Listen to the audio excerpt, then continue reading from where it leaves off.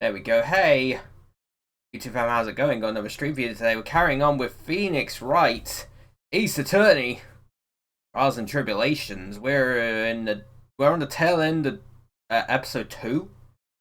I kind of wanted to get it done on Wednesday, but my voice was I was physically feeling my voice leaving my body, and even now my voice is still not fully recovered yet. So I'm looking forward to my voice just completely going out the window by the time the stream's over. So look forward to that. Also, another note, chat. I've got this chocolate here, and it's the it's chocolate I got from Singapore, but it's 99% like cocoa. So it's like the darkest dark chocolate I've ever had. And I haven't tasted it yet, but I know it's going to be very bitter. And I wanted to do it on stream because I want to see what my reaction is to this. I like how when I opened it, there was like a warning saying, hey, you should probably like try some of the other ones, like the 70% and 85% before you try this one. And I'm like, I tried the 90% one. I like the 90% one. But I've never had 99%. It's kind of interesting. It's very low on carbs, which is why it's good for me to have, but I know it's going to be quite bitter. And quite could be an understatement. So I'm going to try it right now and see how it is. Ooh. Ooh. Oh, that's very rough. Oh, that's very rough. Alright. There is nothing... Oh, Jesus. It is like sandpaper. Man, thanks for following Keyvan Gamer 12. You join me as I'm trying 99% dark chocolate, and Jesus Christ, it does taste very bitter. Blimey. I did not expect that. I did say it would be an understatement of me saying quite bitter, and it is very bitter. I think I've got a drink here.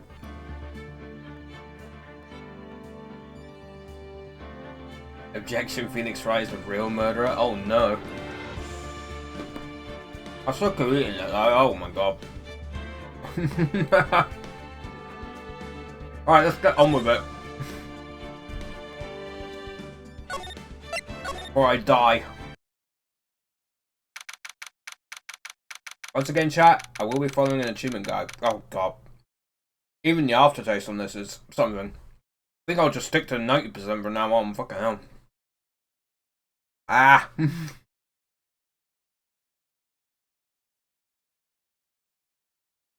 Oh, woke me up. October 14th, 12:14 PM. My sis? I could have sworn I heard Mia's voice. So then she's still alive inside your heart. Nicky boy! Oh, Mr. Light. Is it true that Detective is the real killer? I think you're missing a word there, but sure. To be honest, we don't have any definite proof, but he's the only one who could have done it. But wasn't he at Lordly Taylor that night? Not to mention, we don't exactly know his motive. I mean, why would Detective Acme want to kill King Bullard? I actually still want more of this. Mr. Penguin is the real killer. It's actually Pinocchio. Why would Detective Acme want to kill King Bullard? Oops, it's almost time. Better get back to the courtroom. I need to find some solid proof. And it's got to happen sooner rather than later.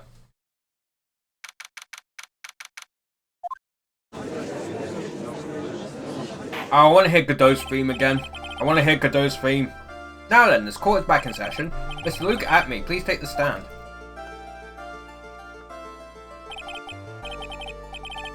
Well, well, how do you do, sir, lawyer? I never would have thought to see you acting so recklessly. I couldn't let them hand down your verdict just yet. Not when it would have given you your perfect alibi. An alibi by the name of Master Mask. I'm sorry, I'm afraid even the great Luke Acme has no idea what you mean. Of course, I have been in the next courtroom ever since 10 o'clock this morning. I'm afraid there's no way I could know what's been going on in here.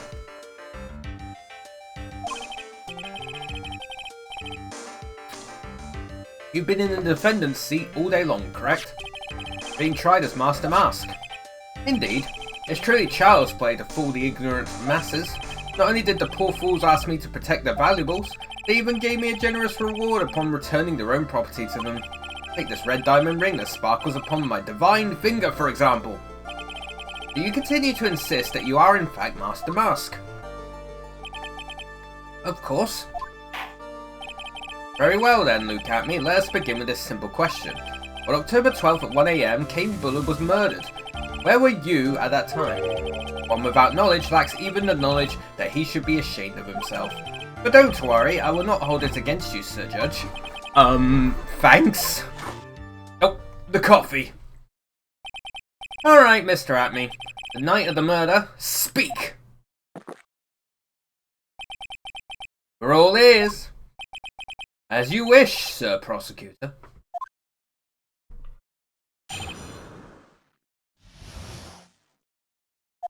Alibi.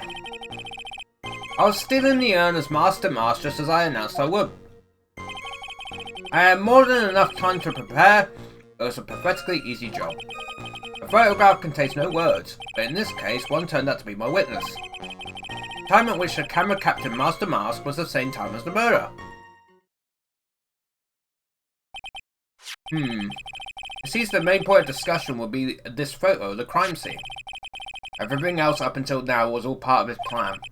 There has to be a secret to this picture as well. Even the great Master Mask cannot be in two places at once. Now then, if you'll excuse me. I have a verdict to receive. Unfortunately, Mr. Atme, we still have to do your cross-examination. A fool is too foolish to know that he is a fool. Bruh. Turns out he's actually Francisco in disguise. Please try to say that you're full of it, Nick. The only thing that's full of it is his alibi.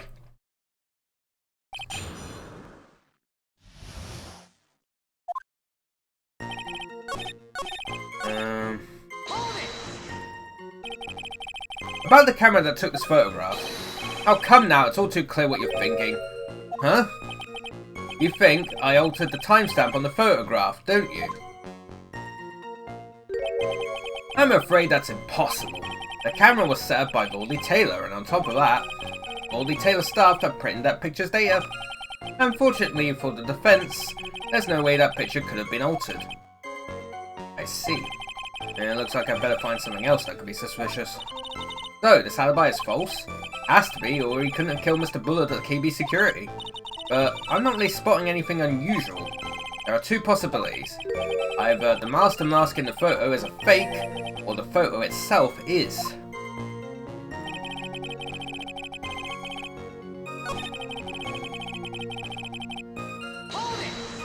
Hold it! I believe Adrian Andrews hired you at one point. That's right. That was over 20 days ago, if I'm not mistaken. You sent the calling card to Lordly Taylor 10 days before the heist. That would mean you sent out the card after you began your security watch, right? Indeed, there was no reason why I couldn't do both jobs at once. It was the perfect opportunity to steal my latest target. I see. You truly are evil, aren't you? Yes, evil is what I am. Hey, Nick, isn't there something odd about this? Detective Atme was always proud of his ace detective skills, right? But if the urn was stolen from Lordly Taylor while he was the only one watching it, he'd have no way to maintain his perfect ace detective persona. You know? That's true. It is kind of odd.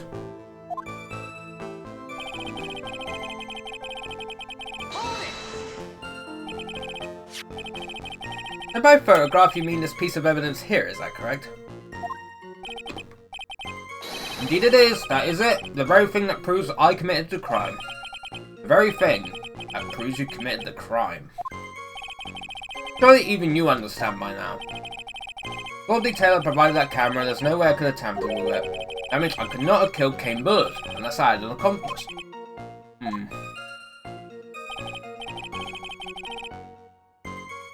Or a chap. Come on, think long and hard about that night. The basement warehouse, and this picture that supposedly captures it. It's gotta be here. There's something funny about this picture. You bet there is. Are you implying that this picture is a fake? You bet I am. There's definitely something strange about this picture. We took a look around the basement warehouse that night before the theft took place. And there's something in this photo that doesn't match my memory of that night. Very well, then let's hear what you have to say. What about this photograph do you find funny?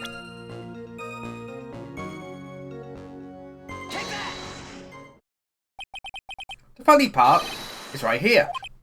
Why, this is a blood stain. Ah, blood! Now this case is getting interesting. Not exactly. The stain is actually pink paint. Oh. Paint. And peach colour to that. From blood to peaches. The judge sure loves going on his wild tangents. The problem with this photograph is not the paint. The problem is when you consider the layout of the basement warehouse. It turns out that something that should be there is nowhere to be seen. The statue. Well, Mr. Wright, what is supposed to be in this picture instead of the paint stains?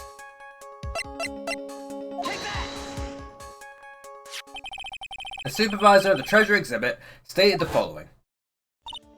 Well, there's a good reason for that. On the day of the crime, around noon, that golden statue just happened to arrive from the mountain training. I realised that the statue would be the perfect size for covering up the paint stains. That's why I put it where you first saw it. I myself was there the night the theft took place, and saw the statue in that spot. If this picture was truly taken on that night, then that statue should have been there. But when I went there the day after the theft, that statue, the old bag, was sitting in the corner.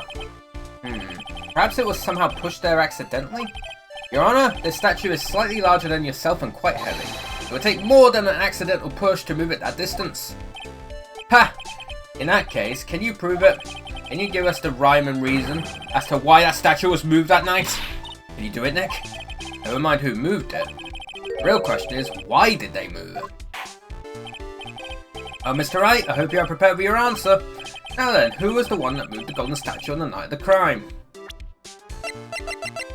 Fucking Pinocchio here. The one who moved the statue is none other than Luke Atme. Come now, Sir Lawyer. There you go again on one of your strange delusions. Mr. Wright, what basis do you have for your strange delusions? Very simple. The witness was the only one in the basement warehouse that night. It is indeed very simple. However, why would I want to move a heavy golden statue? Reason for moving the golden statue. Here's where our battle really begins. Well, Mr. Wright, what reason did the witness have to move that statue? Reason can be found here in this photograph. Look at me, you pretended to be Master Mask. Create an alibi by showing you were at Lordly Taylor that night. This photograph contains a single fatal flaw. If the statue had been there, your lie would be exposed like cheap film at a drugstore. That is why you had to move the statue. A single fatal flaw? Interesting theory. Please enlighten us. Just where in this picture does this lie exist? Oop. Naturally, the lie in this photo is the timestamp. What do you mean? I'll tell you exactly what I mean. On the night in question, Luke Atme went to KB security and murdered Kane Bullitt. Therefore, it's obvious. It would have been impossible for him to have been at Lordly Taylor at this time.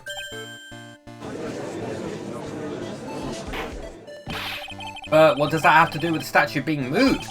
Remember, if you will, Your Honor. When was this statue placed beside the warehouse door? Well, the statue was taken down to the warehouse on the day of the crime, and it was placed there in order to cover up the paint. Exactly. Luke Atme had already decided on the time when he was going to kill the victim, and so in order to create an alibi for that time, he took this picture days before the murder took place. What the? Of course, the statue hadn't yet been brought down to the basement warehouse yet. So on the day of the crime, Mr. Atme must have been quite nervous. As nervous as a long-tailed cat in a rocking chair factory, so to speak. That's a hell of an analogy. Why? Because something that wasn't supposed to be there had been brought down in place where it wasn't supposed to be.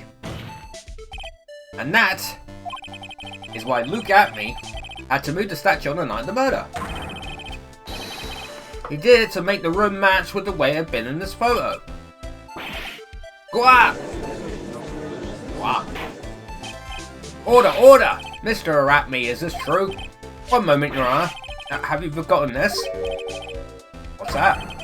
The data for the basement warehouse computer. According to this, the camera did indeed go off on the night of the crime. It's true that the camera had been set up by the Lord Taylor staff. However, the program used to manage that data was yours. That alone would allow you to tamper with the data.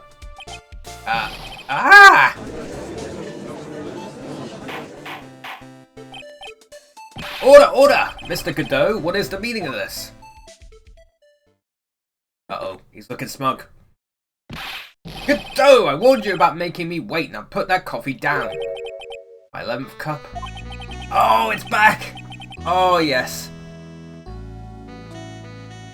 I love this music, it's so good. This is the best character theme in the trilogy so far. There's no contest. It's so good.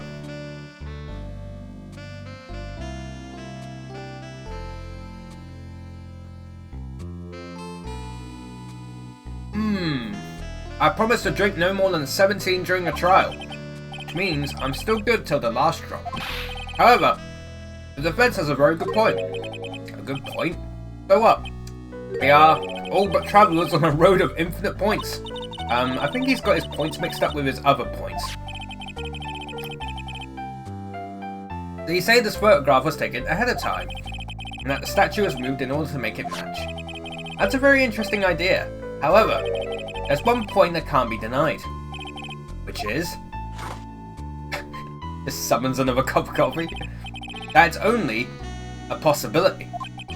Men that are trapped by the chains of maybe can never reach their dreams. That's very true. No way, don't fall for that, Your Honor. Hey, Mr. Damask. Yes? If there's no funny business in your actions as Master Mask, there should be no problem with you telling us your strategy. So let's hear it. Yes, please provide this court with your testimony about your plan to steal the sacred urn.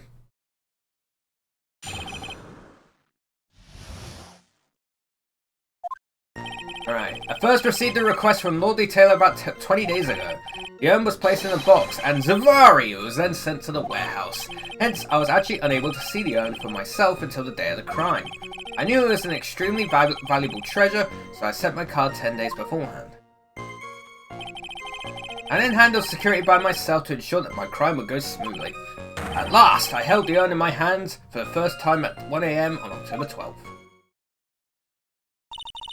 That's pretty much all stuff we've heard before, isn't it?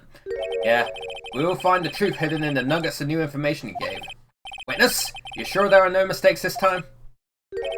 Zavari. What the fuck does that mean? Very well then, Mr. Wright, you may begin your cross-examination. Hoist.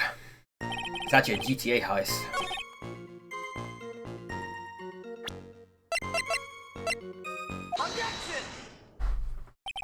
Mr. Atme, if you really are Master Mask, then you also wrote this calling card, correct? But of course! Is there a problem with that calling card? Allow me to read a passage from the calling card that Master Mask had written. Take good care of the speckled urn. Now, the speckled here surely refers to this pink pattern on the sacred urn. Yes, that is true, but so what? Truth be told, there is no way that Master Mask could have known about this pattern. What do you mean? This pink spotted pattern on the urn is actually nothing more than paint stains. Paint stains? And these stains did not appear until after the urn had been taken to Lordy Taylor. Humph! I'm not finding this joke to be very funny, Mr. Trite. The day that the sacred urn was taken to the warehouse, the urn was broken due to human error, or should I say an error-prone human. You're really throwing Adrian Andrews under the bus, Mr. Wright. I don't know why I call him Mr. Wright, but you're really throwing her under the bus, Phoenix. Like, come on.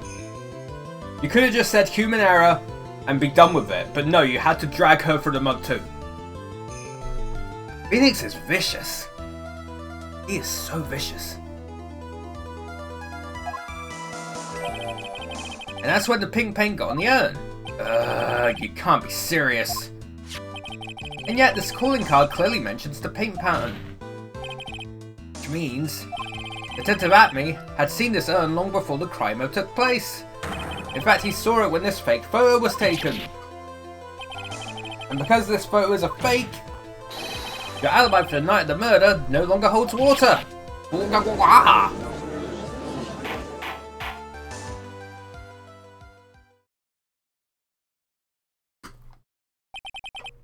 Witness, do you have anything to say for yourself?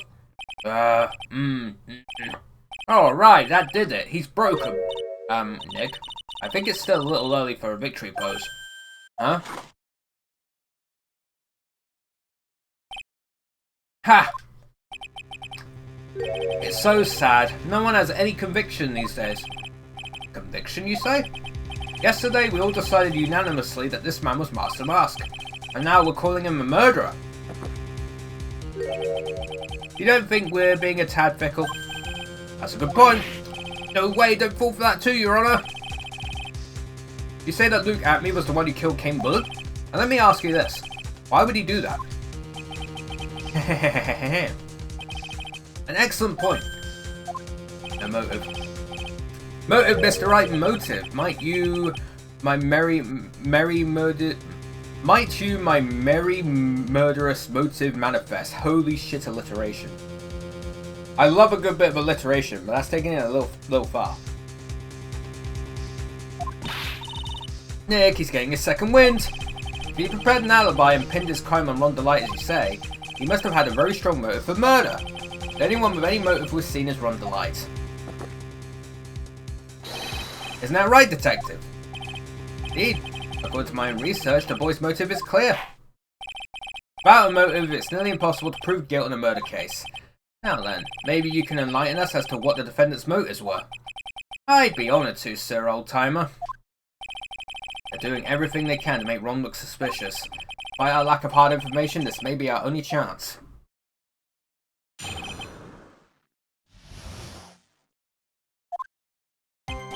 I, Luke Atme, had no points of contact with the victim whatsoever. King Bullet decided to investigate Master Mask and simply mistook who he was. It was Mr. Bullet who wrote the blackmail letter and sent it to Ron Delight. And it was again Mr. Bullet who harboured a grudge against Mr. Delight for his betrayal. Mr. Bullet's mistake is quite excusable. The defendant truly believes he is Master Mask. That is why Mr. Delight saw it fit to kill King Bullet. Truly a tragedy. So the victim, King Bullet, blackmailed the defendant? This is the blackmail letter found in the defendant's apartment. A handwriting test confirms that Mr. Bullet was indeed the one who wrote the letter. What? Very well, Mr. Wright, begin your cross-examination.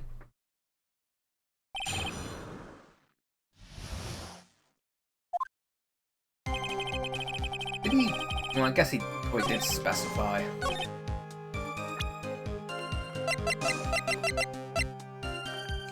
Well, actually, no, did it not specify who it was written to? It was written to Master Mask.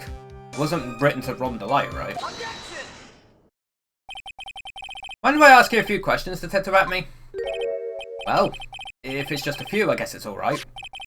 When you said that this letter was addressed to Ron Delight, I couldn't help but notice one major contradiction. A contradiction? I don't know where a walking contradiction like you gets off saying things like that. You're one to talk. At times like these, men are made to express themselves with their fists. Why don't you show us what you got there, Junior? What, you want me to fucking square up against you? Indeed, time to man up, Mr. Fucking Christ.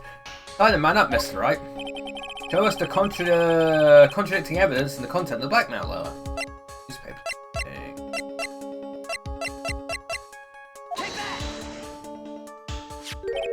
Take a good look at this newspaper clipping.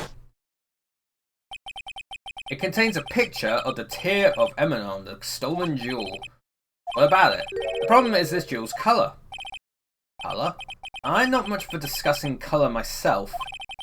According to the clipping, the colour of the stolen jewel was blue.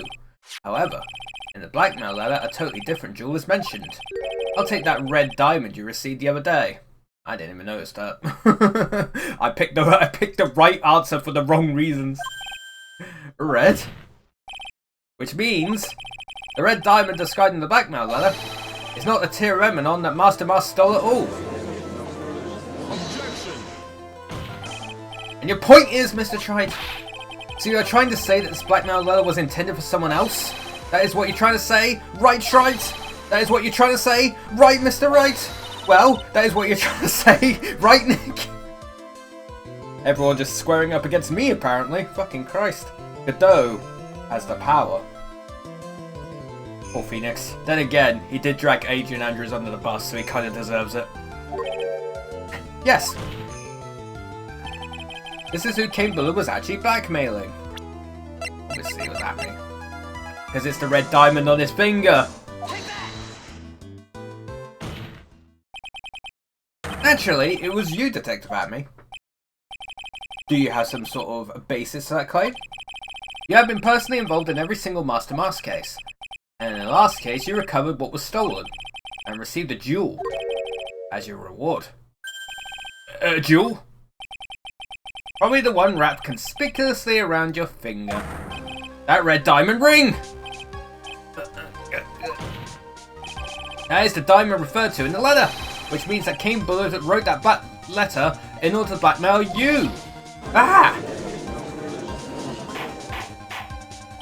Order in the court. Order, I say. It seems you've gone too far with your childish pranks, Mr. Trite. Uh-oh, I don't like the way he said that. King Buller blackmailing Luke at me? Are you for real? Yes, I am. Nick, come on, stand up to him. And answer me this. The blackmail letter contains the following passage. You don't want your identity revealed to the world. Yes, it certainly does. King Buller threatened to make Luke Atme's identity public knowledge. An identity he wanted to keep a secret. So just what was that identity? Atme killed King Buller because he was afraid of his secret becoming known. What was the identity he wanted to keep secret? This is what it all comes down to, Nick. The identity that Luke Atme wanted to so desperately keep secret was his identity as a blackmailer. Luke Atme was a blackmailer. Objection. Hey now, you're an all-star. Get your game on. Isn't that a little different from what you've been saying? You said that King Buller was the one blackmailing Luke Atme. Are you saying that Atme was blackmailing someone else on top of that? You have to admit, that does sound a little odd. It's not odd. It's the only thing that makes any sense. King Buller was blackmailing Luke Atme. But Rhonda Light was also being blackmailed by a certain someone. So, did you start receiving blackmail letters after this incident? Yes, just a few days after the Tyrannon heist. After that, I started getting the plans in the mail. I received plans from some very kind person, incredibly detailed plans. In which case, that would mean that Rhonda Light was actually Master Mask. That is what we are claiming. Someone else came up with the plans and had Mr. Delight steal his targets for him. And that someone was none other than Luke Atme. Shh! Silence! Now I see, it's all becoming clear. What is? When you were in grade school, you received the same report card every year. Careless, with the tendency to jump to conclusions. Am I wrong? How did you... You say that I, Luke Atme, was blackmailing Rhonda Light? In which case, I would naturally know all about his relation to Master Mask. Well, yes.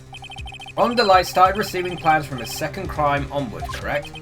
Which means, I learned of his identity when he committed that first crime. Point. You certainly couldn't have blackmailed him otherwise. In that case, let's see some hot, bitter evidence. During the first crime, how did Luke Atme knew that Rhonda Light was Master Mask?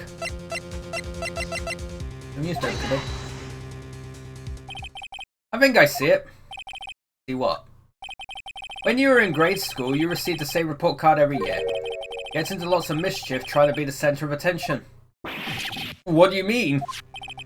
This newspaper clipping. It has a picture of you and Rhonda Light in his guard uniform. It seems that Master Mask didn't just disappear into thin air. He just took off his outfit and hid it in a bucket.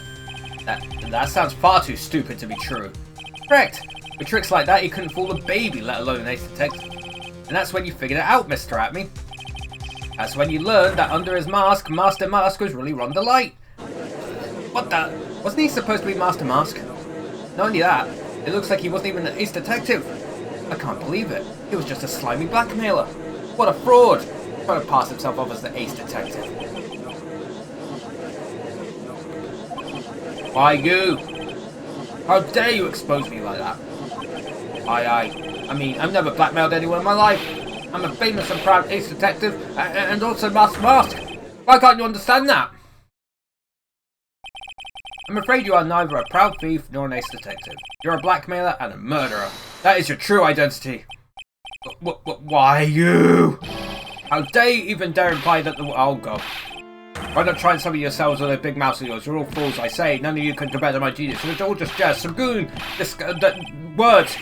Ace detective cannot handle blackmail murder threats. Ha ha ha ha ha ha ha ha ha. It's enough to make one laugh.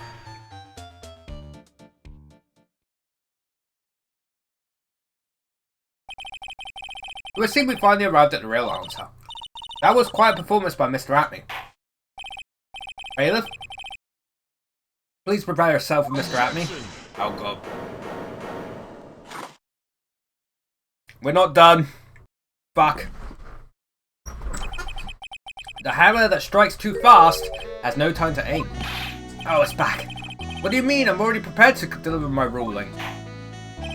Allow me to say one thing. I will be the one to judge. You don't get much more in your face than that. It appears that your claws weren't quite sharp enough, Mr. Tripe. What do you... It's true that you've proven a lot of things. Things like Luke Atme was a filthy blackmailer. And that he wasn't at Lordly Taylor the night of the murder. That's right, that's why he's the one who killed Mr. But... There's still one thing you have yet to prove. What's that? Just because he wasn't at the warehouse doesn't mean he was at the murder scene. Therefore, if you can't prove that this pitiful excuse for a man was at KB Security, then I don't see how a verdict can be delivered. No way! That's very true though. Order in the court! Well, Mr. Wright, this is it. This is the final round. I've got to prove that Atme was at Mr. Buller's office on that night. But can you really prove that? That's long enough. Mr. Trite, I want to hear your answer. That night, Luke Atme was at KB Security, and the defense... Fortunately, we can't prove it. I can't prove it. Just as I thought. But if we hear more of Detective Atme's testimony... Unfortunately, that's as far as you go, Mr. Trite. What do you mean? I won't allow for any more testimony, that's what I mean. What? Have you forgotten? Luke Atme is here after we interrupted his own trial. And you have failed to prove that he committed the murder. I think it's time for this witness to return to his own trial and face his guilty verdict as Master Mask. No. Well now, Sir Lawyer, it seems that love wins out in the end after all. I am the ace detective as well as Master Mask. My verdict will verify that. Just as Rhonda Light will verify that he is the true murderer. I declare that with the full force of my ace detectiveness. Oh, please tell me Mia's gonna, come in and save us again. Order in the court. That's enough deliberation over this witness. I can't believe this. At this rate, Ron is... Don't give up now, Nick. We still have tomorrow. We can look for more evidence and by then it'll be too late. Huh? Why? Double jeopardy. One of the basic rules of any court of law. Double jeopardy. Should the defendant be tried and found innocent in court, a defendant cannot be tried again for the same crime. This is a fundamental rule of all courts, and it applies to this witness as much as it applies to anyone else.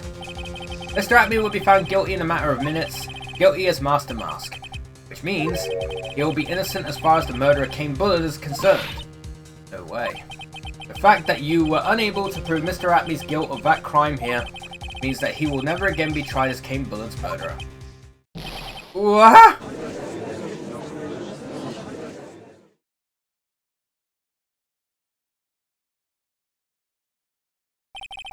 Now there's nothing I could possibly do to win, even if Ron is proclaimed to be innocent. The real killer, Luke Atme, will go free. You have cross-examined every statement from the witness has made here today. As long as there is no more testimony, I'm afraid I have to declare that there will be no further questioning of this witness. Are there any objections?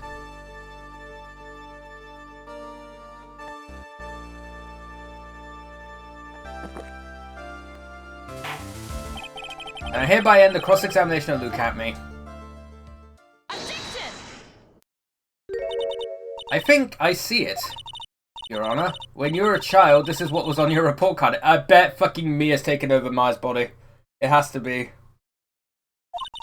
Has poor hearing and often makes mistakes as a result. How did you... Phoenix, raise your head up high. Have you forgotten what I used to tell you? A lawyer is someone who smiles no matter how bad it gets. Voice? No way! Yep. Fucking knew it. God damn it. She's back! She's back! Long time no see, Phoenix. Mia! This is the true power of the crane channeling technique. I know that it's really Maya who's standing before me, but right now she's my mentor, Mia Fey. Now, let's do this! But there's nothing more we can do, Mia. Without any more testimony, I can't cross-examine. Not yet. The testimony's not over yet. What do you mean? Your Honor, just now you said something very interesting. You have cross-examined every statement the witness has made here today. Yes, that's true, but unfortunately, Your Honor, you're forgetting something. Earlier, after the last cross-examination, this witness made a number of remarks. Well now, Sir Lawyer, it seems that love wins out in the end after all. I am the ace detective as well as Master Mask. My verdict will verify that. Just as Ron Delights will verify that he is the true murderer. I declare that with the full force of my ace detectiveness. Yes, but these comments appear to have no importance whatsoever. Very well, then we shall prove their importance with a cross-examination. At any rate, as long as the witness has made these remarks, we, the defense, assert our right to question them. Is that alright with you, prosecutor? Is something the matter, Mr. Godot? Nothing. Oh, Sir Lawyer, looks like you're one step too late. If you think such falsehoods would do anything to me, look at... Let's hear it. Huh? It's true that the witness made some remarks. So then, let's hear this last bit of cross-examination. Mr. Godot, what do you... Very well then, Mr. Luke Atme. I'm going to allow the defense to cross-examine your earlier remarks. The defense would like to hear why you declared the defendant to be the true murderer. So please, give us one last bit of testimony. Phoenix, this is it. This is our absolute last chance. Yes, Chief.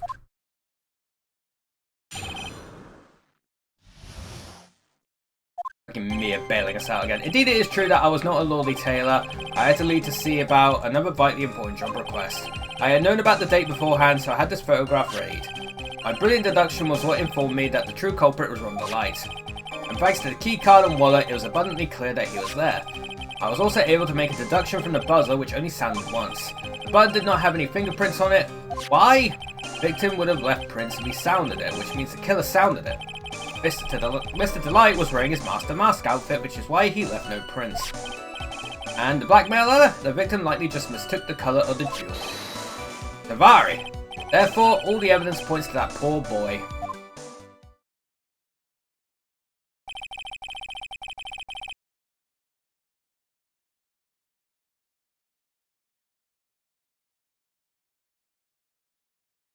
On chat. His testimony actually seems to hold up pretty well.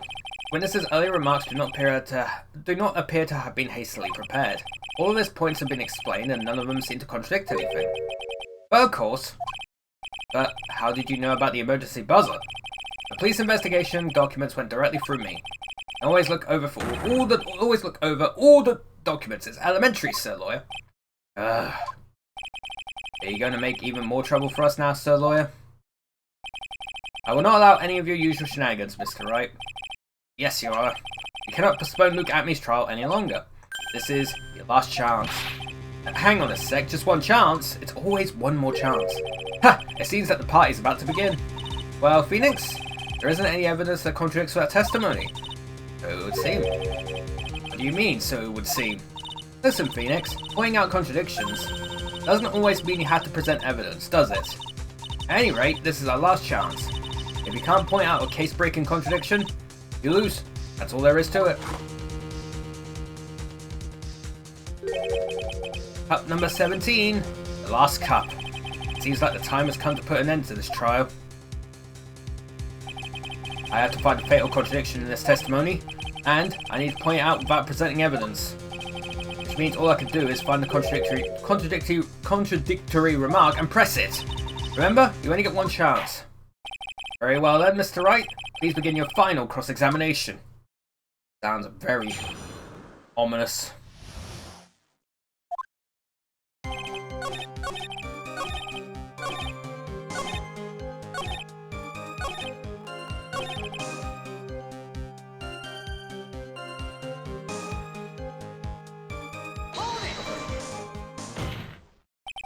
Mr. Atmey, about this last remark. Objection!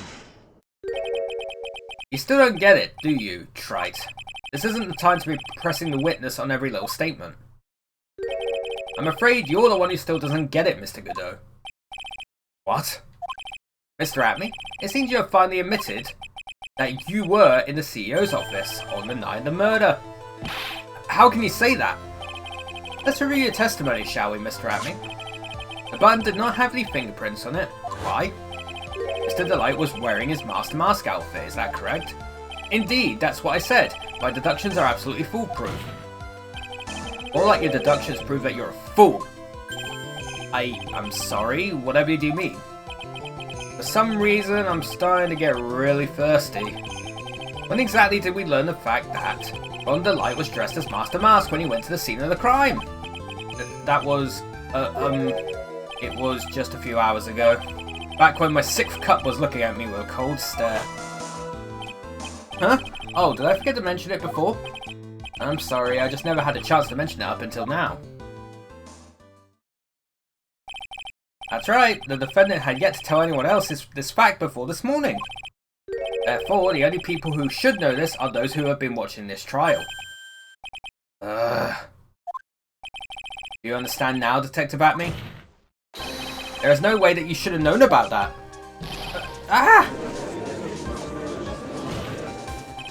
You're in the next courtroom being tried as Master Mask. Then enlighten us. Just how did you know about that piece of information? Well... Come on, this detective must have known about it. He probably had plenty of chances to find out beforehand. And it's those chances that I want to discuss next. That night, Mr. Delight was wearing his Master Mask outfit.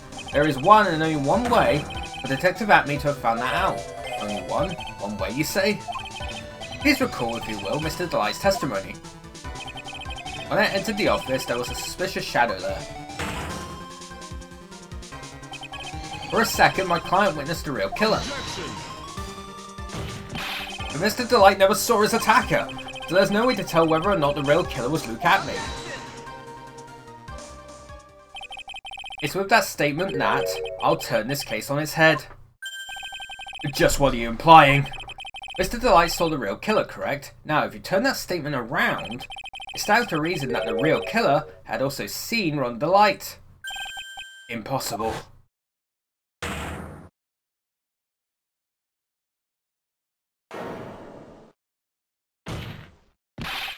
Detective Atmey, you saw Master Mask at the murder scene that night. You saw him when you killed Kane Bullard and assaulted Ron Delight. That was the only way you could have known what Ron was wearing. Uh-oh.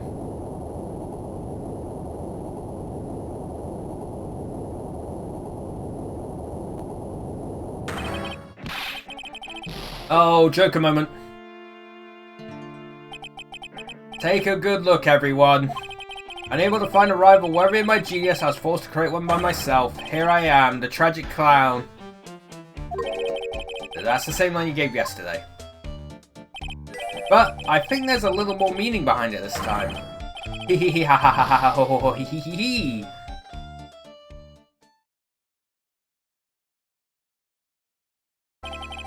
What an awfully complicated incident. Kane Blue was blackmailing Luke Atme, who was in turn blackmailing Rhonda Light. And upon killing his blackmailer, Luke Atme tried to frame Rhonda Light. He then claimed to be guilty as Master Mask in order to escape his true crime. And to that end, he came up with this plan. He used a double jeopardy rule when making his alibi. At any rate, it would seem we finally found the truth. Excuse me. I came perilously close to besmirching the record of an innocent young man, besmirching him with the title of murderer. Don't ignore me! Oh, I didn't realize you were there. Why wouldn't he be? About the verdict. I know. You never committed any murder. That's right, I'm so glad you understand that, but I really am Master Mask. Huh? So, thanks to that trial yesterday, I'm innocent now, right? What was it you said? Double jeopardy? Now that you mention it, I've been careless. Careless? What do you think, Mia? As the defendant says, the rule of double jeopardy is absolute. The defendant can never be tried twice for a crime in which he was once found innocent. Then Master Mask is really innocent? It would seem so. For now. For now?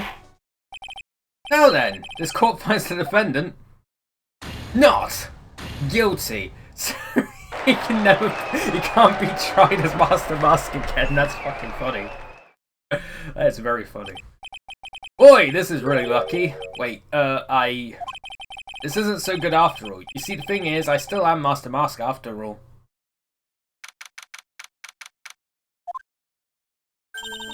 You did it, Phoenix! Thanks, Mia. It's been a long time, hasn't it? Yeah, it's because Maya doesn't call on me much these days. Oh? I'm just joking, Phoenix. Don't take everything so seriously.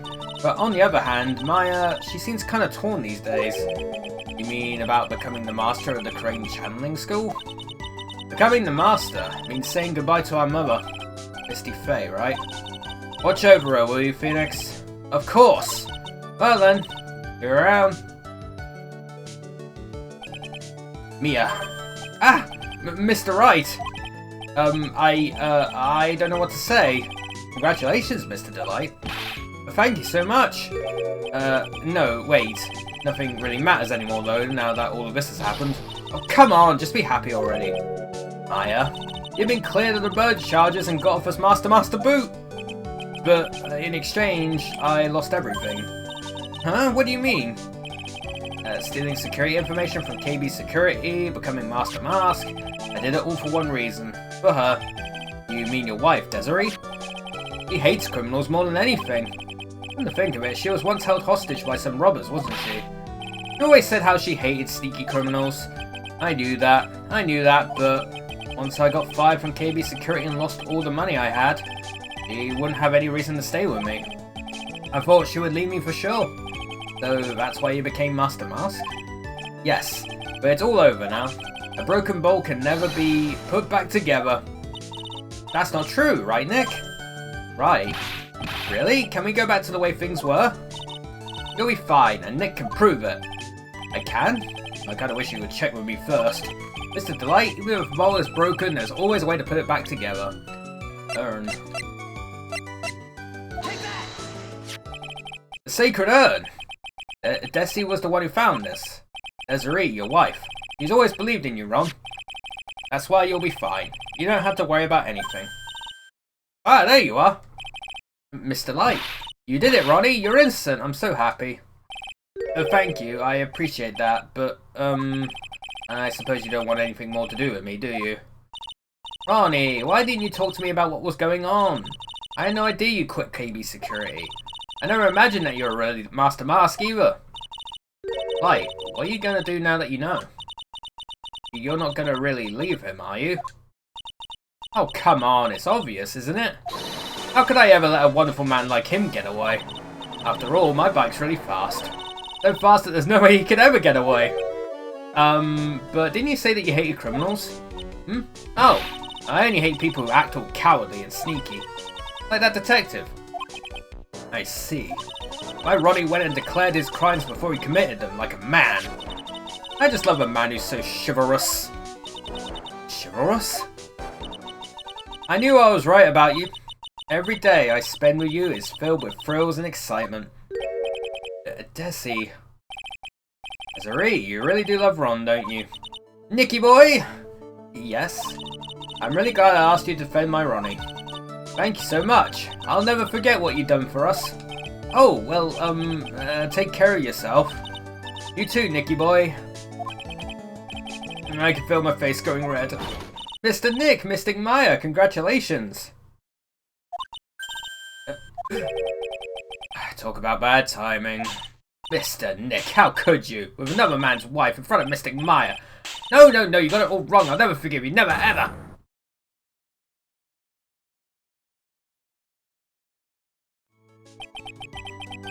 Just as this case came to a close, so too did my consciousness. Ron said a broken bowl can never be put back together. But I know that's not true. I mean, just look. Here's a perfect example of one that was put back together even better than before. That's some nice artwork. Hey, episode 2's done, chat. That last part took nearly an hour. That was wild. Ooh, recipe for... Oh, hello. Alright, okay. I'm looking forward to seeing how this goes. But yeah, episode 2 took...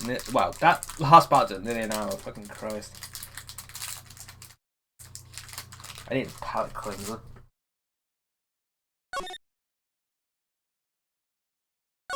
Alright, on to episode 3.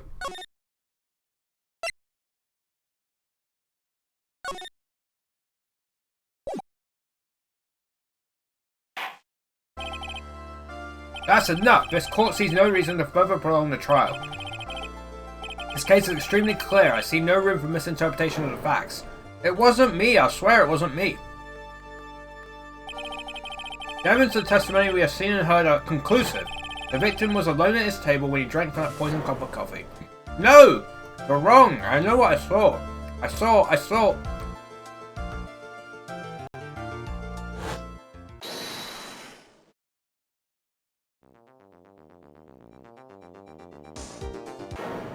I saw someone else there! A man! He's the real killer! Oh.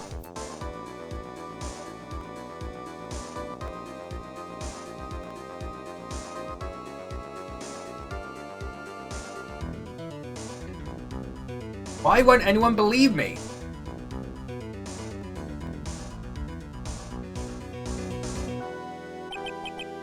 Well, I'd say that pretty much wraps this case up, wouldn't you? Mr. Wright? Court finds the defendant guilty. Oh boy. This court is adjourned. Oh boy. January 6th, 10:03 AM. Ah! Start of the new year always makes me feel like I can take on the whole world. January 6th is tomorrow, chat. I bet it does, Maya. Oh, I decided that our resolution should be... Davari, take on the world. What do you think? Sure, whatever, Maya, but I think maybe you've had more than enough mistletoe cake. Never! You gotta eat a lot of cake during New Year's. It's practically a tradition. Like watching the fireworks on TV or playing a board game. Hey, pal! Hey, Gumshoe. That's a Gumshoe. Happy New Year, detective. Likewise. Now listen up, Wright. I wanna... Here's to another fruitful year of loyal police cooperation. Yeah, me too. Alright, pal. You got some explaining to... Have you got a holiday present for me, detective? What? Well, here, have this. It's really nothing much, but... Yay, thanks! Look, pal, we need to have a talk. Take a seat. Hey, what about Pearlie? You haven't forgotten her present, have you? No, I mean, yes, I mean, no. Are you doing this on purpose? Guess I'm busted. How did you like my first practical joke of the year? Very funny, pal. Now let's see how funny you think it is when I show you this. What is it? Magazine? Hey, I want to see. Deadly poisoning brings guilty verdict. Defense attorney Wright trounced? Trounced? Let me see that. Defense attorney gave an almost childishly amateur performance yesterday. The heck is this? It's a report, pal, about you. Listen to this. Mr. Wright must take full responsibility for the ruling in this case. Well, and don't tell me you don't remember anything about it. But I don't remember anything about it. When was that issue from anyway? December of last year, which I guess makes it last month. Which makes it old news, you mean? But I wasn't involved in a poisoning case in December. So what do you think this is all about, Nick? If it wasn't you, pal, then that leaves only one possibility. Wait, you don't mean... A phony Nick? This must be Gumshoe's idea of a joke.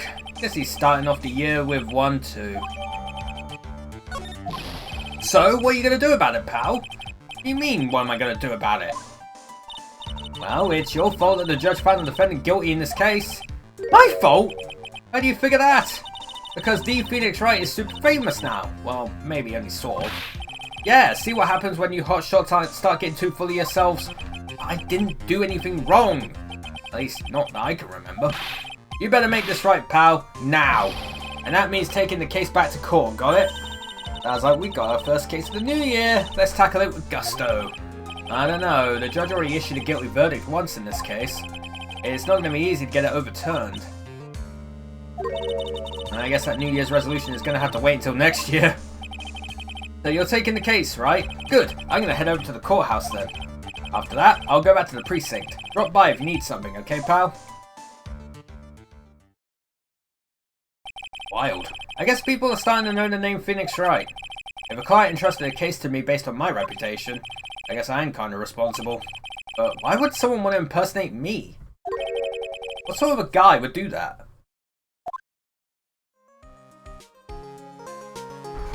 Oh, wild chat. We got a phony, a big fat phony on the loose.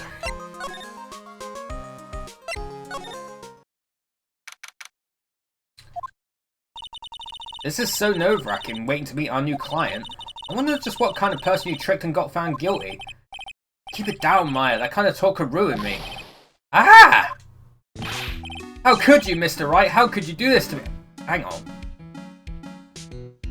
Isn't that the girl from the last game? How could you, Mr. Wright? How could you do this to me? They put me in solitary. I haven't been able to stop crying. Aren't you... Yes, I am. I'm totally and utterly let down. You? Don't pretend you don't know me. It's me, Maggie, remember? Maggie Bird. Yep. Oh, they brought her back, huh? Alright. And she's been found guilty again. Wow, she's been tried again. Maggie Bird. Oh! Maggie Bird. She's the policewoman I defended at one time. She was accused of murdering her lover. He was a cop too. What are you doing in here? Didn't I get you a quick... Oh, sure, very funny. After that fifth-rate defense job, you come in here and start making jokes? Better hurry up and tell her what happened, Nick. Oh, I see. So that's where we stand right now. I'm sorry you've been caught up in another murder. My whole life has been nothing but a whirlwind of bad luck and failures. Same though. I vaguely remember her saying the exact same thing last time. But I don't mind. What's one more disaster in my life?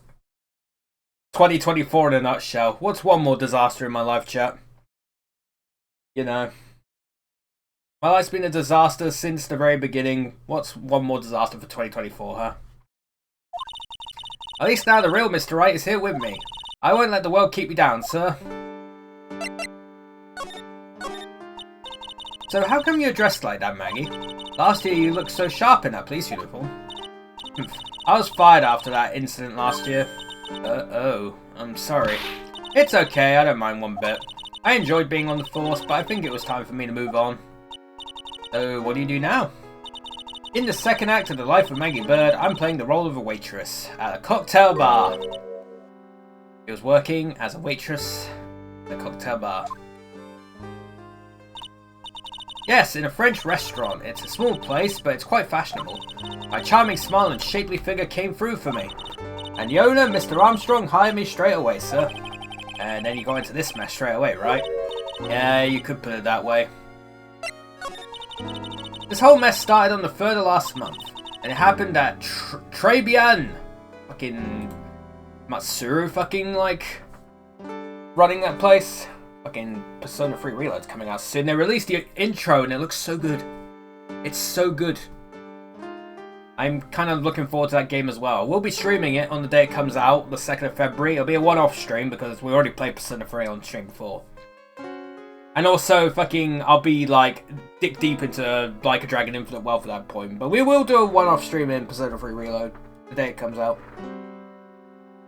Because I want to play it, because it looks pretty fucking good.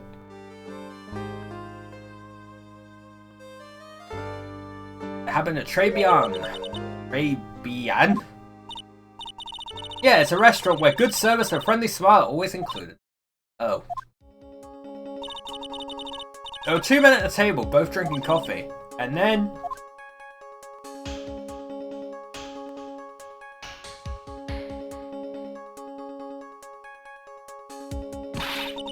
one of the men slipped some poison into the victim's cup. The victim took just one sip and was gasping for air. I was so shocked I passed out. Hey, hold on there, Maggie. What? You keep calling the guy the victim. Didn't you know the guy who was killed?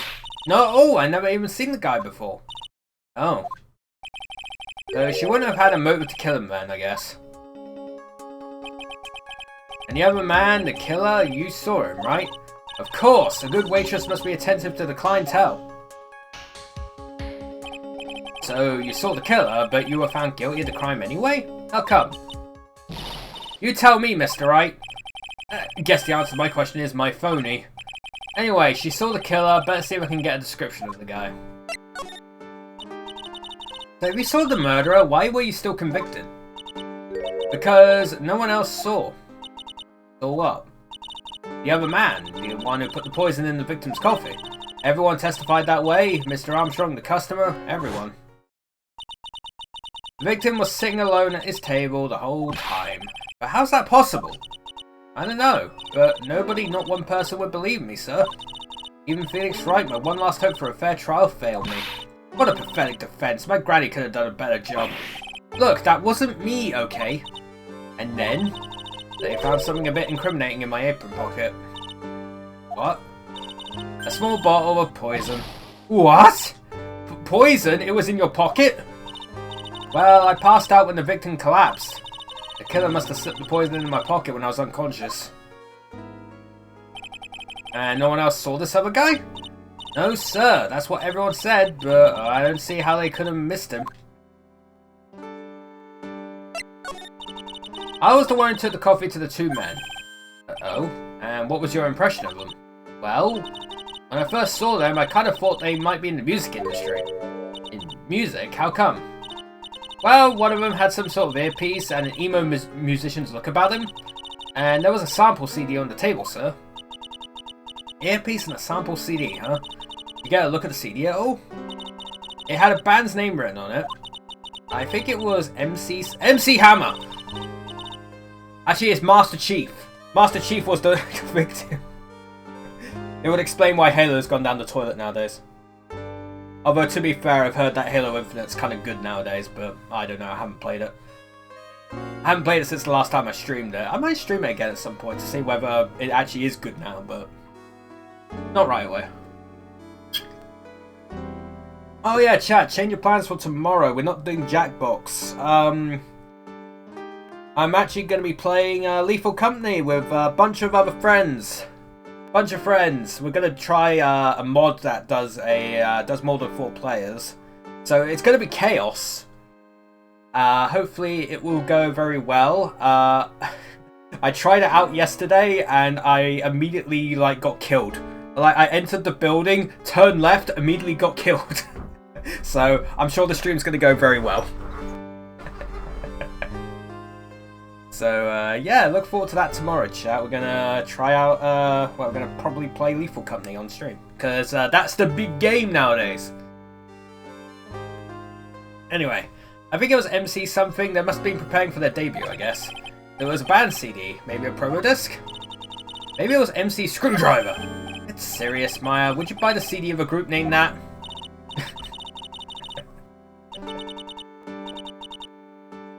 That's funny. That's funny. I get it. I get it. They're just naming off different tools. I get it. Very funny. Very funny, developers. Or localization team. What was the name of that group again? MC Hacksaw? No, MC... And what about the killer? What did he look like? Well, I don't really remember. Only that he was a young man, well built like the victim, really. Present magazine. Oh, yeah, I need to ask you about this. Hey, this article's about my case. Can you tell me anything about the guy who was pretending to be me? Yes, sir. It was the morning after I'd been arrested. I met you in the visitor's room here. You were wearing one of your super sharp suits. Me? Yes, you, Mr. Wright. Hey, Maggie. Was my evil double I am this? Who? That's funny. No, I don't remember phoning you, Maya. Oh, it would have been so cool. Then you got really worked up and passionate. I'm gonna get you cleared of this crime, you said. Okay, I get the picture, but you met me in person before, so how come you didn't realize that guy wasn't a real me? Guess looking back now, it was a little strange. Only a little. Well, okay, so you're a bit taller than normal, and you looked a bit shady, and your voice was a bit weird. Oh, and you had this kind of funny accent. So the guy was nothing like me then? But you had your spiky hair and blue suit. That all it takes was someone to imitate me? Well, tell that to cosplayers. How about everyone else in the courtroom, like the judge and the observers? Didn't they realize he was an imposter? Everyone had these big question marks in their faces, but it seemed that no one wanted to say anything, sir. This case just keeps getting weirder and weirder. Mr. Wright, do you think it's possible to get a retrial? Probably. The court ruled in the absence of a genuine defense attorney, so we should be able to get a retrial. Mr. Wright, do you think we'll win next time, sir? My life has been a full-course meal of bad luck, complete with defeat for dessert. Since I was 6 months old when I fell from the 9th floor of my apartment... yeah, fucking Christ, I don't know how you survived that. 9th floor of my apartment building. I've been hit by all sorts of vehicles, gotten sick from all sorts of foods, failed at almost every test I've taken, experienced almost every kind of disaster. Trust me, I've been there. Maybe not falling out of, like, a really high building, but... then again, I haven't been hit by any vehicle either, but... I even landed a phony lawyer when I had the misfortune of being accused of murder. But I will survive because Maggie Bird always lives to fight another day. And one day I'll find it. Just you wait and see, sir. I really want your optimism. I'll find that one single moment of good luck. Trust me, I'm still trying to find mine.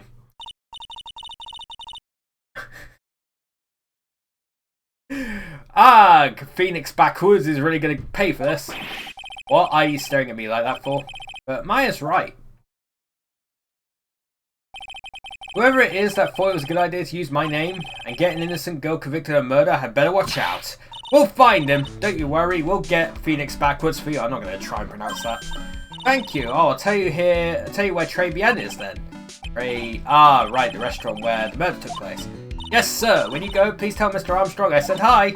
Sure. Alright, Nick, let's go check out this restaurant and its food. Alright, guess we're going to Tribulations.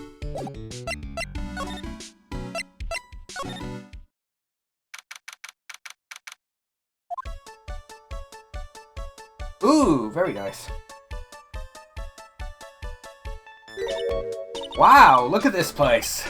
Look! More like smell. What is with the suffocating scent of flowers in here? Then again, girls like that kind of thing, right? Actually, I'm not all that into it. No one's come and see us. Maybe there's no one here. Don't be silly, Maya. This is a restaurant. It's open for business. Sugar Cube's corner be like, you know what? You're not wrong. Hello? Anyone here? I don't believe it. There really isn't anyone here. Perfect. Let's get intrusive. If there's no one here, we can take anything we want. Yeah, I suppose we can. It's a rack full of fashion magazines, and they're all in French. Why don't you try wearing something a bit more chic sometime, huh, Maya? Yeah, I guess I could. I'm always in my acolyte clothes, aren't I? Yeah, do you ever wash them? It'd be fun to wear normal clothes every now and then. There's something stuffed in behind the rack. Oh yeah, there is. Looks like a sports paper to me. Hey, and look at this! Someone scribbled a little doodle on one of the pages. MC Bomber! And 1, 2, 3, 4, 5 zeros. 100,000? $100,000? Maybe? I wonder what MC Bomber is supposed to be. I already know! This paper is from December 3rd. This paper's from the day of the poisoning. What? So the band's name is MC Bomber.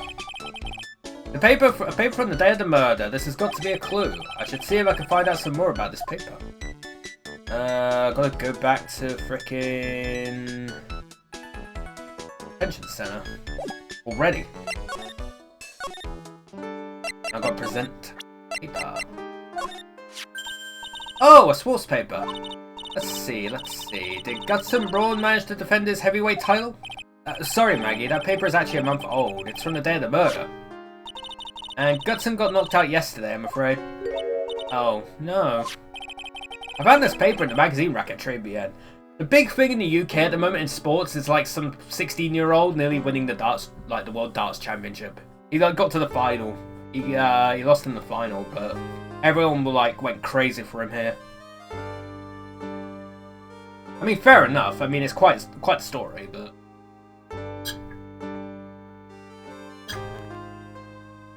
I found this paper in the magazine rack at Tribulations. Really? That's strange. Tribulations doesn't get newspapers.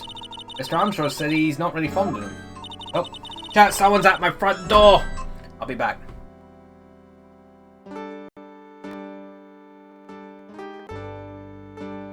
So yeah, I went to the front door and it was like, oh, it's probably like an Amazon delivery or something. And I got to the front door and literally the Amazon driver was like around the corner of the house, like putting like the package, I guess, behind the dustbin like they usually do. And I'm like, you couldn't have waited like 15 seconds for me to come to the front door? Like, Christ, be a bit more patient, for the love of God.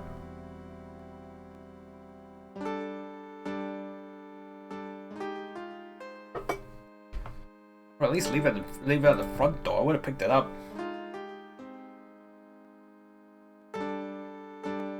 Oh, right.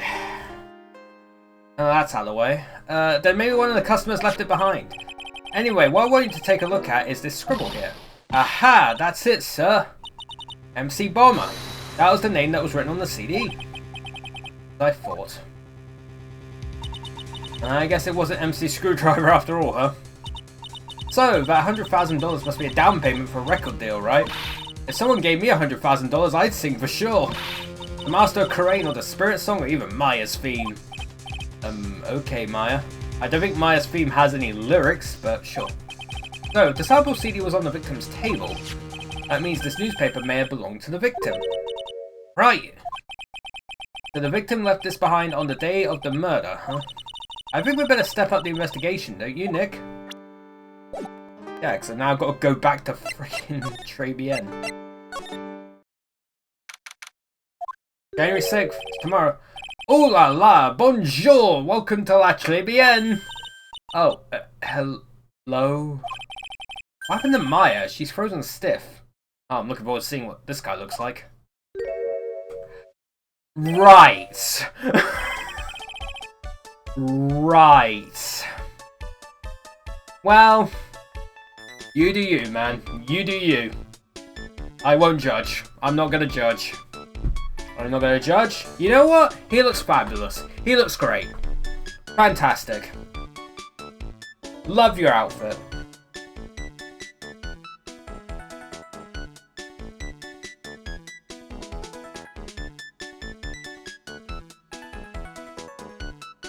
Also, shout out to the rose. Shout out to the rose he's got in his mouth. Very cool. Very cool. Bienvenue! I had to pronounce that. Welcome to my petite restaurante. Huh? B Avenue? Oh, non, my petite tulip. Huh? Me? Look at his face, like kitten rejected by its own mother. You are fatigued, non? I'm gonna try my best. Hello, you need this. And a romantic bath oil melange of La Neroide and La Rose. My personal recommendation. You think I need what? Oui, just add a couple of drops of this mixture to the bath water. Oh, it's fucking bath water. It's his bath water. God damn it, he must be a streamer. Then again, with that get up, he can easily pass as a VTuber.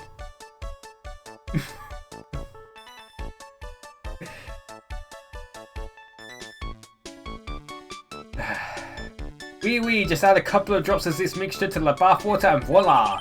It will soothe your body and your mind. It's simply fantastic. Really? And for the monsieur? Who, me?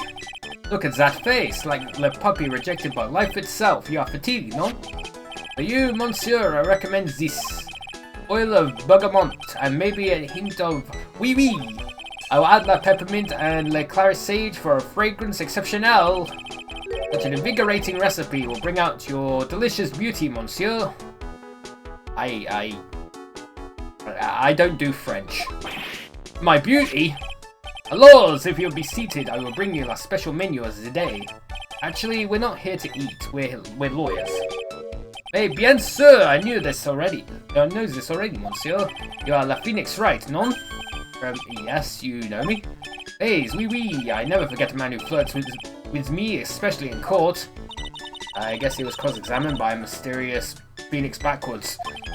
It looks like everyone to do with this case knows who I am already. One other sort of impression Phoenix backwards been leaving on people, don't you? Allow me to introduce myself to you again. I am Jean Armstrong. Enchanté! So what does très bien mean? I know très, that means free, right? No, très bien is français. In English, you would say very good. Oh, very good. Oui, exactement. La atmosphere is très bien and la cuisine is très bien. The food's so good, why aren't there any customers in here? My cuisine is not for all. Some people, they do not appreciate la haute cuisine.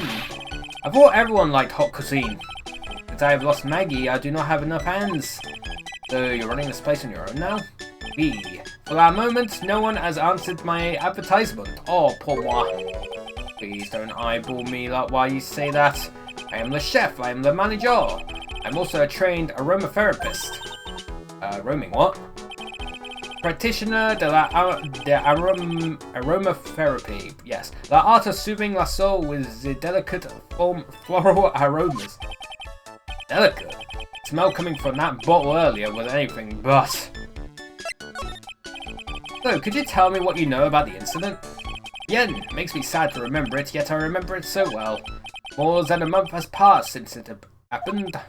Yeah, I guess it's been about a month since Maggie's sentencing. So, it was the 3rd of last month, just after 1 in the afternoon. The man who was in here for a coffee suddenly became ill. Because of the poison in his coffee?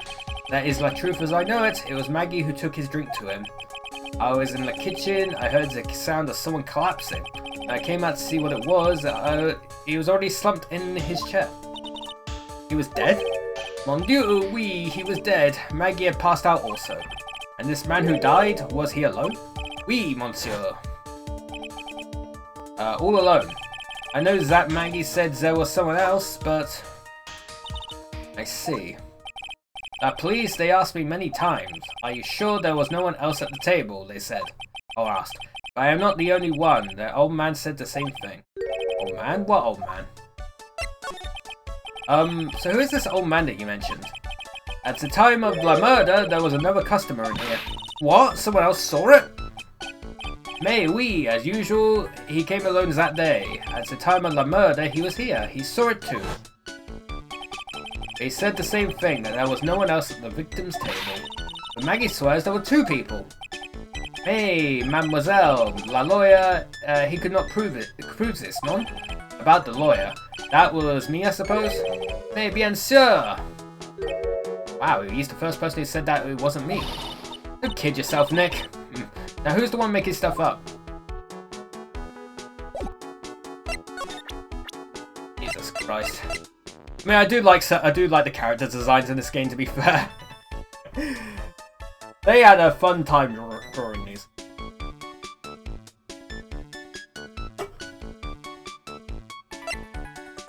39 years old. Maggie was a policewoman once, n'est-ce pas? Yes, but she had to quit for reasons beyond her control. Oui, she was a suspect in La murder investigation, no? Oh, you know about that? That is why I gave to her La perfume for the happiness. Happiness perfume? Oui, blended from bergamot, like I given to you before. But she's been arrested again, and found guilty this time. This is true, a natural aroma of unhappiness must have been very strong. Just admit it, your perfume doesn't work. I am not surprised she was the prime suspect. After something like that took place before my very eyes. Something like what? What's this guy talking about? Does this mean Maggie did have a motive? We've got to ask this guy for more info, stat. When Maggie took the coffee over to the victim, did anything happen? I suppose you could say so. So what happened? None, it was nothing. Look, Maggie says she didn't even know the guy, but she's still being indicted for murder. Or indicted. The prosecution must have come up with some kind of motive. It is true. If there was anything at all between Maggie and the victim, it could be relevant. So please, tell us anything you know. Oh, god damn it. Oh, there's 3 of them. Cyclops? No way, what are we gonna do, Nick? Well, just had to remove... What the? What's wrong? My guitar? It's gone! Huh? I had it in my pocket, but it's vanished into thin air. What? I can see the Cyclops. Maybe that means the Magatama's nearby? Mr. Armstrong, could I just confirm something with you again? The table where the victim was sitting, was anyone else sitting there? That is a question you'll have to ask him yourselves. Huh? Him? The old man spent all of his time dans le parc. La Park? Oh, park? What park's that? Behind the restaurant it is called Vitamin Square, or Vitamin. Thank you. Je vous en prie, my dear. Let's go check out this Vitamin Square right now, Nick. I'm going to call it Vitamin because that's how we pronounce it in the UK. I know you all call it Vitamin. I call it something different. I thought that was Bikini Bottom for a second for some reason. I don't know why. It's probably all the fruit. Even though there's not even a pineapple there. I thought we just ended up in Bikini Bottom. I know, I'm crazy.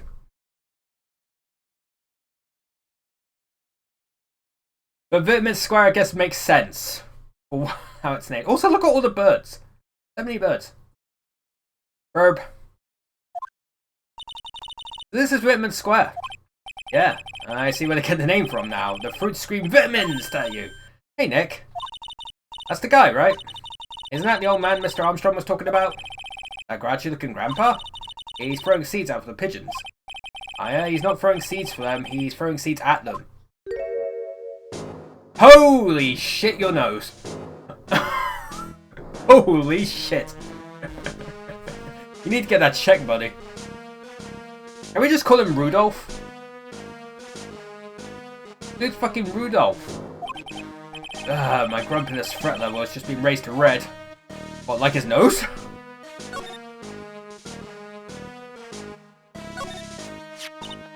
Ooh, there's a magazine here.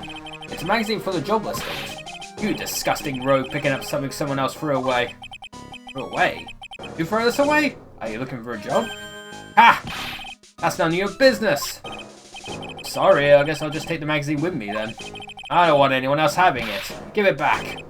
Too bad, now that you want it so bad, I don't want to give it up. Hey, that's mine!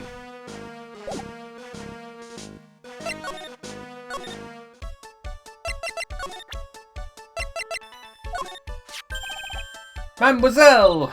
Yes? Are you looking for the job? What? No, I was just... Let me see. Your style is different, but you have a good face. Different?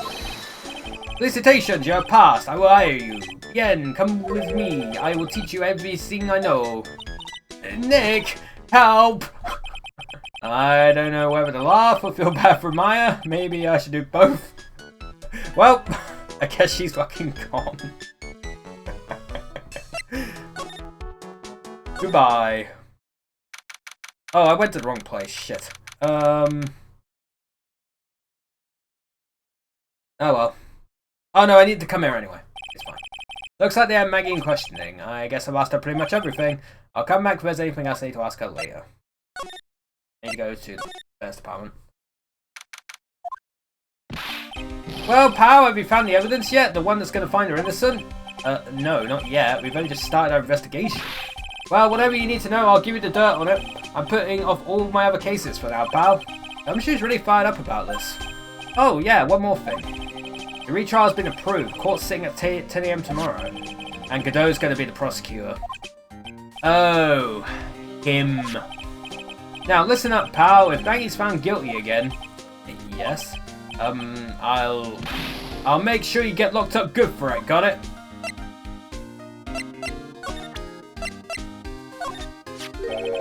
What's that? A sports paper? Yeah, I found it in the magazine rack at Tribulations. It's dated the same day as the murder. You may be onto something here. And take a look at this. See this writing here? MC Bomber. Hey! What is it? I've heard that name somewhere before. Yeah, MC Bomber.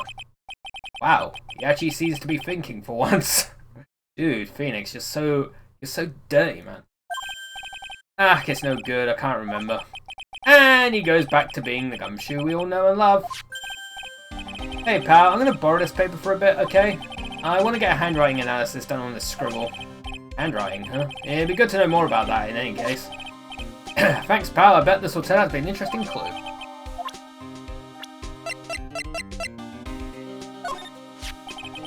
Chef was Tribulations, huh? You know what that chef said to me? Ooh la la, your body is full of toxins. And then he gave me this bowl. What's in it? I don't know. The label says juniper. I'm under orders to put a few drops of it in my bath every day. Under orders? Yeah, you know, there's something about that guy. Huh? You can't stop thinking about him? Not like that, pal. Give me a break. He's not my type. I mean, I can't stop thinking that he's involved with this case somehow. Sounds like he knows a little something more about our charming chef.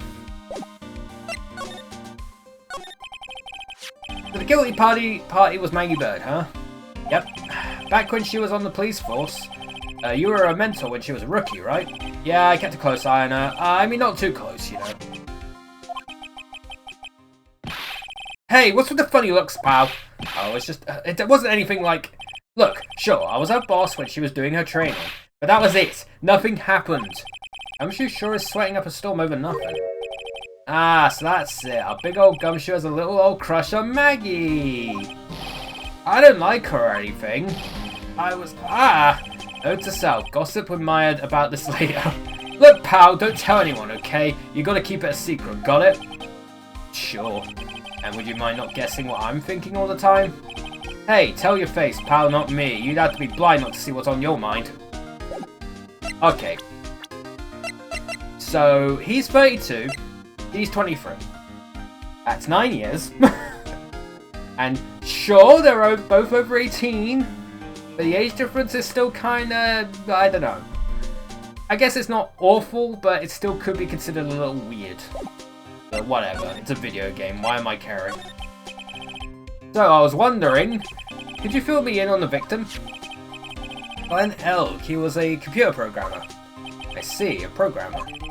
He was just a regular Joe working for a small-time computer firm. Maggie never had any contact with the guy before that day. And all she did was take him his coffee on the day of the murder, pal. Yeah, Maggie also claimed to have never seen the guy before. Did the victim go to the restaurant often? No, according to the chef, said it was the first time he'd seen the guy. Programmer, and a first-time customer at that. What possible reason could Maggie have had to kill a guy like that? That's what I thought. But a motive was still somehow established in her trial. You're kidding! What was her supposed motive? Sorry, pal, I'm real busy. I haven't even got enough time to sift through these papers. Look into it yourself, okay? What could this motive have been? This isn't really a proper investigation. I'm kind of working on it by myself. Oh, that's right. The judge already ruled on the case and all the evidence is in already. The only problem is with Maggie's testimony. Yeah, it doesn't sound very good for us, huh? Look, pal, I got a mountain of papers on this case to look over for tomorrow. But I'm just gonna say this. Maggie Bird's no liar. She's... Okay, so she's a bit out there and a bit off base sometimes, but she was a good cop. That's not exactly complimentary, you know. What do you think really happened? And just how contradictory is her testimony? The biggest problem with Maggie's testimony is the number of people at the table. Yeah, my thoughts exactly. Maggie still insists there was another guy sitting with the victim. Right, but get this. Everyone else in the place says the guy was alone, even the chef. And then there's that CD. CD? Oh yeah, she did mention something about a CD. And there was a sample CD on the table, sir. Our guys turned that place upside down, there was no CD. What? Not on the table, not anywhere in the whole restaurant, pal. But didn't Maggie say the victim was wearing an earpiece too? Yeah, but that was for the portable radio in the front pocket of his hoodie. Radio? He didn't have a CD player? You got it, your phony never explained that contradiction at all. And the thing of it, the owner of Tribulations didn't mention that CD either. I don't know why, but I get the feeling Mr. Armstrong's got something to hide. What exactly is it that caught your attention about the chef at Tribulations? It's kind of hard to say. The guy's probably not even connected with the case anyway. Hey, come on, detective. Didn't you say you'd give me the dirt on anything? Well, this sort of stuff is kinda unimportant, gossipy stuff, you know, pal. Look, how about this? You go to Tribulations and investigate the place yourself. And if you find out anything suspicious about the guy, you report back to me, okay? Don't suppose I get a choice in this, huh? Guess I better find out more about the chef and Tribulations, and then report back to Gumshoe. Oh boy.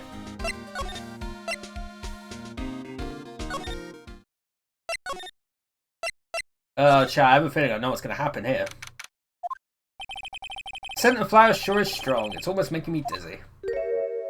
Oh. Oh, hello. Who was that just now? A customer? He had sort of a dark aura about her. Ah, welcome, Bay Avenue. Wow, what a cute voice.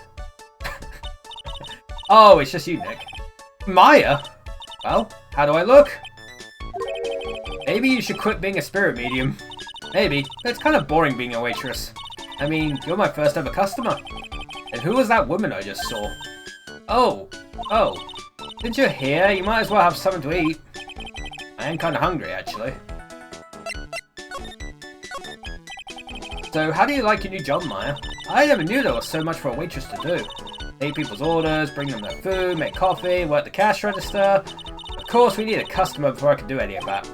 Yeah, it's a nice looking restaurant. It's a shame more people don't come. Don't forget about the ultra cute waitress.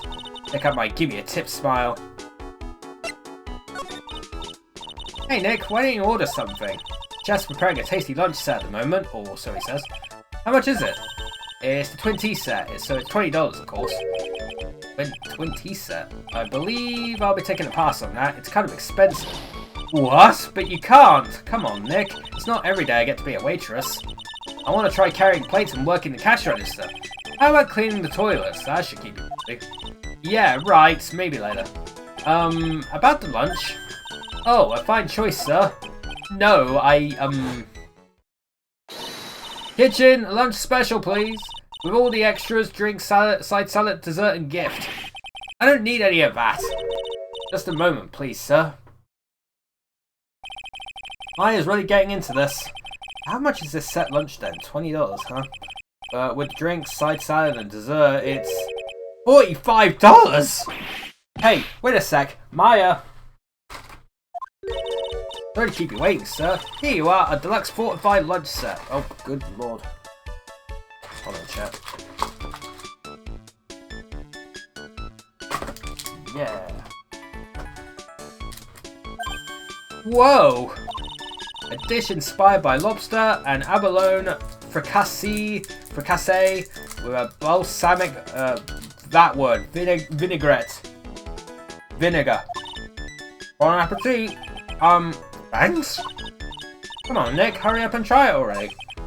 Lobster, huh? Alright, down the hatch it goes. Well? Are you hungry, Maya? I'm starving. Here, it's yours. Really? Oh. Remember, Maya, my wallet doesn't print money, so you better polish off that plate. I just remembered, I gotta clean the toilets. Hey! Can't be in that much of a hurry to clean the toilets.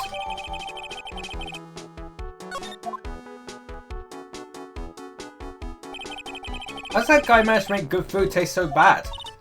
Hey, Nick, you want to take a peek at the kitchen? The kitchen, huh? Not a bad idea. And what was it that Maggie said again? In the kitchen, you'll get to see all the chef's greatest secrets.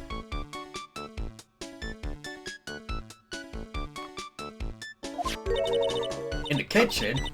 That sounds tasty. Hey, wait up, Maya! What is it? I'm pretty busy right now. When are you gonna show me around? There goes my plan to find some cool clue and show it off in your face. I better conduct the search in the kitchen myself. To the kitchen! Oh my god. And here it is, the famous Tribulations kitchen. It's my first time in here too, actually. There is a weird atmosphere in here, that's for sure. Mr. Armstrong will be back soon, so we better search quickly. Chop chop! Found the knives on the counter. Oh! Magatam is there. Now I know I'm in a French restaurant, I never heard of most of these seasonings. Hey Nick, this container has oyster sauce? What's that? Isn't that used in Chinese food? Ah! Look! Right there on the counter! My Magatama! What's it doing there? What indeed? Wheels on the floor. What the fuck? What's this? It looks like a treasure chest or something. Wow! Look at all these little bottles. Oh! They're aromatherapy oils. He's got so many, they're overflowing on the floor! Let's see. 1, 2, 3, 90, 100! They're all the same too! Hey, wait a minute. What is it? There's one bottle that's different from all the others. And what do you know? And it doesn't have a label either. And doesn't smell. Oh, what's that liquid inside then, I wonder? Hey, Nick, we should borrow this. I mean, look how many bottles he's got. He won't miss one, will he? Move to the criminal affairs department.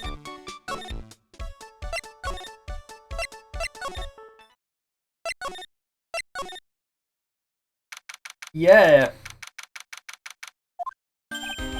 Hey, you're just in time. What is it, Detective Gumshoe? Well, I've got back to me about that newspaper you gave me. You must mean the sports paper with the memo scribbled on it. So, what did they say? Did the eye analysis turn up anything? They said the doodle was written by the victim, Glenn Elg. No doubt about it. Also, I just realised Glenn Elg is the same backwards. I get it, they made all the jokes about the backwards, like the doppelgangers, the imposters being the, having backwards names, and the victim has a backwards name. Funny, very funny. No doubt about it. I expected as much. The victim took the paper with him to the restaurant on the day of the murder. That's our best interpretation of the facts at the moment. MC Bonner.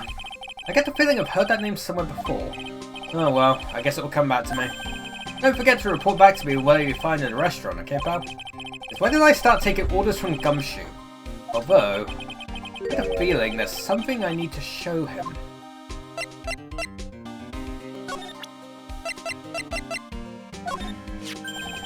You got one of those aroma bottles too, huh? Only this one doesn't smell. Huh? I don't get you. This was mixed in with all the other aromatherapy bottles, but it's not the same. It doesn't even look the same. Can you agree? A clone bottle that doesn't smell, huh? It smells like a skunk to me, pal. Mind letting me borrow that bottle for a while? I want to send it to the lab for analysis. The victim was poisoned, so the contents of this bottle are pretty important. I had a hunch there was something funny about that chef. You suspect John Armstrong? I've got that guy's number. I know what his secret is. It must be the same secret Gumshoe was talking about before. I guess I better fill you in on the details. About this Armstrong guy's secret, I mean. Ooh, time to find out. So what's Mr. Armstrong's secret? You ever had lunch at Tribulations, pal? Yes. So, how was it? To put it nicely, it was inedible. Hey, don't worry about being nice around me, pal. You and I both know the reason that place is so empty is because of the food. I mean, the place is clean and he's got a girl like Maggie as a waitress, so... Yeah, I guess it's probably the food. A real scoop on the guy, he's up to his ears in debt. Really? How much does he owe? This is a copy of his loan contract. He's about $500,000... $500,000? Ugh. $500,000 in the red. $500,000? Are we talking dollars? Yep. Hey, if it was sterling, he'd really be in trouble. Sorry, that figure just took me by surprise. Yeah, this case is full of surprises. And I'd be willing to bet that chef's got something to do with most of them. That's my hunch. Yeah. I gotta move to Vitamin Square.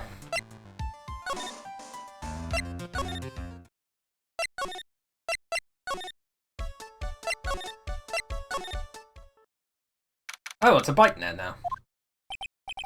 The old guy's not here anymore. Right, let's start some answer questions for him. A scooter, huh? Who'd leave it right in the middle of a park like this? Wheel guard and light are busted. I guess it must have been an accident. It's totally wrecked.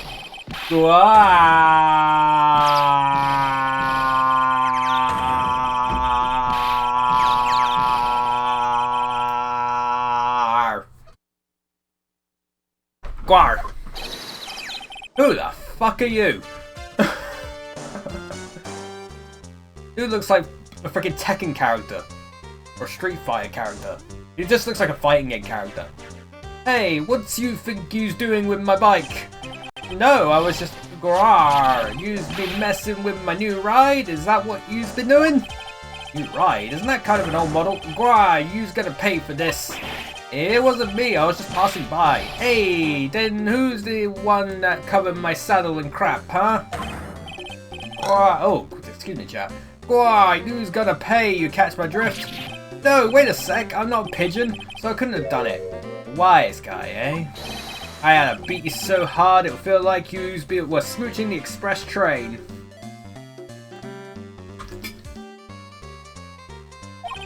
Uh-oh. You better watch your back, this ain't over. I'm gonna round up a group of lawyers and then you's gonna pay. Actually, I'm a lawyer myself. What you say? I'm Phoenix Wright, attorney at law. Phoenix Wright? You say you Phoenix Wright? Yeah, I am. You a wise guy too, huh? Because I'm Phoenix Wright. The one and only. Oh boy. What? Out of my way, I got a cruise. He's gone. Really, that guy wasn't my phony, was he? He wasn't anything like me. I better make a note of the scooter. Ha! Pathetic. Oh, he's back. Oh, it's you.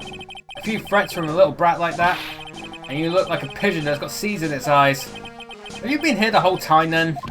I was in that strawberry, I had some thinking to do. More like you had some cowering to do. Excuse me. Would you mind if I had a word with you? Yes! I just want to ask you a couple of questions. What's the matter with you? Can't you see I'm busy? You don't like my seeds, eh, pigeons? He's really chucking those seeds at them. That's gotta hurt. Go on, eat this! Oh, I hit the wrong thing. Damn it. Poor pigeons. Excuse me, sir, could I ask you about Maggie Bird? I don't know any Maggie Bird. Yes, you do. You know, the waitress at Tribulations. If you ask me, it's a disgrace, that's what it is. An innocent young girl revealing herself like that? So, you don't like that kind of thing, then? What are you trying to say about me, boy? Explain yourself. Nothing. I'm not saying anything about you. I know you're kind, you young ones with your spiky hair and your fancy suits. That head of yours is overflowing with filthy ideas. I know someone who needs to learn some stress management. Get out of here, young brat. You go to Tribulations a lot? That miserable excuse for a restaurant? That garbage they serve in there is not food. Where's the sushi, the tempura, the rice? Tribulations is a French restaurant, sir. Where do you think we are, boy? In Paris? I want real food, not those snooty snacks. What about those shameless girls? You mean the waitresses? You can see all the way up to yes, the waitresses.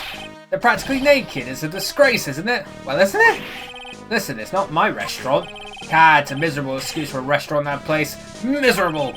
He certainly knows the place. He must be a regular. Maybe he hates it so much. Why does he keep going? Are you a regular at that restaurant, sir? It's just that if you dislike it so much, why would you keep going there? There you are, you filthy pigeons. You want food? Ha! Take that. He's got Cyclops. I knew it. This old guy has got something to hide. But what could it be? Ah, Twitter user. Not wrong. Oh well, time to expose his dirty secrets, I guess.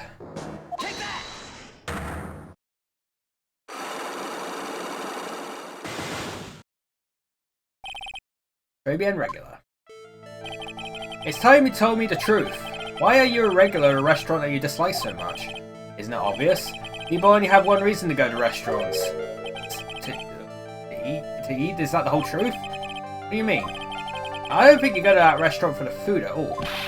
You insolent brat, how dare you accuse me? What proof have you got? I can tell that not you nor anyone else in the world would go to that place for its food. It's no use! It's no use! Octavian, the raid. Hi everyone! Thanks for the raid. Hello everyone. My voice is slowly dying. It's going well. And this guy is Rudolph the Red-Nosed Reindeer, even though it's not Christmas anymore. The proof is in the pudding, or in this case the lunch meat. That's the twin tea set. The food at Tribulations is terrible and expensive. You're wrong. It's cheap. Huh? I'm rich. I inherited money from when I was a boy. Oh, it's Elon Musk. Yes, I'm stinking rich. I haven't done a lot of work since I was born other than feeding the pigeons. What a load of crock. The taste is another story, but the price is nothing to me. So you're saying that you go there because you got money to burn? Exactly. I have so much cash I go for a swim in my money vault every day. Oh, it's Scrooge McDuck. Okay. Unfortunately, that's a lie. What? You don't have money to burn. You're flat broke. Never mind. That's true, yeah. You have this. This is yours, right? My magazine. Why would a rich retiree be looking for a job? I was... Ah, so what? I was looking for a job. I'm buying a lot at the moment. I need spending money. Oh? I don't go to that restaurant for food. I just go for the Javachino. Yeah, I think you mean a cappuccino. Anyway, how much does a cappuccino cost there? $8. Those had better be some golden beans. What's your problem? You think a poor man would be better off drinking dishwater, do you? Is that it? No, I wasn't thinking that. I was wondering if the coffee there is really that great. No, it's not. But anyway, yes, that place has free newspapers to read every day. Newspapers? Exactly. They don't want me hanging around at home, so I go there. I'm sorry, sir, but there are no free papers to read at Tribulations.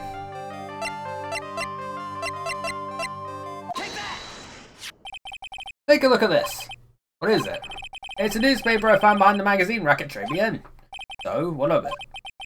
This was the only paper there, and it's dated more than 1 month ago. What? Do you see what I'm getting at here? That restaurant doesn't get newspapers. This is just one that a customer happened to leave behind. Ah! Tell me, why are you so determined to hide the truth? I'm not hiding anything. I'm going to have to put this guy out of his misery. Listen, real reason why he goes so much Tribulations is... of course we saw it all coming, didn't we? What are you asking me about that girl for? It was the waitress at Tribulations. Ah! Therefore, the answer to the mystery of why an old man would drink expensive coffee at a terrible restaurant is the waitress. Ah! But I don't recognize that face. And you are probably telling the truth here. Because you weren't looking at the girl's face. Fair outfit. That's the truth, isn't it? You became a regular at the restaurant because the waitress's uniform. That uniform is all you can think about, isn't it? I can't take it. To you, that waitress was your... Enough! Please, no more.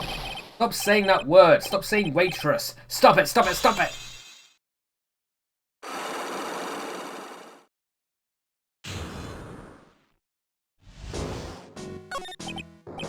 Sir? Yes, it's true, I was there for the young girl. Right, I'm a dirty, wicked, sinful old devil. No, I didn't mean it like that. I even got one of those lousy cups of Javachino every time for $8! All because of the serving girl. Punish me, lock me up. Really? That's not what I'm here for. You'll be the same. Another 20 years and you understand what it's like. No, not me.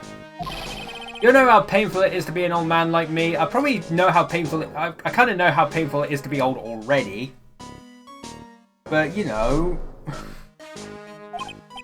No, really. Listen, sir. Stop calling me that. I have a name, you know, boy, so show some respect, I'm Victor Kudo.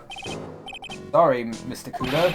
You young ones think you know it all, don't you? Well, I'm not saying another word. I won't tell you anything more. This guy was in the restaurant at the time of the incident, which means I have to hear his testimony one way or another. I don't believe this. I even broke his cyclops and everything. I guess I'll have to try and get him when he's in a better mood. Gotta go back to ABM. I don't think... No, I've got to go to the detention center.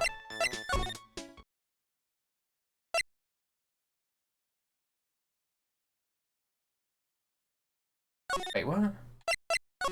Oh, this is kind of weird. I guess I'll have to present.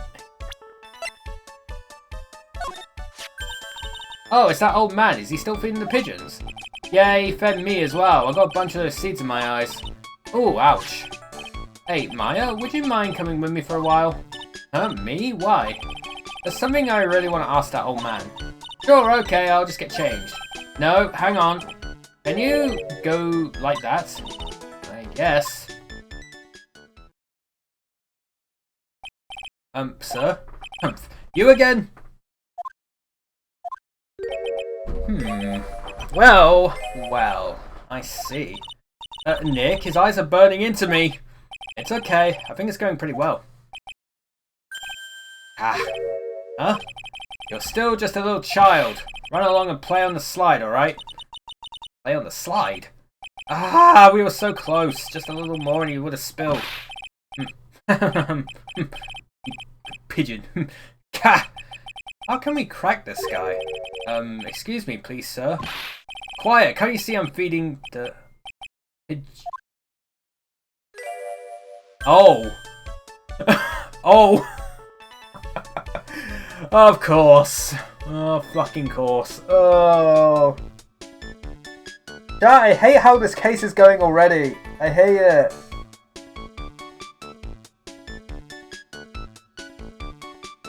I don't know whether it's as bad as the circus one from the last game, but I think we're getting a bit close.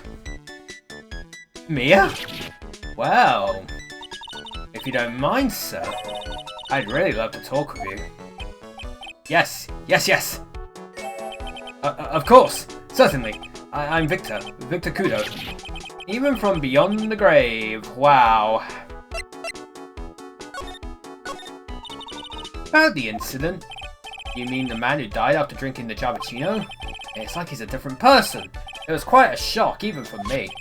He was a strange-looking boy. The girl took the Javachino over to him, you see. And was the customer alone? Definitely, he was the only person at the table. Then he took one sip of his Javachino and he said something like, "Ugh!" and then collapsed, dead. Oh, how terrifying. You're so good at listening, aren't you? I don't like where his other hand is. I don't like it. Why is it down there? I hate. I hate. Can you please move your hand upwards, please, sir? Please. Please.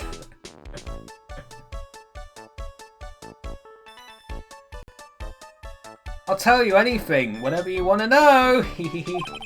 He certainly seems to be telling the truth now. But it looks like Mr. Kudo didn't see this other man either. You like the food at Tribulations? Well, of course. I'm really quite a sophisticated man. I was a young businessman once, you know. I set up a casino in London. Really? How interesting. Eating the food at that restaurant really takes me back to my days in France. What a lovely story.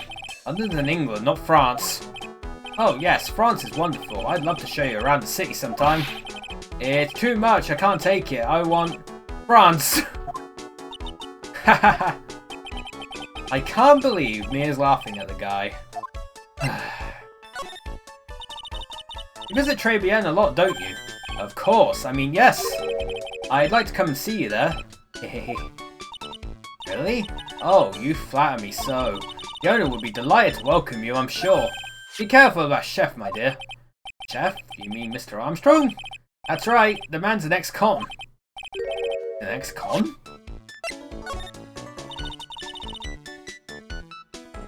Oh god, I gotta do a save.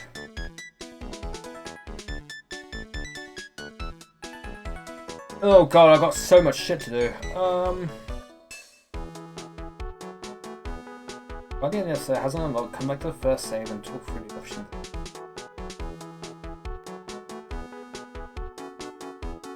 Oh, chat, I gotta do some fun stuff in a minute.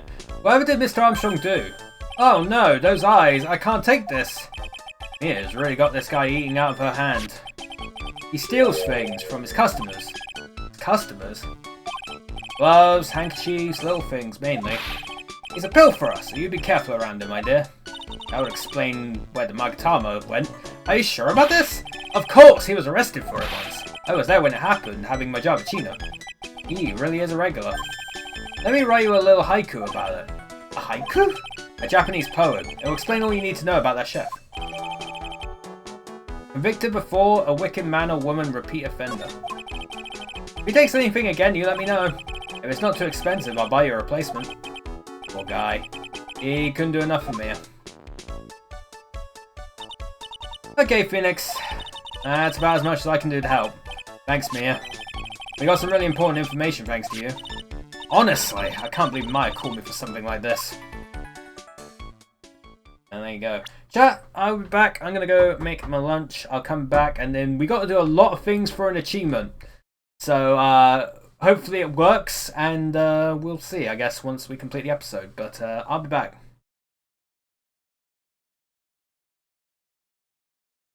Alright. Back to Tribulations. I guess it's about time to wrap up today's investigation. Oh, she's changed back. Had enough being a waitress? Yeah. Plus no one came to the restaurant. Oh la la, Mademoiselle Maya. Non, how can you leave me like this? I'm sorry. That reminds me. Mr. Armstrong had a psych lock or three, didn't he? I'm gonna have to break those. Mr. Armstrong, I hope you won't mind, but I'd like to have another word with you. Volunteers, of course! Alright. So I'm gonna make another save. I'm gonna do that in number 1. Oh boy, here we go. This part is gonna be quite long.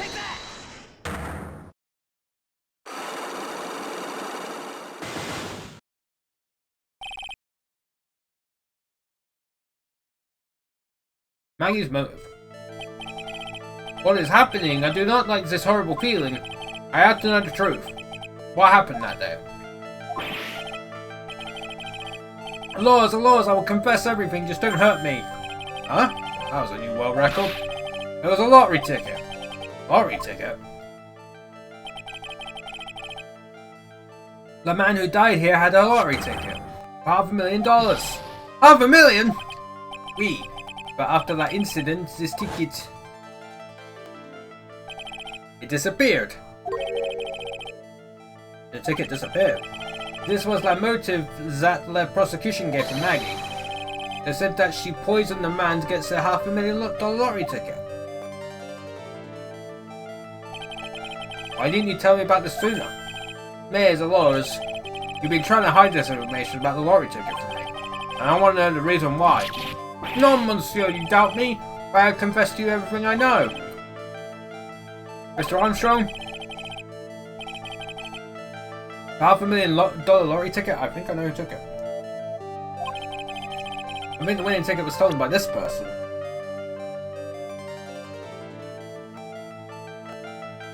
Oh, I've done it wrong, chat.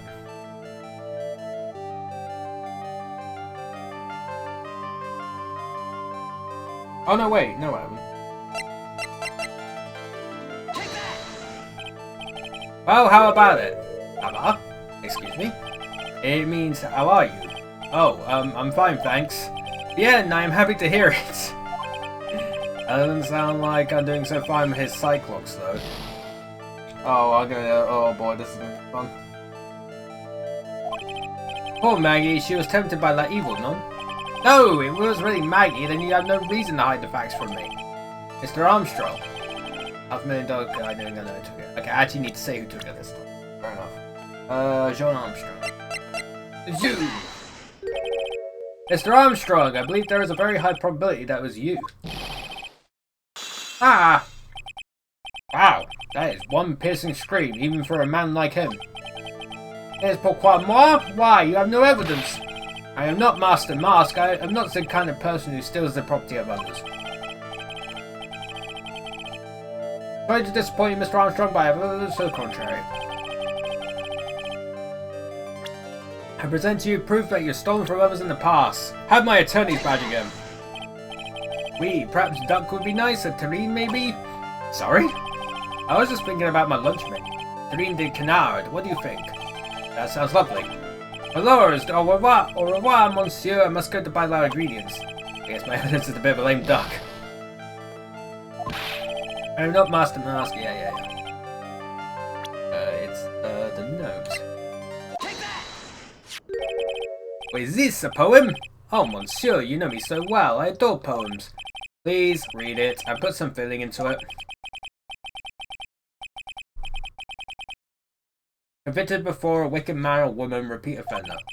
I'm sorry to have to bring it up, Mr. Armstrong, but you have been arrested for stealing from your customers before, haven't you? Mon Dieu! You're Massange, you are a liar! You deny it? Do not make the false accusation, s'il vous plaît. Did you have any proof? I want to see the incontestable proof that I have ever stolen from one of my customers. Imbecile, imbecile, you are an imbecile. What are you singing? This is one of my favourite chansons. It is called Imbecile. It is French. Come, monsieur, sing together with me.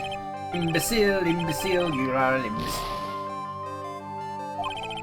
I'm sure it's definitely stolen from his customers before. I just need to find the right evidence to prove it. I had to keep doing the wrong things, Chuck.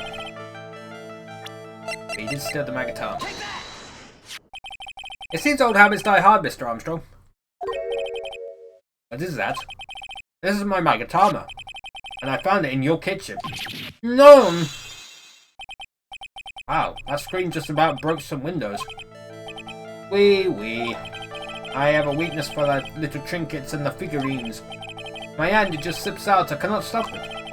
You've stolen handkerchiefs, gloves, and other things from your customers, right? Wee, it's the truth. I am just a timid little girl inside, monsieur, a timid little girl. Besides, this time it was not a small trinket, oui? It was $500,000. Nay, no, why would I steal it? I have no need for such money. Really, now? Oh, monsieur, what is it? Isn't it true that you're in some pretty serious trouble? And that you're in desperate need of a large amount of cash?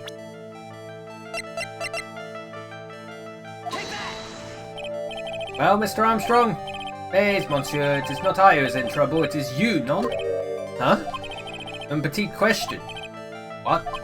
It means a little question. Together now, with me. Un petit question. Un petit question. Bravo, monsieur. Oh, you are a dream. Excellent. We're definitely not on the same page here, let alone book. Is that all? Besides, this time it was not the small thing.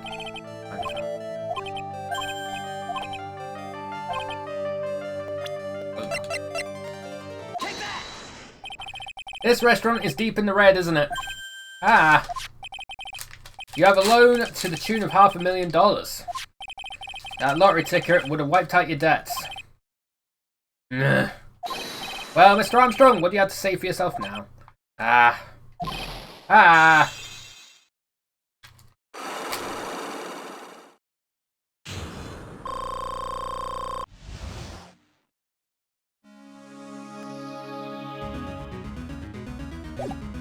Alright, now I've got to present every piece of evidence I profile I have to.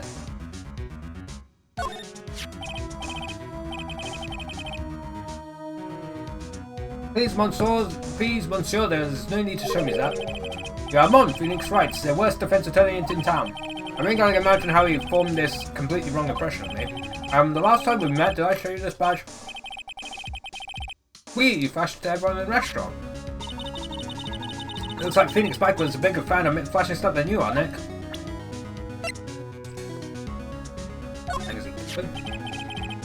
I'm not a lawyer myself, I do not wish to speak out of turn.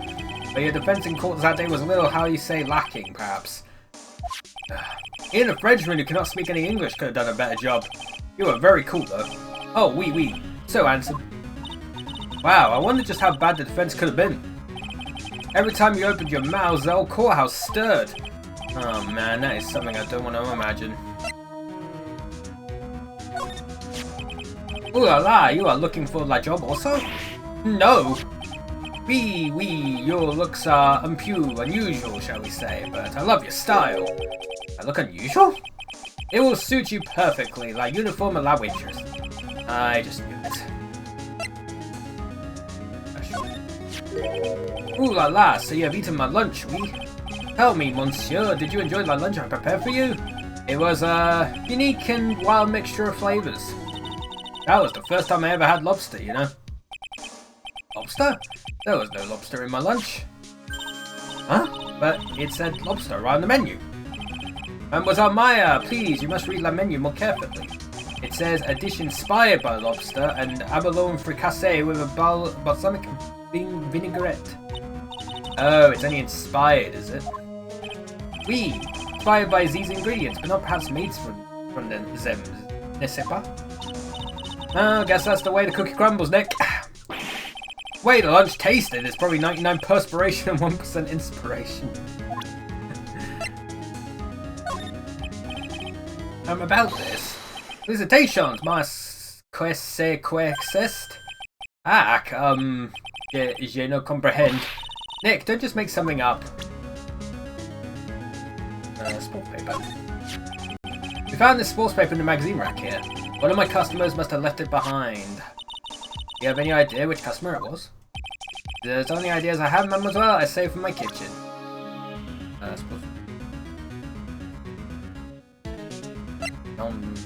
Contract? Pardon. Without my reading glasses, I cannot see this. I do not read English well. He's not even looking at it. We better find a way to make him look, then. About this. Felicitations, base kiss. Yeah. We already got that one.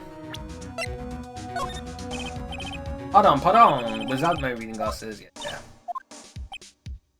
Okay, let's go to do the profiles.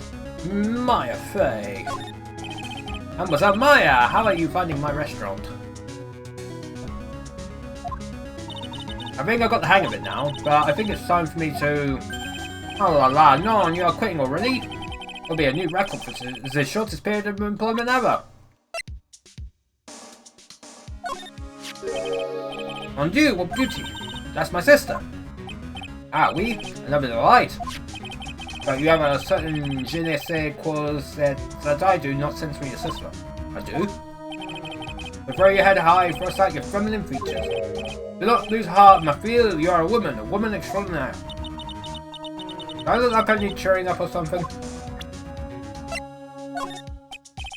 About this. Oh, god damn it.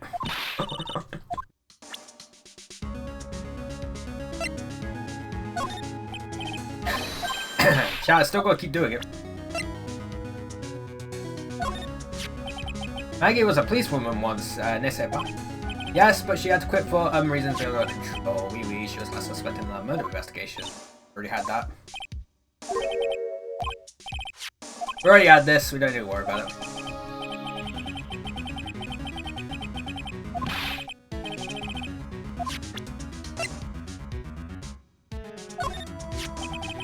It's hard to imagine, I know, but I was an apprentice for 5 years in La Gay Paris. Wow, in Paris? It was something La Chef there said to me that made me decide to open my own restaurant. What was it? That awful man said to me, you must train for another 10 years. Oh, it's such a shock. Not expected, but you would have to be a fool to do this, no? Ah, the dead man. He was my first in my restaurant. No way, you mean the first customer you ever had? No. It was the first time I've had a dead man in my restaurant. Such a shame to lose a customer after only his first meal here. Ah, this old man, he is a regular here. My specialty of cappuccino and cold water is one of his favorites. Was he here at the time of the incident? He was here. I'm sure of it. When that incident happened, the old man was here. Now I've got to make another save, just in case I fuck that up. Alright, time to talk to him about Maggie's move. Mr. Armstrong, you said that the victim had a winning lottery ticket for $500,000. How did you know he had something like that in the first place? The man, he was listening to the radio with his earpiece. Maggie said something about that too. The winning number was announced on the news, I think. All of a sudden it exploded. Yes, all $500,000, he shouted. And the ticket? He had all of his tickets spread out on the table. I was so desperately in need of money, so I put the poison in his coffee. No! Oh no, you naughty mouse. I simply upped himself to one of his tickets. What? My victim collapsed and Maggie passed out. I thought to myself, pourquoi? He had so many of them. Yeah, but only one of them was the winning ticket, right? How could you do that, Mr. Armstrong? Maggie was arrested because of you. No! This is not true.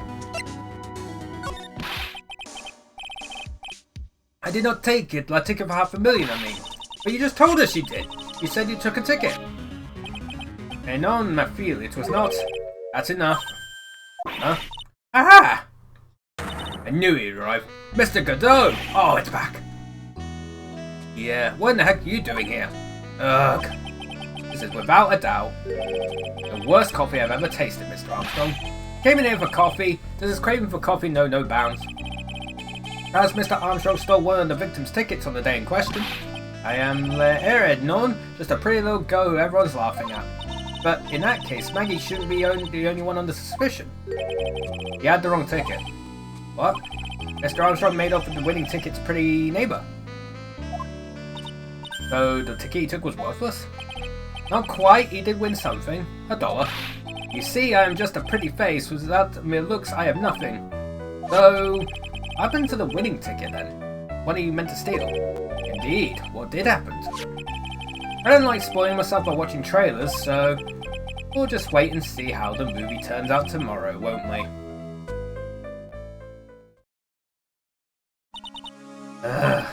Voila, you two! Time to laugh at that pretty little airhead! Looks like I won't be needing this note anymore. Looks like we got a new mystery now, namely, where did the winning ticket go? I got a bad feeling about this. Well, anyway. You can't let Maggie suffer any longer for this, and certainly not again. Oh boy, the first investigation part's finally done. Fucking Christ.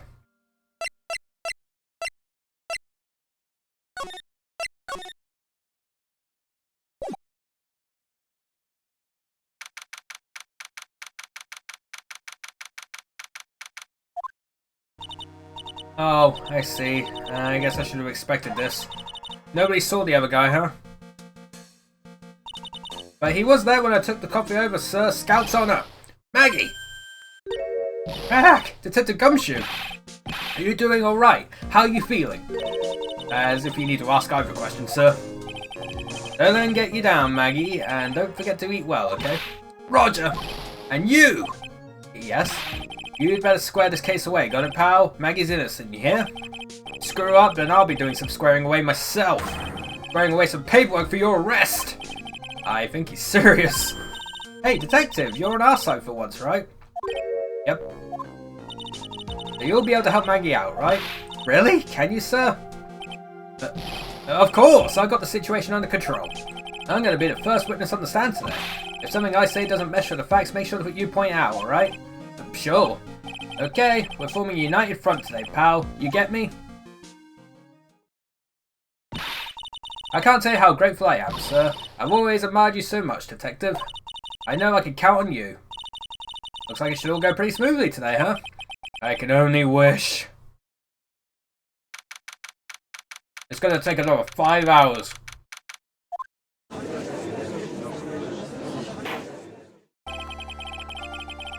Court is now in session for the trial of Maggie Bird. The defense is ready, Your Honor.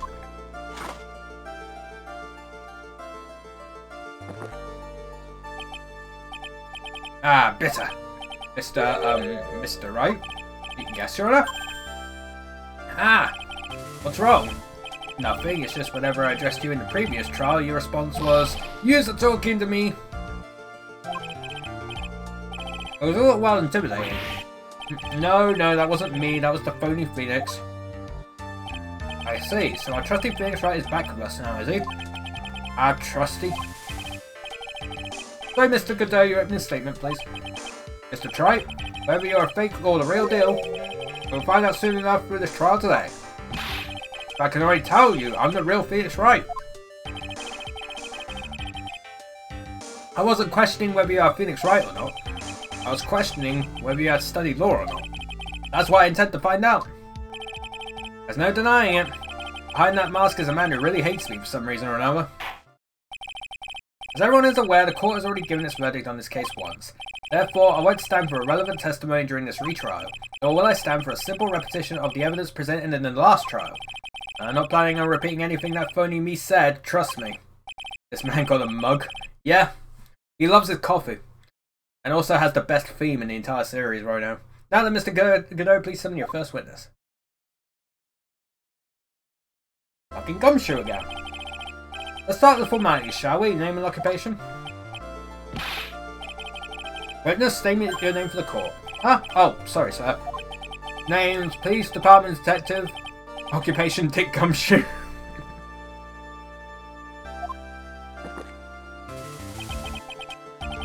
Other way round, detective. Huh? Oh, sorry. Anyway, I'm the officer in charge of this case since yesterday, sir. Since yesterday? Yeah, the guy who was on the initial investigation is tied up with another case now. I hope Gumshoe's really got everything under control for everyone's sake. I see, so Detective Gumshoe. Would you outline for the court the basic facts of the case? Yes, sir. The victim's name was Glenn Elk. He was a professional programmer. He was on the payroll of Blue Screens Inc. Hell yeah.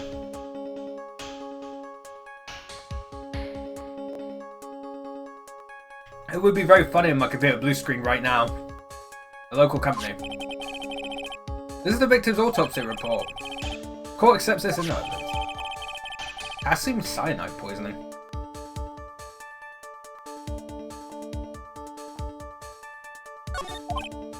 And here are the floor plans of the restaurant.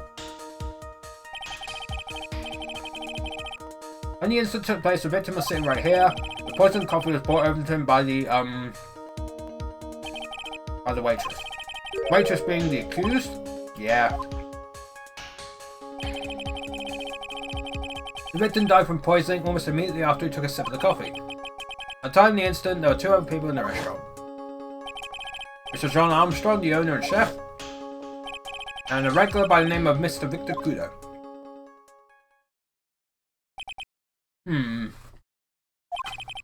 Still seems to be a very straightforward case to me. Come, detective, take up this hammer, and nail the defendant's coffin shut with your own 2 hands. Now then, Detective Gumshoe, let's have your testimony. Yes, sir.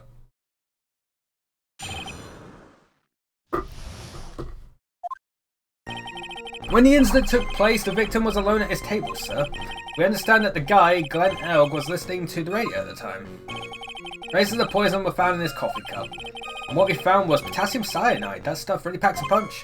And, it looks like Miss Bird might have had, well, some kind of a motive.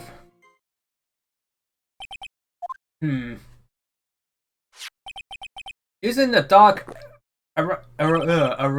aromatic depths of coffee to conceal the poison. Classy lady. The facts of this case seem to be ironclad. Mr. Wright, I would ask you to begin your cross-examination, but... Yes? Please, no intimidation tricks this time around. Is that understood? I already told you that wasn't me.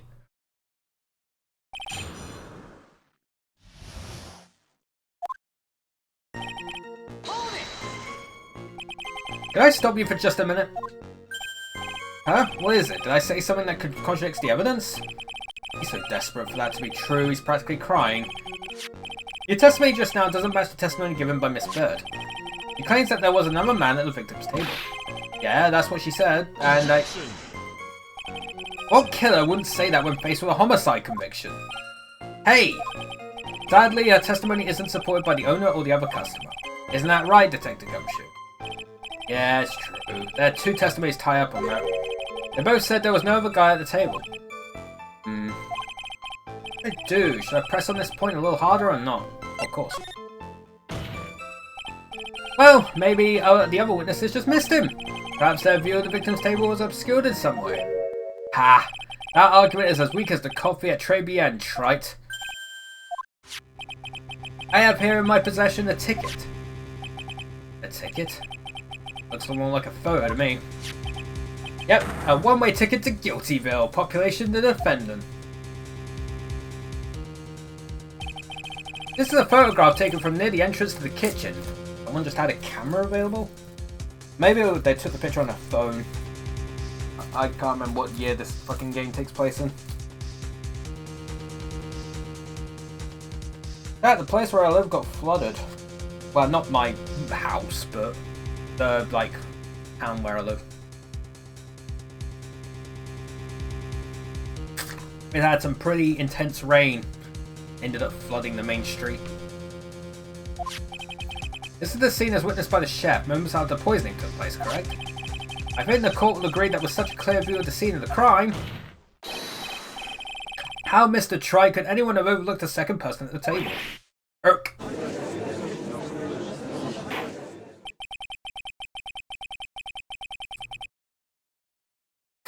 It certainly seems to show the victim's table extremely clearly.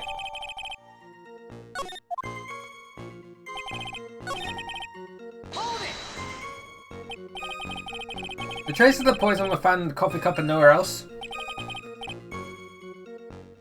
Or should I get you, pal? Was the poison a liquid, or was it a powder? If I had to put it in layman's terms, I say it was a powdery substance. But the poison could have been in anything that was on the table. Sugar, salt, pepper. Objection. Ha! You put salt and pepper in your coffee, Trite? The victim took his coffee black with no sugar. It seems that the poison could only have been in the coffee. Should I do? Should I press on this point a little harder or not? Of course you do. I am absolutely certain that the victim even drank any of his coffee. Huh? What do you mean? According to this file, the poison was found in the victim's coffee cup. What proof is there that the victim ever drank any of it? Oh, hey, you're right. That's what I was thinking. In case you were wondering, that last objection was for the detective there.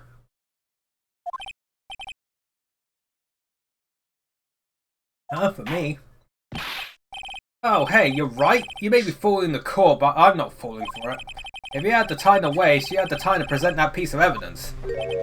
But that piece, Yes, that piece. The one piece! What piece was it again? I said the one piece. You found it. The...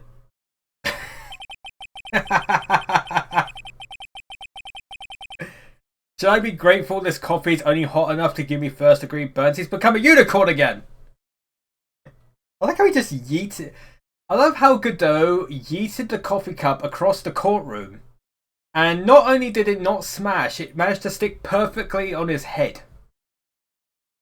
What sort of coffee cups is he drinking from? I would love some. Because that way, we won't have smashed coffee cups in my house. And also I can pretend to be a unicorn as well. Even though I'm a burb.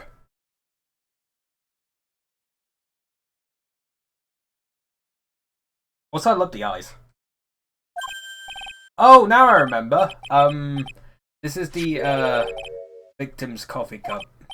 Yes, the victim's cup. Take a good look at the rim. Oh yes, it's unmistakable. There is clearly a coffee stain on it. Conclusive proof that the victim did drink the poisoned coffee that was in his cup. The victim gulped. Oh god. I keep skipping the chat, I'm sorry. For the record, the only prints on the cup were the victims and the defendants. Upon further investigation of this cup, we found a certain chemical substance. What we found was potassium cyanide.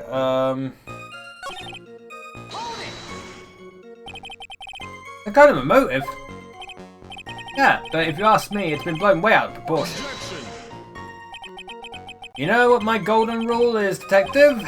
Check out a bad cup of coffee, you can always get another. Huh? I don't get it. I'm saying we can always get another waitress on the stand if we had to chuck you out.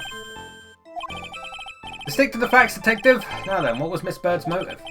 Come on, Gumshoe. They said she wanted to steal a lottery ticket. Knew it. That's what we heard yesterday, too. It disappeared from the scene of the crime. And it wasn't just any lottery ticket. It was a winning ticket for $500,000. Mr. Armstrong knew about the ticket too, didn't he? But he stole the wrong one. And is it possible Maggie stole the winning one? What should I do? Should I press on this point a little harder or not? Yep. Wait a minute! The mere fact that the lottery ticket disappeared in no way implicates my client. Ha! I have here in my hand the very ticket in question. That's the $500,000 lottery ticket? One of the female police officers found it when she was conducting a search of the defendant. What?!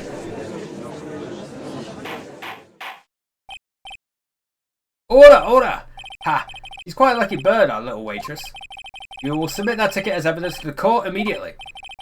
I better keep an eye on that ticket. Wait, the judge's voice is quivering.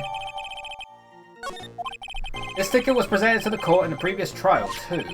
But it feels heavier now somehow. $500,000, you say? It's just a scrap of paper. What matters is where it was found, Your Honor. And that's on Maggie's person, unfortunately. That's enough! The facts of this case seem overwhelmingly clear to me. The defendant had ample opportunity to commit the crime of which she is charged. Furthermore, it seems beyond reasonable doubt that she did indeed commit this crime. I like an old man who knows the score. There's also the matter of the $500,000 lottery ticket. That alone provides a very credible motive. I mean, for that sum of money, I might be tempted to bend the rules. I don't mind an old man who is weak to the siren call of money. Oh good, Nick. The evidence against Maggie is starting to pile up fast. Yeah, that's because the court has ruled guilty once already. I say it's about time to wrap up this repeat performance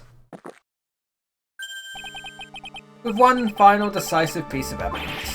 Oh, he's got more evidence against Maggie? This is the apron the delightful Miss Bird was wearing at the time. Wow, that's not the cleanest apron I've seen. That stain looks like... can't be blood, can it? Ha! It seems the star of our play was a little flustered. Somehow spilled coffee on herself. The coffee? That's not exactly the first thing that caught my eye. Of course, the coffee stain isn't the most interesting thing about this apron. No, there's something else that stands out even more. Something else? I presume you mean... Of course, I'm referring to the pocket. But pocket? A search carried out right after the incident uncovered this. Potassium cyanide, the very poison used by the killer, was in her apron pocket. A bottle of poison in Maggie's pocket. Yeah, Maggie's prints were the only ones on it. What? Order! The court will accept these items into evidence. Seriously though, it just seems way too set up on my record. There's something still bothering me, Mr. Godot. Why have you not explained the bloodstain to the court? Bloodstain? What bloodstain would that be? Don't play games, prosecutor. The blood-coloured stain that smeared all over the apron. That's ridiculous. No one told me anything about bloodstain. You don't need to be told. Just look at it. Well, detective, could this stain really be blood? No way, sir. It's just ketchup, sir. Ketchup? He must have gotten some on our apron while taking someone their breakfast that day. You could have spoken up a little sooner, Detective Gumshoe. With a stunt like that again, I'll have you drink 17 cups of ketchup, witness. Ugh. I thought everyone knew what it was already. I haven't seen anything yet to make me doubt the last ruling I made on this case. The motive, the opportunity, and the supporting evidence, they have all been clearly established. Well, Trey, it seems you really are a phony after all. Ah, you really know how to drive a man nuts. Witness, please continue with your testimony. Describe for the court the crime scene and the findings of your investigation there.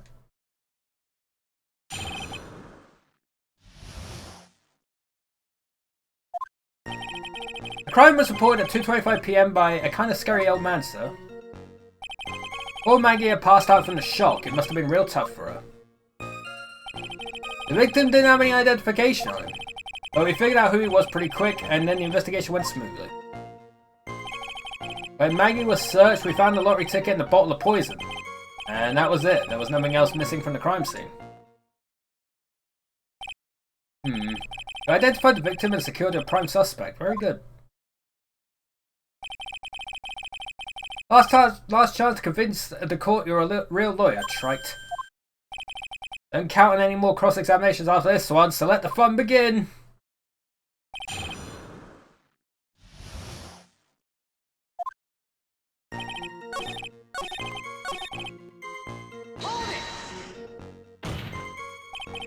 Wait a sec.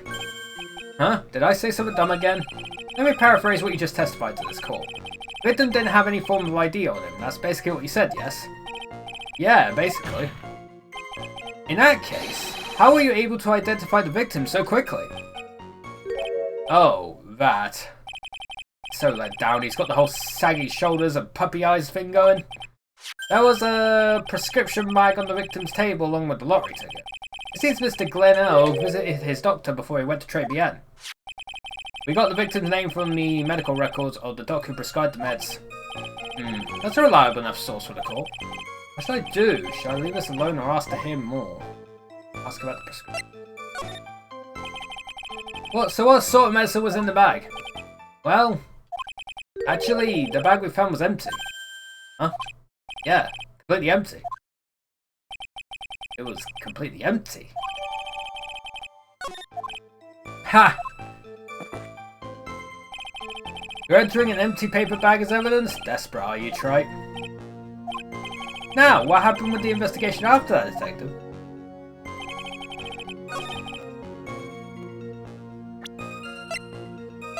Oh, God. Objection! Detective Gumshoe, I think I should point something out to you. There is just one small contradiction in your testimony. Oh, finally. I'm getting all anxious just waiting, so hurry up, will you? You testified that nothing else was missing from the crime scene. However, the prescription bag you mentioned was empty. Did the officers recover the medicine from the scene of the crime later? No, they didn't. The victim was given a prescription right before going to Tribulations. Where did the medicine disappear to? Ah, too cool, pal! I wish someone would call me too cool. Indeed, due consideration wasn't given to the victim's prescription in the previous trial. Witness, why do you always overlook such vital pieces of evidence? I guess that's the most careless thing I've done so far, huh? The victim was killed by poison, and the victim's medicine mysteriously disappeared. The victim's own prescription could have been the lethal poison itself. Order! Order! Well, Mr. Godot, what do you have to say to that? Ha! That's all. What? Read for the court the name of the clinic on the prescription bag, if you will. What's the clinic's name got to do with anything? New ear... Oh wow, that's a word. Otolaryngological clinic? What kind of illness was the victim suffering from, Mr. Godot? Hardly an illness, Your Honor. More like a bitter war wound, you could say. A war wound? The day before the incident, Mr. Elk found himself in a fight. He took a blow to the side of the head and ruptured his eardrum. He ruptured his eardrum? And what on earth was the prescription he was given? It was a cream that was to be applied topically inside his ear canal, not to be ingested. What? It's mentioned in the autopsy report if you read the fine print. They found traces of the medication in the victim's left ear. Yeah, here it is, in very, very fine print. It seems Mr. L correctly applied some of his medication while he was at Tribulations. Therefore, it would be absurd to believe that he would have eaten his medication. Erg. It seems that this medication is irrelevant to the case after all. No. Nick, if you don't think of something quick, it'll all be over. Right. If I can't get away with any old weak objection, what should I do? Smack. Only moments ago, Mr. Godot made the following statement. It seems Mr. L correctly applied some of his medication while he was trading in. If that's the case, then why was the medication not found at the scene of the crime? But the medication in question was for topical use inside the ear canal. That doesn't change the fact that it could not be found at the crime scene. However insignificant it may seem, it's a lawyer's duty to pursue the truth. You know as well as I do that the medication is irrelevant. It hardly seems likely that a prescription drug will contain potassium cyanide.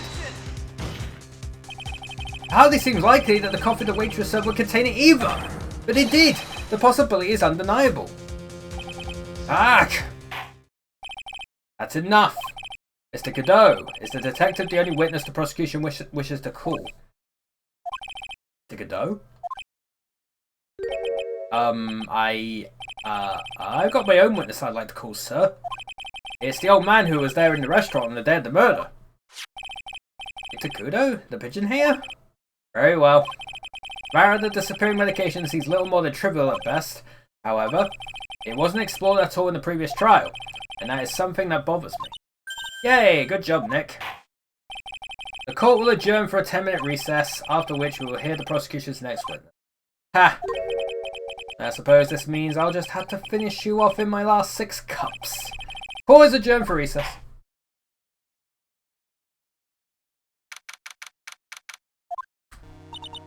Phew, that was close. Tell me about it. I nearly died in there. That's my line, sir. No, it's my line. I think I really did die a little bit. Now, haven't we all died a little bit?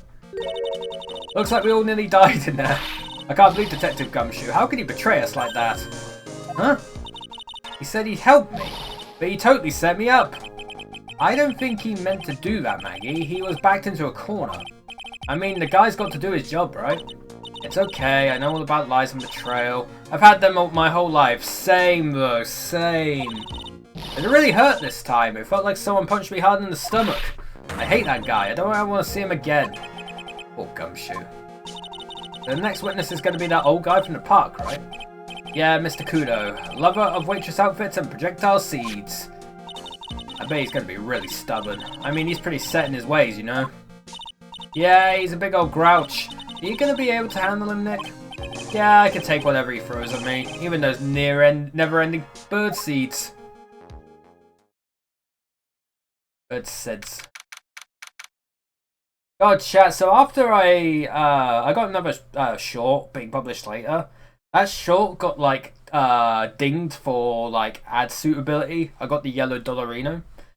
And now the annoying thing is, every time I upload a short now, they all immediately get dinged for ad suitability. And I've got to review every single one. And it's so annoying. I uploaded like 5 new shorts. 3 of the ones that got reviewed. They eventually like said, nah, it's fine. You could put full monetization on them. The one short today I reviewed, they reviewed it and it's like, no, we still don't think it's suitable for advertisers. Which I kind of understand. You'll see why when it goes live, but there's still one more that hasn't been reviewed yet. It's kind of annoying, but yeah, it's kind of annoying that I got to review every single fucking thing now.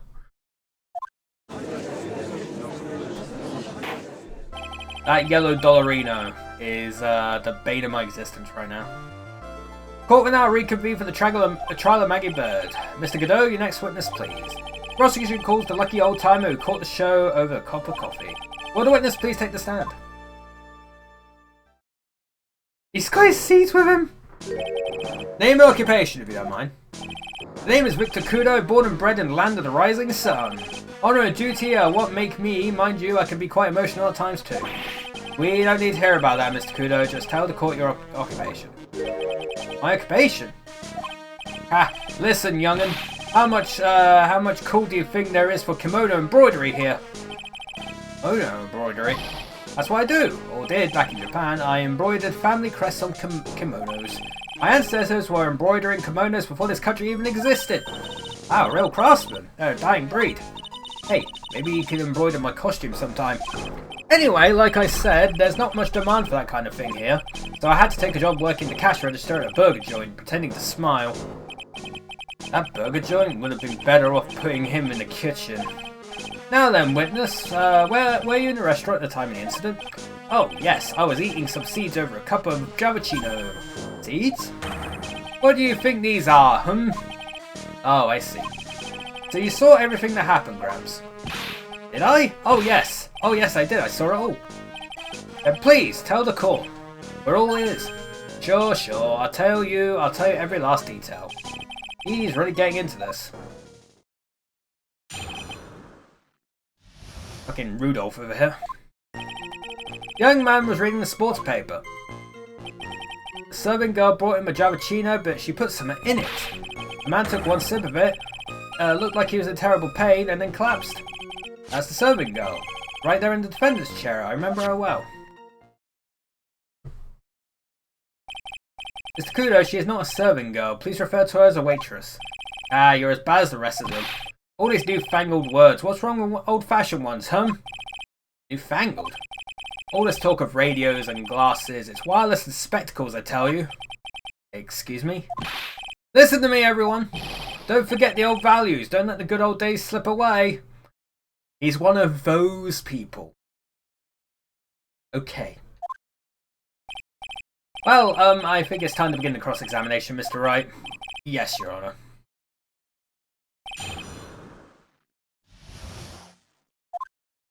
Oh, yeah. You said I remember her well in reference to the waitress. Did she have any particular features that you could identify her by? Particular features? It's a disgrace, that's what it is. Sorry. You can see all the way up to her, she's practically naked in that uniform.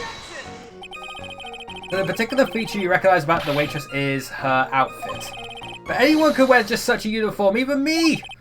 Mr. Wright, please spare the court of any further mental anguish from that image. There's got to be fan art. There has to be fan art. We need to look it up after this chat. There has to be fan art of Phoenix in that waitress suit, in that waitress outfit. It has to be. Has to be. Someone's done it. Someone has to have done it.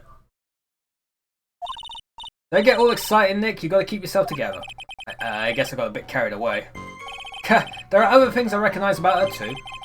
He seems pretty sure of himself. What should I do? Sure, you saw a waitress take the coffee over to the victim. But what matters is whether that waitress was Maggie Bird or not. Quite right. Mr. Kudo, these are the features that you recognise about the defendant. I would ask you to add them to your testimony. Sure.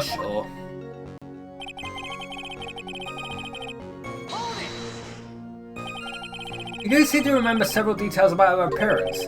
But what about the most crucial detail of all, her face? As if I wouldn't remember that. The waitress noticed the straps on the accused's apron. He's unlikely to make a mistake about her face. That's right, I can even tell you the colour of the ribbon in her hair. It was red. Do you see? There's nothing wrong with the witness's eyesight. There's no doubt he remembers the waitress pretty well. What should I do? I get the feeling there's something more to this. Ask about the waitress's back. Identifying features you described are all things you would see from the back. So what? Is it possible that you never saw the waitress from the front at all? Objection! Ha! He's got you there, Gramps. People normally talk about facial features when they're asked to describe someone. But this witness's testimony is nothing but straps and ribbons. This is harassment. I tell you, I'm not obsessed with straps or ribbons. I'm just telling you what I saw. Mr. Kudo, the court requests that you add details about any identifying features you observed from the front, that is, to your testimony. Sure. This old man's testimony is getting longer and longer. If I can't find a hole in it soon, it'll get even longer, I bet.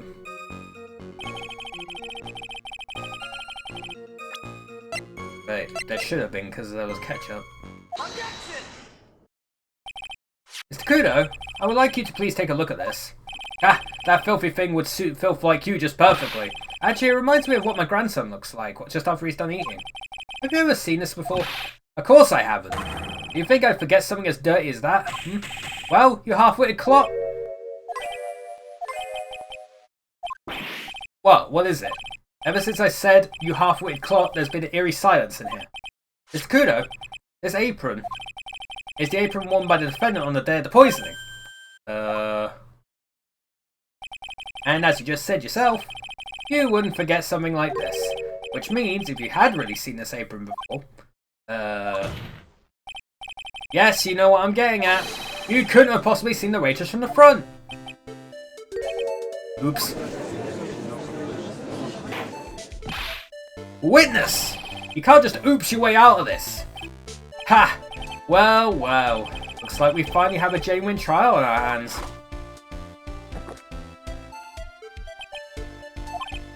Listen, Trite, here are the facts.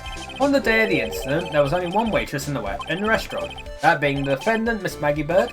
Exactly. And when that one waitress put poison into the coffee cup, this old guy was watching. I hope you understand the gravity of the situation, Mr. Cooper. The fate of the defendant may rest on what you say you remember seeing. Just tell the court exactly what you saw, Gramps. You can rely on me, Captain. My noggin's in perfect working order. I can't remember a single occasion when I forgot what burger a customer wanted. You can't remember? Probably more like he messed up so many times he's blocking it out. Very well. Let's test just how good your memory and attention to detail is, Mr. Kudo. Tell us what you remember about the victim.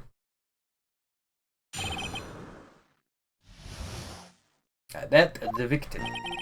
He was another of those pesky young types wearing a broken pair of spectacles. He had a newspaper in his right hand and the noisy brat kept rustling its pages.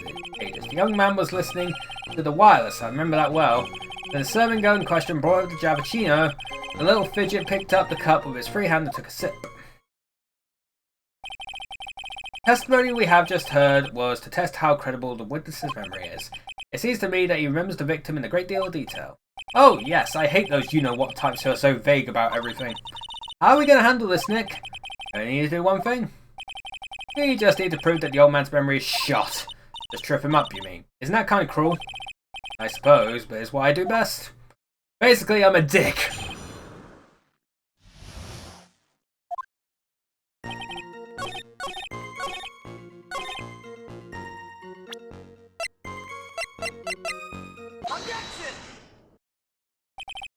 Mr. Kudo, do you remember what you were told at the start of this testimony? That this was a way of testing the credibility of your memory?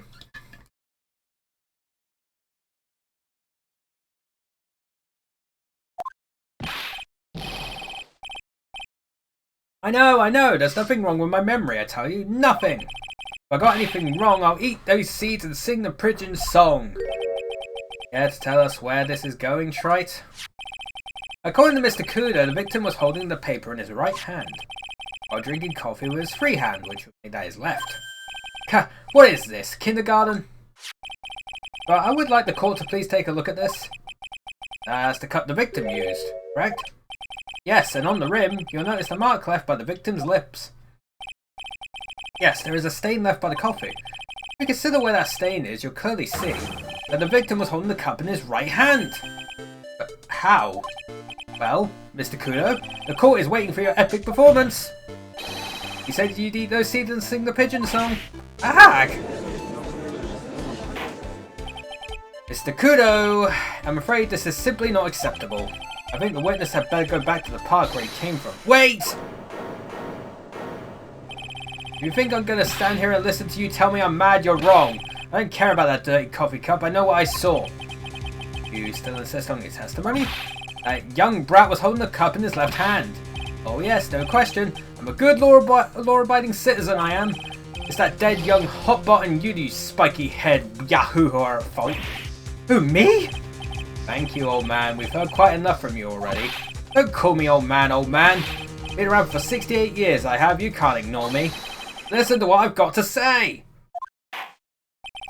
I'm sorry, Mr. Kudo, but... Sure, why not hear a little more? Mr. Godot! But this is my 16th cup of coffee, so this is your final stand. Thank you, Captain. You can rely on Victor.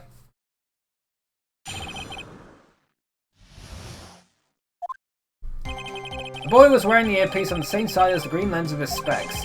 He kept fiddling with it all the time. He was fiddling with it just before he picked up the cup too, and then he used the same hand to pick up the cup, his left hand. We know that the victim was wearing an unusual monocle over his left eye. It wasn't a monocle, Your Honor. It was a small computer monitor often used by programmers. You mean like a television screen? The inside of the lens is a screen that displays computer data. Oh my god, he's got Google Glass. It's called a HMD. It's a common tool in the victim's line of work. HD, TV, DVD, CD, all these newfangled letters drive me mad, but they don't matter. I know what I saw and I'm telling the truth. It's true, he doesn't seem to be lying. And those are the facts in good old black and white. He's lying.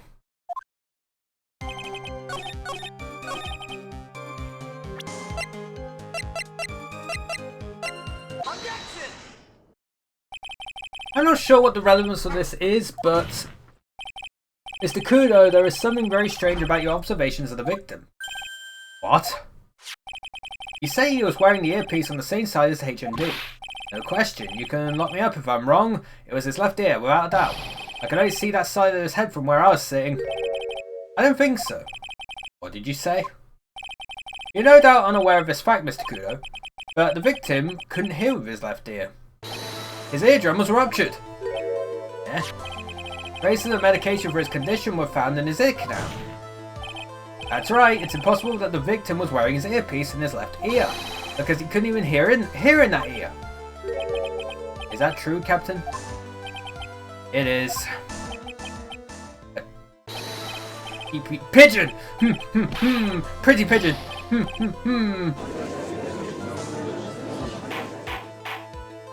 Order! Order! Order! This witness's testimony is completely unreliable. He only saw the waitress from behind, and he claims the victim was wearing an earpiece when we know his eardrum was ruptured. Well, Mr. Godot? Ugh. A single drop of milk is all it takes to destroy the pure black magic in the cup. This old man is my drop of milk! Captain, are you calling me a drip? This is the victim's coffee cup in which the potassium cyanide was found. The mark on the ring clearly shows that the victim picked up with his right hand. I'll never back down, I know I'm right. The lad drank his Javachino with his left hand. Let me put you out of your misery. Clearly the victim used both hands. He took a sip with the cup held in his right hand and then switched to his left. That's what the old man saw. Impossible! The witness has already testified on numerous occasions that the victim died immediately after taking just one sip of the coffee.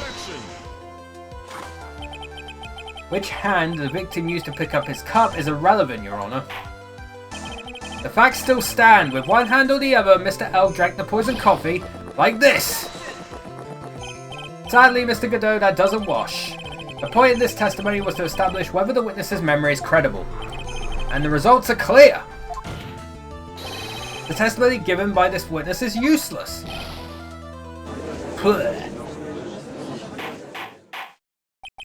I believe it is time to conclude today's proceedings. I am satisfied that the witness is not deceiving the court, but to be frank, his testimony is a farce. Did you have to be so frank? Take that, you pompous old fogey. Sorry, Mr. Kudo, you can't reach me from there. I'm ordering the defense and the prosecution to investigate this case further. That is all for now. This court is adjourned. Oh dear. Wait! If we stop now, where does that leave me? Leave you, Mr. Kudo? Thanks to that blue-suited young upstart over there, I'm just a bumbling old man who can't even dot his T's or cross his I's now. How is your bad memory my fault? I'm sorry, Mr. Kudo, but there's nothing I can do. I've kept my mouth shut until now, but there's something else the court should know. What? There's more? To be perfectly honest, it might not be anything. But I want another chance. I want another crack at you, young shark. Me? He's looking at me like I'm some sort of evil shogun. Well, everyone, what do you say to one final showdown? The final chapter in this eccentric old man's scrapbook. Sorry, Gramps. I've already had my 17th cup of coffee. What have you got to lose, Captain? I'll give you all the Javachino you want if you come to my house after the trial. I may be 68 years old, but Victor Kudo is still a man. That's enough, witness. I believe it will be quicker for the court to just hear your testimony. You bet! Much, much quicker. I can't believe this is happening. Ha ha ha! You better get ready, youngster. I get the picture. Just quit throwing these seeds at me, would you? Using some sort of infinite ammo code for that box of seeds. Use the Konami code, clearly. First of all, I want to stress that this might be nothing. I'm not too sure of myself. The young boy slumped over the table as soon as he took one sip of his Javachino. Well, the clumsy idiot upset the vase. He knocked it right over. It broke and the strip of cloth covering the table got completely soaked. Well, how about that? Turn things upside down, Is that all? Yeah, that's all. I remember it perfectly. You doubting me again? You're doubting a poor defenseless old man? No, we are not doubting you, Mr. Kudo. Don't you get the feeling there's a question hanging on everyone's lips, Nick? Yeah, so what? Probably. That's all I can think of, and I have to cross-examine this guy. You're a bird brain, that's why all you can think of. Very well, Mr. Wright, your final cross-examination, please. Well, it's kind of easy.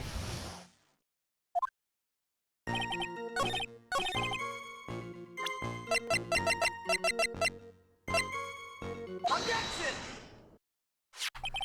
Mr. Kudo, this is a photograph of the crime scene. So what? Vase is not knocked over. Look carefully at the table. The vase is there. Intact. Uh-huh. Lost your tongue, Grandad? I know Grandad of yours, hopscotch. Ow, ow. Enough! If you throw any more seeds in this courtroom, the cleaners will be here all night. That's the biggest problem. What is it now? I just remembered something. Yes, go on. Broken vase. It was on my table.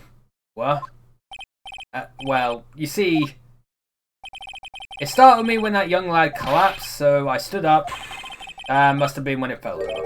The vase on my table, I mean. So it was nothing. The vase on your table? Yes, it was on my table. And that's how my groin came to be completely soaked. Cool! Thanks, man.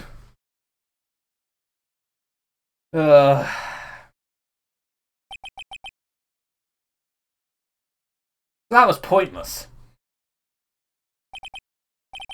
Thank you, Mr. Kudo. You've certainly earned your kudos for today. I'd like to ask a question now.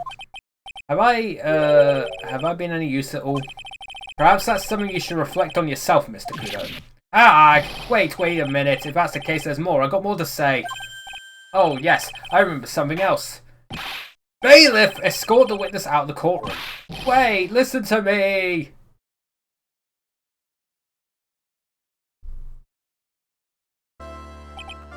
Well, we seem to have been considerably sidetracked, and I am still not in a position to deliver a verdict. The defendant has not been positively identified as the waitress in question. Additionally, there are two disparities in the testimony we have heard thus far. The mark on the coffee cup that the victim supposedly drank from with his left hand, and the earpiece which was inserted into his left ear, out of which he couldn't hear. Wow, Nick, you did it! I therefore require both the defense and the prosecution to further investigate the facts. Yes, Your Honor. There is one more thing before I call today's session to an end. One more thing, Your Honor? The witness we just heard from. He is most insistent that his testimony should be of use. So he summarized it accordingly into this statement. Okay. You may each have a copy of it if you wish. Whatever. The prosecution doesn't need props like that. Are those really mad, huh? Yeah, I would be too. Very well. Here you are then, Mr. Wright. There are 3 copies, my own, yours, and Mr. Godot's. Yes, Your Honor. Sorry? This isn't a piece of testimony, more like a 5-year-old's apology. What the heck are we supposed to do with 3 copies? That is all. This court is adjourned. I bet that fucking testimony will somehow be important. God damn it.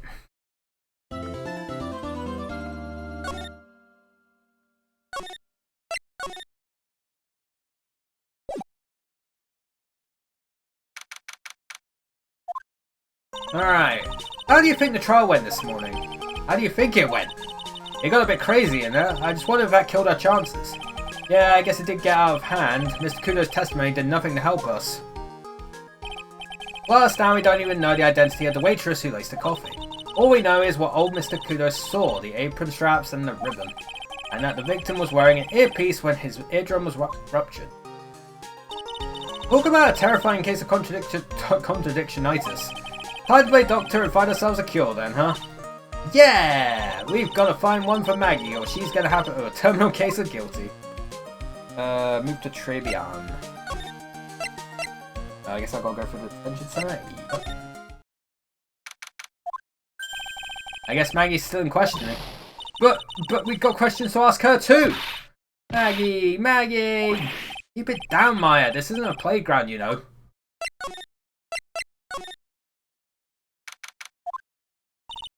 Empty as usual. Yeah, and it's lunchtime too. That's it! Come on! Hey, that sounds like... Now just call an 8, pal. Come on, I know you can. He's getting really worked up about something. No, that's the wrong number! Ah, looks like an 8 would have only netted me $5 anyway. What a rip-off. What's the problem, Detective Gumshoe? Huh? Oh, it's you. I was just... I was just listening to the radio, pal. The radio? Hey, Detective Gumshoe's having lunch here. He is, and he's having the Twin Peaks set.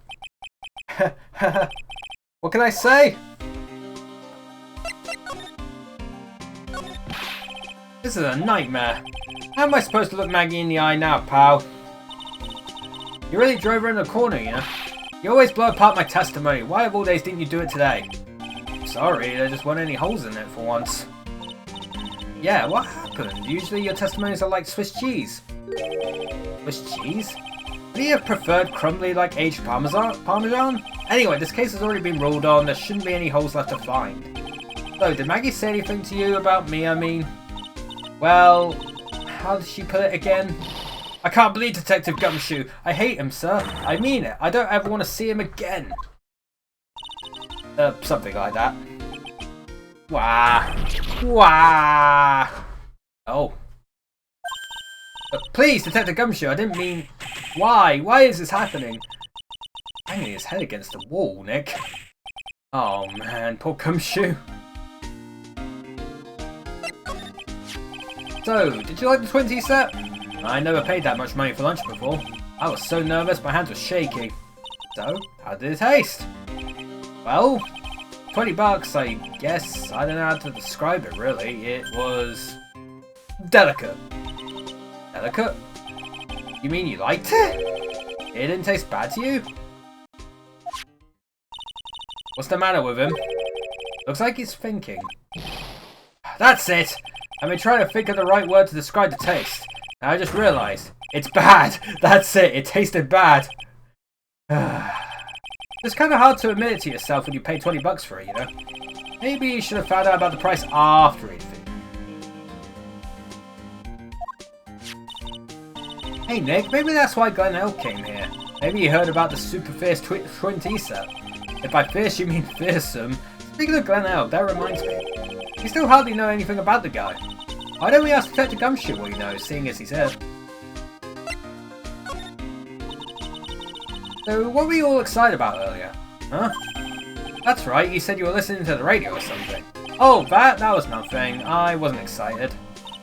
Oh, come on, Detective Gumshoe, you could tell little old me. What were you listening to?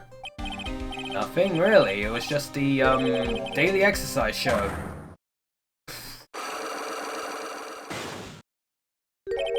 What the? A side clock? Haha, this lunch special lobster sure is great. And why are there tears in your eyes? Take that!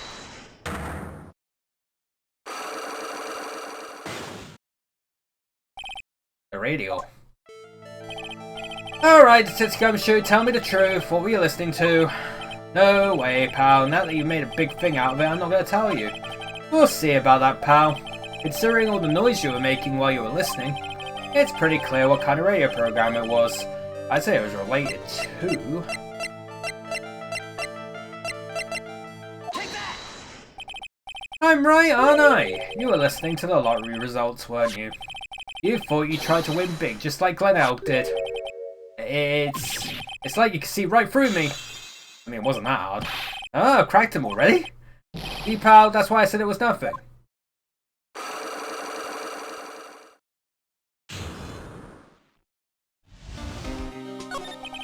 I'm usually pretty lucky, so I figured I'd give it a try. I remember winning on the lottery. So, how'd it go? I won 50 cents. I mean, better than nothing. You're in the club. It'd be better to win nothing at all than half a lousy buck. I was so mad. Yeah, I know the feeling. I bought the same kind of tickets Mr. Elk, see? And they got this special radio show where they announce the winning numbers. They even do the drawings live on the air. It's intense, pal. I bet that's what Mr. Elk was listening to on the day he was killed. Yeah. What time is it now? It's just after 1:30. Now the lottery results always broadcast at the same time? Yeah. Look, I got this flyer when I bought the ticket. Oh. Millionaire radio? That sounds cool. I want to try it, Nick. Then buy a ticket, Maya, with your own money.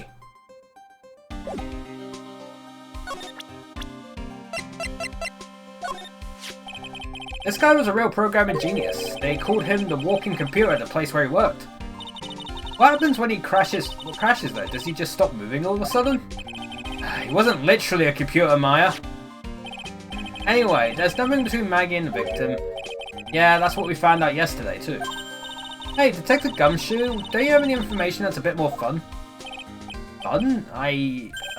Oh, I know. So, have you paid a visit to where Mr. Elk worked yet? You might as well. His workplace? Where's that? A computer firm called Blue Screens Incorporated or something like that. Sounds like a real stable company. This could be fun, Nick. Let's go. I like it. I like it. I like the writing. It's good. Computers aren't really my thing, Maya. We'll be fine. I know all about that high-tech stuff. I wonder about that. It's just around the corner from this joint. You should take a look. A computer firm called Blue Screens Incorporated, huh?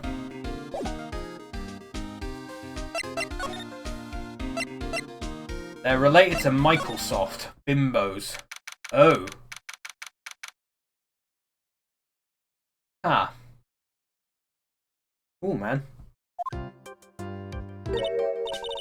Wow, this place is so high-tech, you can almost smell the electricity in the air. It is a computer firm, Maya. They can't work without electricity, you know? Who are you? Oh my god, it's an android.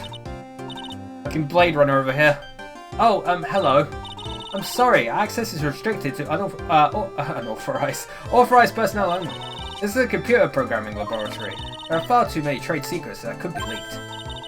Wow, what secrets? Everything you see here is classified. No information can leave this building. Understood. Who is this woman? She's like a robot for some kind of whacked, educational show. My name is Lisa Basil. I'm the company director. Director? She's human? She seems more like a ghost in a shell.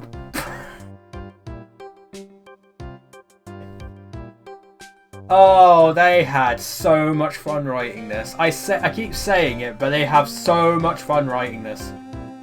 They had a blast writing these games. They probably just localized this game with smirks on their faces the entire time.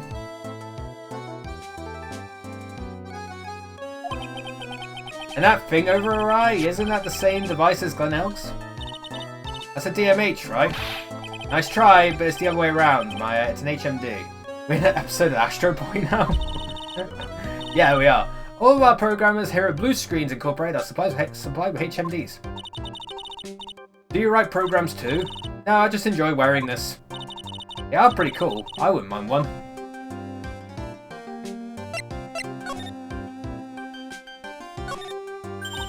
Whoa, look at this desk, Nick. What a mess. Looks pretty average to me. But you can't get any work done with everything all over the place like this. Think? Real whiz kids can work under any condition, you know. trying to hint that I should tidy my desk more. I'll clean up my desk when Maya stops asking silly questions. No hurry then. Hey! Calendar. What about it? If this is another hint about tidying, you forget it. Someone's marked December 3rd in red pen. December 3rd? That's the day Mr. Elk was murdered! Is there anything else? Yeah. It says meet with the tiger. The eye of the tiger? Tiger? Damn the tickets. Wow, look at this mess. Looks like they're all betting tickets. What kind of betting tickets? For betting on which horse will win a given race. They're horse racing tickets. Oh wow, drawers are stuffed full of these. Looks like they're all losing tickets though. This many tickets would get you, what, bucked down at the recycling centre? But I didn't know you were so hard up that you tried to profit from the dead, Nick. Taking them as evidence, Maya.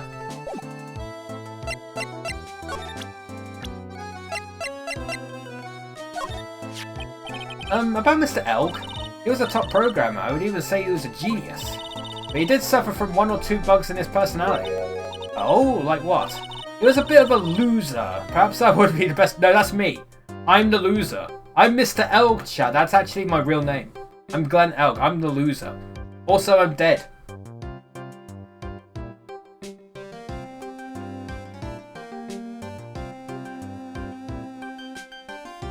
How's that be the best way to describe it? That's what got him into trouble. What's the matter? He was a top programmer. He would say he's a genius. There was really no trouble at all. A model employee. Hey, wait a minute! Just now you said something about him being in trouble. We gotta find out what this trouble was exactly. So, what exactly is this firm's business? I will try to simplify it so that you can understand. We analyze the data management systems required by certain branches of industry, and then deliver optimum operating systems and source-level components to them. Huh? You lost me on the corner of analyze and management. It doesn't matter, they analyze stuff, you got that much, right? The software we produce is distributed on CDs. CDs? Yes, compact disc, digital optical storage medium. Of course, CDs are used for software as well as music. It is a small firm, but all of my employees are first-class programmers. Let's ask one of them what they are doing. Excuse me, what are you working on right now? I'm researching the impact of logical access to shared global variables. Honestly, progress structure influences response time and performance. Variables and memory overheads is vitally important to the success of the... Well, you get the idea. This is the sort of thing we are involved in. Did you good people follow all of that? Yeah. Your blank smile just said otherwise, Maya. Don't worry, I didn't either. You know about what happened, right, Miss Basil? You mean about Glenn being poisoned? Yes, I know, it's terrible. Can you tell us anything that might be helpful? I don't think so. A police officer was here earlier, too. I couldn't tell him anything either, because the waitress who committed the crime has nothing to do with Blue Screens Incorporated. Oh. How about Mr. Elk's desk? Have you cleared it out already? No, not yet. It's this one right in front of you. If there is anything that might be useful to you, you are welcome to take it.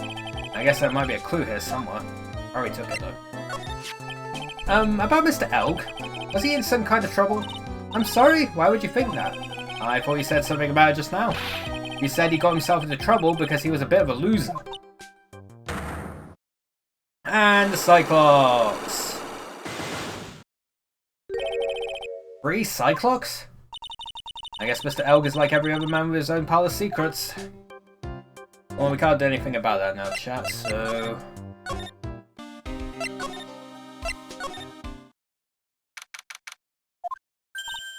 Huh? Mr. Armstrong's talking to someone. Oh. I'll be back next month. Oui, naturellement, I'll be waiting for you. If you haven't got it by then, I'm afraid it might get a little hot around here. No, I'll have everything ready, I promise. I love fire, you know. I love the way it crackles. He's planning to commit arson. No, stop it, I beg you. Then don't let me down. I'll be watching you. Hey, Nons, this is not necessary. You can trust me, mademoiselle. Talk to anyone, and I'll drive a knife right through your heart. Oh no, you do not have to worry. You know, you worry far too much. Maybe this will help you relax. It is like oil of sandalwood. I do love raw meat from time to time. Hehehe. Ah! I'll be taking my leave. Goodbye, for now. Oh, gotta make another save! Ugh, I have the shivers. Must rub some of my oil all over my body before I comes in nervous like. Dear, oh wee wees, that feels good. Ugh! Oh la la, excusez-moi, monsieur. My eyes, my eyes! Your eyes? If you have trouble with the eyes, you need this. La oil of sandalwood. Is this just the leftovers of what you were just using? Alright, chat, I gotta make another save. I'm gonna go in number 9. Alright, talk to Armstrong. Maybe on.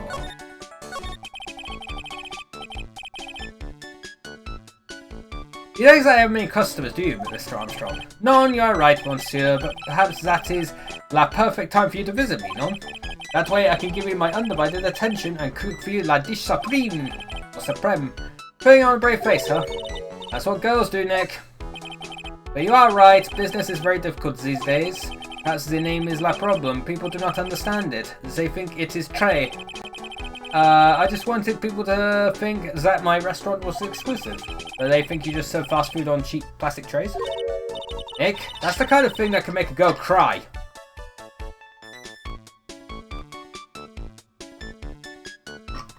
Dude, I've dragged everyone under the bus on this game. What's one more? Have you forgotten that Mr. Armstrong is a man, Maya? Because this restaurant is my life. It is everything to me. I will defend it to la finale. To la finale. No one will take it from me. I said the same thing twice. The woman just now. So, who was that woman you were just talking to? Ooh la la, you saw that? Well, yes, sorry. Oh, who was she? She looked so polite and graceful.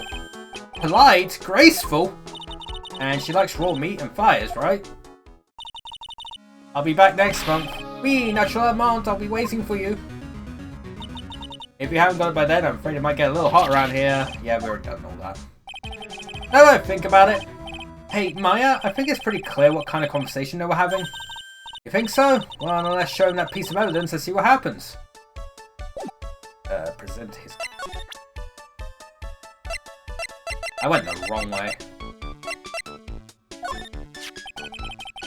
So long as that paper exists, I am but a delightful angel with broken wings. An angel, huh?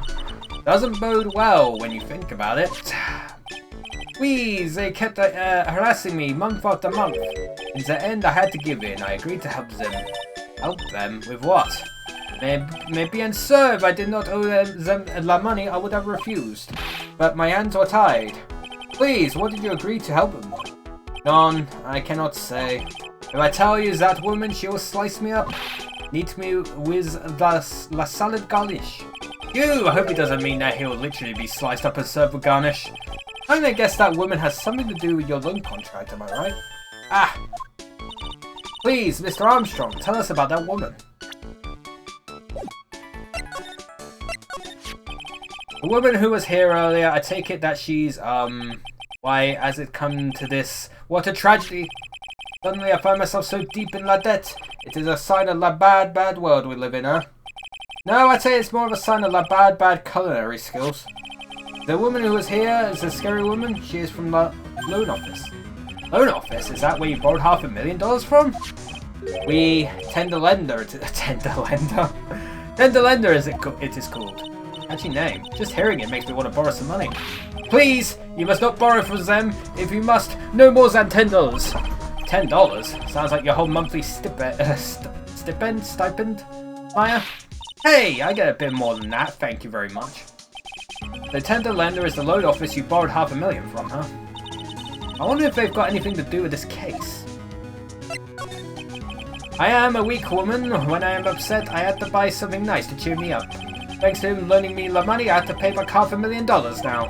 I am like his slave. I have to do everything that he tells me. Who's this he? A tiger. Tiger? He is the manager of the Tenderlander, a terrifying man, like big city mobster. When he shouts at me, my knees are trembling and his voice is ringing in my ears for 3 days. As soon as I hear the noise of that battered old scooter he rides, I start to cry. A big city mobster who rides a battered old scooter. Now, does this guy resemble me by any chance? Oh, no, no, no! This man has a presence, a most formidable personality. Although, he does have a spiky hair just like you. Please, there is a resemblance there, I suppose. Sounds like this loan office is worth checking out after all. If you want to visit the Tenderlander, it is just beyond Vitamin Square. Hey, Nick. If you need money, I can loan you some, as long as it's less than $3. Thanks for the offer. Just beyond Vitamin Square, huh? I also changed my pronunciation of vitamin. Present every piece of evidence and profile you have again. Alright, let's do it. Please, monsieur, there is any shubbies that you are monthly. Right, we're already done all that.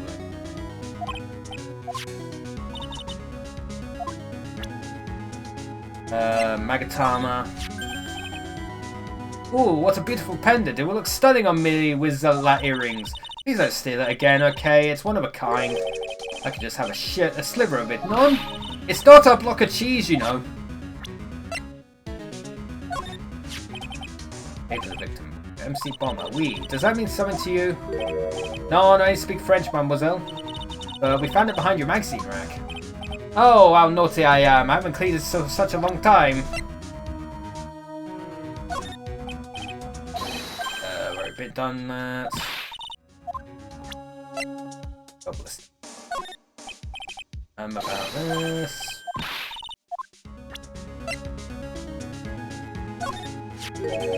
Ooh la la, see, I've eaten my lunch. Oui, tell me, monsieur, did you enjoy the lunch I prepared for you? It was a unique and... Yeah, that one. Skip.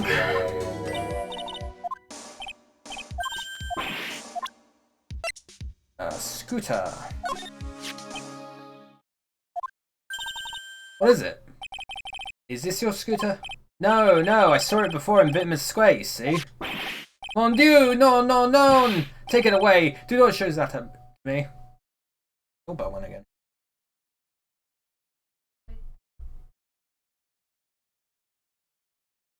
Yeah.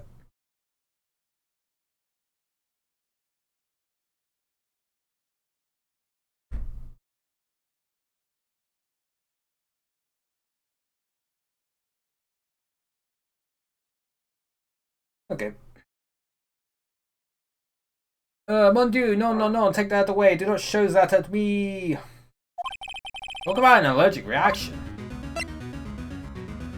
As long as that paper exists, yeah.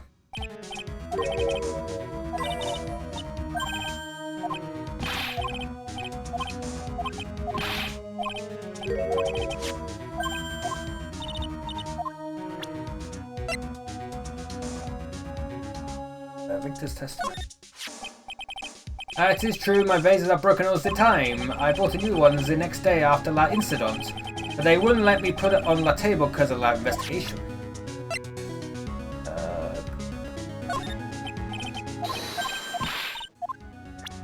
Okay, the floor plans. Same thing. Time photo, probably same thing. Coffee cup. Same thing. Lottery ticket. If only I had taken the right lottery ticket, I would not have any debts right now. I would be free! Look on the bright side, Mr. Armstrong. You won $1, right? Lack of remorse for having stolen something? Priceless.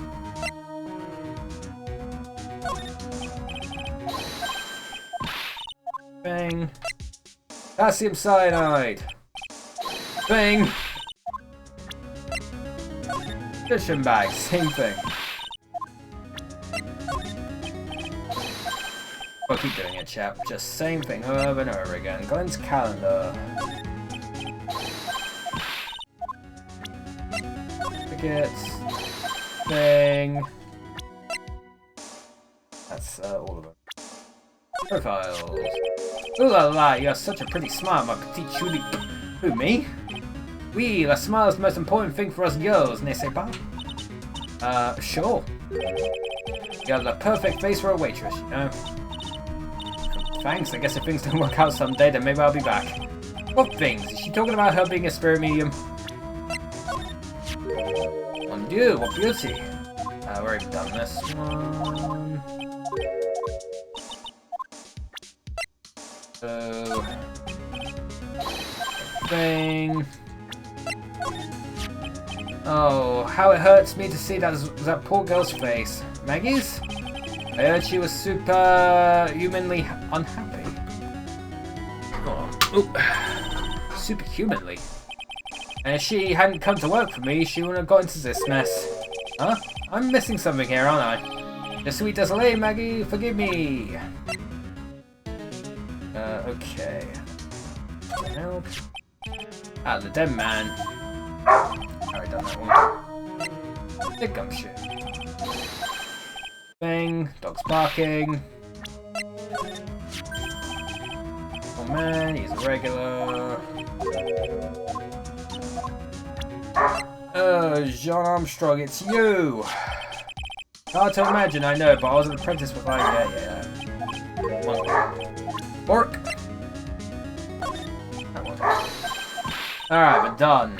I need to make another save now, so we don't have to do that again. Number 8.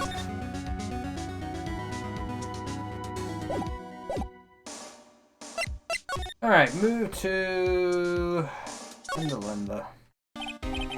Well, I'm gonna head back to the precinct now. We've got a big meeting starting in a bit.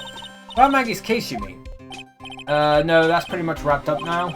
There's another big case going down at the moment, so she's been pushed aside. Okay. Well, I'll see you later then. Bye!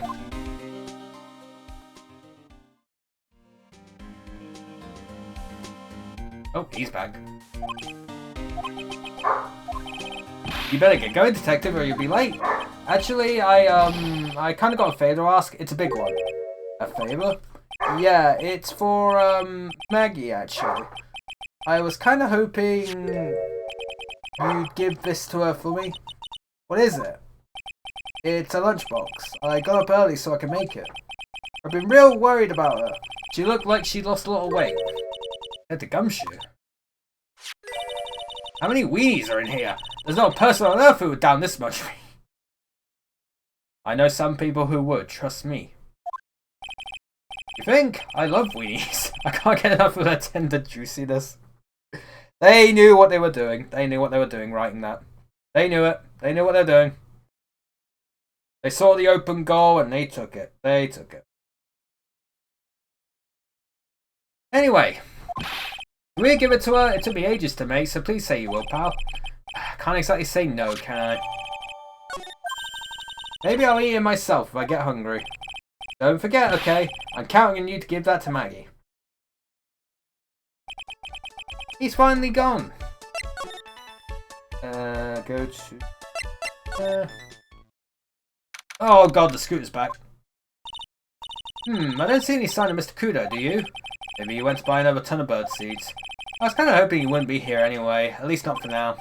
Besides, any more seeds today, I'm liable to turn into a real phoenix.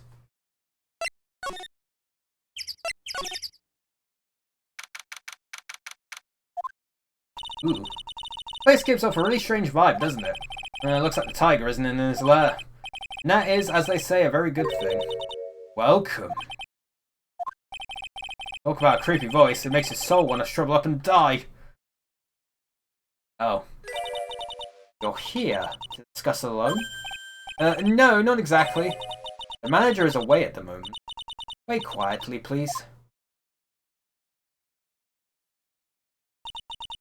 On! Just like that. I guess we'll just have to come back another time. But this is the perfect opportunity, Nick. Place reeks of suspicion. Come on, Nick. Let's take a look around, okay? You think it'll be okay? Of course. No one will ever know. Coffee? Ah! I'll leave it here for you to enjoy. Quietly. Yes, thank you. Do not touch the desk, please.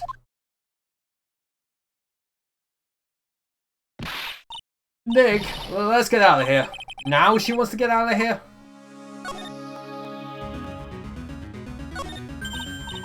Hey, look at this Parisian-style coat. It's so chic. Looks more like a pimp coat to me. Guess I haven't got an eye for fashion. Hey, look at this. This suit is the same colour as the one you wear, Nick. The same colour as my suit? Ah! Keep your voice down, Maya. Nick, you gotta take a look at this. Cake? Ah! I'll just leave it here for you. Yeah, sure. Thanks. Just wait here quietly, otherwise... sure. Did you hear that, Nick? Wait quietly, she said. Yeah, sure. I have my eye on you, only so I can take care of you. Understand? Ah, I'm scared, Nick. So? What were you getting so excited about before? Look, on the lapel of his suit. That's an attorney's badge. Tiger, a lawyer? No way, look at this thing. It's made of paper. For some reason, your badge suddenly looks really cheap to me, Nick. Why doesn't anyone recognize an obviously fake badge when they see one? And a piece of paper on top of it. Let's see, this round doll thing is called Daruma, I think. I figured I'd read a book or two and be more cultured, in case you were wondering. You mean you aren't making stuff up for a change? I bet you also didn't know that no matter what, he'll always write himself. Go on, Nick. Give him a good shove. Only if I feel like dying. Now, this yellow thing. This is a Japanese chess piece. I think it's a king? Not that I'm an expert or anything. I'm more of a reversing person, you know? Assuming she knows what she's talking about, these aren't exactly your typical mobster wannabe items. They're not trophies, are they? Hey, there's a piece of paper sticking out from under here. What is it? A repair bill? Looks like he did some repair work on his car. Does he even have one? $15,000 to replace a bumper and a light? That's insane! Car's registered to the Cadaverinus? Huh? So it's not even the Tiger's car. Why would someone else's repair bill be in the Tiger's office? Ashtray on the floor. That one? Oh no, someone's dropped the ashtray on the floor. That's going to be a nightmare to clean up. Yeah, it's all over the rug and everything. I accidentally knocked over a really big space heater once. Cleaning up was such a pain. It was one of those super antiques where you had to burn a ton of charcoal. How did she manage to knock one of those over? Aren't they supposed to be super heavy? Oh, hey! There's a book of matches here too. Matches, huh? Places don't give those out much nowadays. Hey, wait a second! What is it? What's printed on its cover? It says Tribulations! These matches could come in handy. We might be able to use them. Yeah, the pilot light for the office boiler keeps going out. Swing and a miss, Maya. Swing and a miss. There's a CD player on the desk, but the desk is so loud there's a wonder you can hear it. Lid's open. I wonder what kind of music the Tiger's into. Have you finished the coffee? Yes, thanks. It was lovely. So, drank it. Oh, he.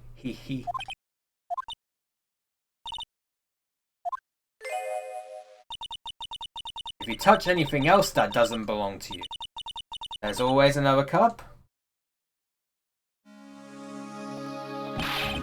That coffee, it was laced with something, I'm almost sure of it.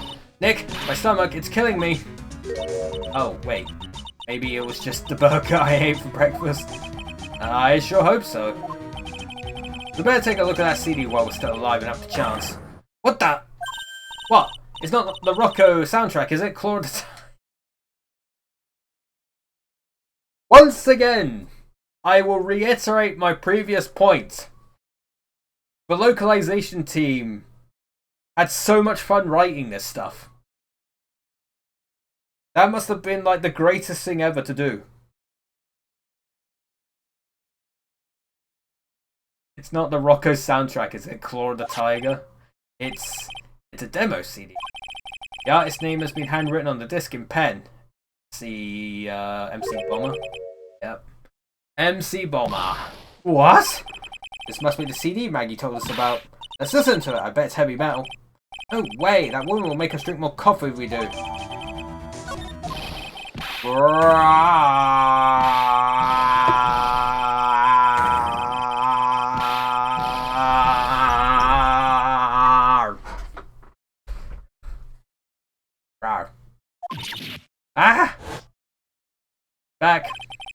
out from under the desk, Maya. What's he used to snooping around in my office for? Nothing, we were just rawr, my precious carpet, you've got ash on my rug. You're gonna wish your ugly feet never came through my door. It wasn't us, it was already like, yous want to argue with me? Is that what you doing? You think yous can take me on? I'm gonna flatten yous two into pancakes and then turn yous into my new rugs. Ah! Oh. Tigre, you're back. Ah, that voice, it's like evil seeping into your head through your ears. I'm sorry, Don Tigre.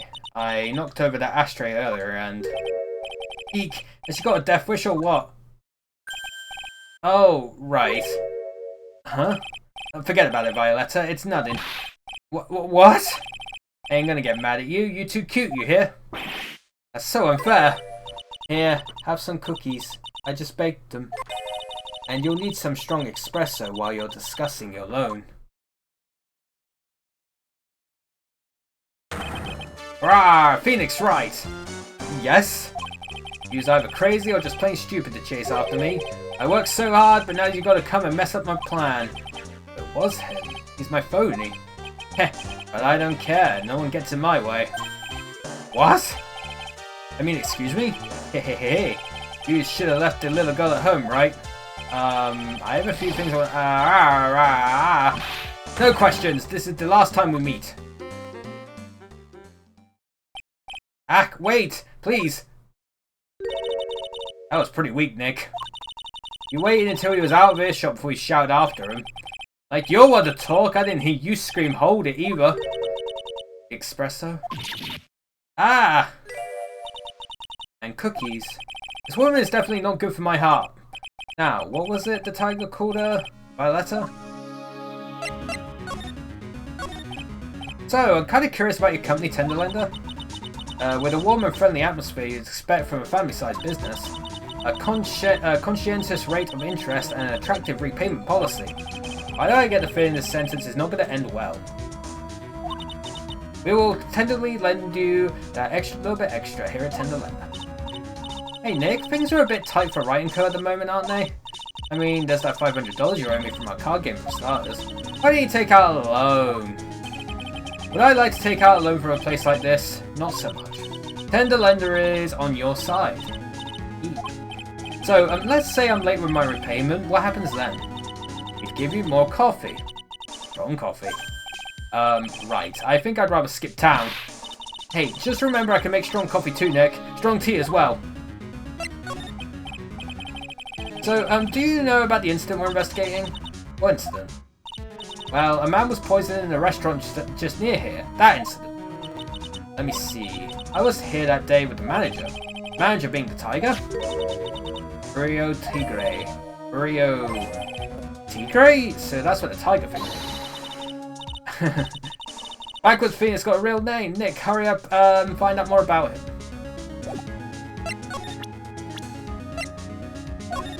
He looks like a fucking Street Fighter character. Can I ask you about the tiger? I mean, Mr. Tigre? Sure. How do you like my cookies? I baked them myself. Go ahead, Nick. The honor is all yours. No. Ladies first, Maya. No matter how I look at this, I just don't get it. Why are the tiger and the scary girl doing working together? We are lovers. Whoa. Oh, well, we were. Hold up. Hold the phone. Hold the phone. That's not exactly coming across in your tone of voice. And Don Tigre in my life. He's the one who saved me. Tiger saved you? Please, address him properly as Don Tigre. Otherwise, I'll have to... Okay, Don Tigre, of course, I'm sorry. He saved a life. I'd sure like to know how that happened. I'm very frail, you see. Just recently, I died once. You died? About 4 months ago. Doctors said to abandon all hope. Guess they were expecting her to take a boat ride across the river Styx. Don Tigre, he saved me. He gave up everything. Everything? When I found out what he had done for me, I was happy. No offense, but I'm finding that a little hard to believe. I decided I'd pay him back with my life. by serving him coffee and an espresso. I still wonder about what's in a coffee. So is that why you got that bandage around your head? This? So what's the story with the bandage? They put it on after the operation. Operation? It's just a little injury. A little fatal injury. For fatal injury? Maya just suffered one herself by the sound of it. So that's the injury you were talking about before when you said you had died once. Oh, righty. There's 4 of them. Oh my god, I still got so much left. Holy shit. Ugh, she really creeps me out, Nick. Same here, but we gotta find out the truth. Oh well, back to Vitten Square. There he is, old Seedy's back feeding the pigeons again. There, take this, and get out of my park. Like I thought, he's really mad. Come on, Maya, just keep your head down and let's sneak away while we still can. What? Why? Hello, old man! What are you doing, Maya? Huh? Ah! Hey, he just turned his back on us. I'm not surprised. I bet I really hurt his pride in court this morning. Hey, Mr. Kudo! A pigeon. Ka! Look, we really need to talk to you, alright? Out with the demons, in with good fortune. Ow, ow, ow, ow, seeds, shell splinters, painful. I always knew you were a demon, Maya. I'm sorry about what happened in court earlier today. Everyone will be talking about me behind my back now. Dirty old man who was so busy looking at the serving girl's backside that he can't remember her face. A filthy, depraved animal. Not at all. Are you listening to me, boy? I don't care what you say. I saw that waitress put it in. Put some white powder into the young lad's Javicino. And another thing, the young layabout was wearing an earpiece on the same side as the lens of his broken spectacles. We're really sorry. I made a little mistake about the vase, so what? I know what I saw. I tell you. Okay, take it easy, please, Mr. Kudo. Don't tell me to take it easy, you spiky head brat. Take this. You said you were a craftsman, right? The modern world casts honest craftsmen like me aside in droves. Surely it's not that. I come from a long line of craftsmen, right back to the time of the shoguns. Do you hear me? I didn't become an embroiderer, I was born one. Actually, I'm kind of in the same situation myself. I wanted to stick my fingers up that dribbling old judge's nose and scream right down his ear, oh, objection! Oh, did you want to become a lawyer when you were young? I don't think that's quite it, Maya. I think he's just in a bad mood, that's it. I've got a tsunami of frustration inside and it's ready to burst out. If we let him start rambling now, we might never shut him up. What should I do? Look it up. Guess I better let him talk. There's not much call for craftsmen these days, then. Of course not, you idiot! All I'm good for nowadays is running errands. Errands? Everyone takes advantage of the elderly. Buy some bread, Gramps. Take the dog for a walk, Grandad. Feed the pigeons, old man. What am I, some sort of 2-bit community handyman? Well... buy some bread, now that I can understand. But what's the point of feeding some seedy pigeons? Why don't people say what they mean? Get lost. That's what they're trying to say. Oh yes, I'm just an inconvenience, you see. At home, at that restaurant, I just get in the way, don't I? I'm sure you don't. Wait a minute. What did you just say? At home and at that restaurant? Hold up. By restaurant, are you talking about Tribulations? Did you get asked to run an errand there too? Yes, I did. The very day that young brat was poisoned. What? On the day of the incident, what were you asked to do? Why'd you ask, boy? Because I'll tell you what I was asked to do. All of a sudden, that young lad slumped over the table. Serving girl collapsed. And I broke that vase. It all happened so fast, I was in a bit of a daze, you see. And the owner shouted over to me. Excuse me, why are you? Call the police. Call them yourself. I should have said back, but I didn't think of it at the time. So, did you end up calling the police? Like I said, I was in a bit of a daze. You call them on your cell phone? Ka! Do I look like I have one of those newfangled thingamajigs? I went out looking for a payphone, of course. You went looking for one? I couldn't find one right away, you know. Wandered around for 5 minutes or so. 5 minutes? So for 5 minutes after the incident happened, yes sirree, the owner was at Tribulations on his own. Why didn't you mention this in court this morning? Oh, I would have if you'd given me the chance. But you'll bully me out of the courtroom. Thank you, Mr. Kudo. You certainly earned your kudos for today. Wait a minute. If that's the case, there's more. I've got more to say. Oh, yes, I remember something else. Bailiff escort the witness out of the courtroom. It's not my fault. You're the ones to blame. You could have at least told us before we got to court. Is it really that important that Mr. Kudo was the one who called the police? What's important is the uncounted time before the police arrived. The victim was dead. And Maggie was unconscious. Which leaves that woman, I mean a man, alone in the restaurant. Mr. Kudo might have been chased out of the place on purpose. What do you mean? Maybe a certain someone didn't want him in the restaurant. Oh sure, you go ahead and say I was in the way as usual. I suppose I should have been getting myself covered in pigeon poop instead, huh? You need to get more details about what exactly happened. From Maggie and from Mr. Armstrong. I'm going to be back in a minute because I've got to refill my water bottle. Water! What a way to go. Okay. Give it 2 seconds, chat, and we'll carry on. I'm on my phone first. I probably could have not unpaused the recording. But I did. So YouTube gets to see it too. Hey YouTube. I'm not even sure anyone will be watching us on YouTube, but someone might be. Never know.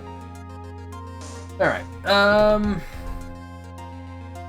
Alright, so I need... I already talked to him about the errands. I think I need to go talk to Maggie. At the detention center. Oh god, phone, did we just do that? Yes, move to detention center. Let's go! No, I don't want to examine. Don't need to do that.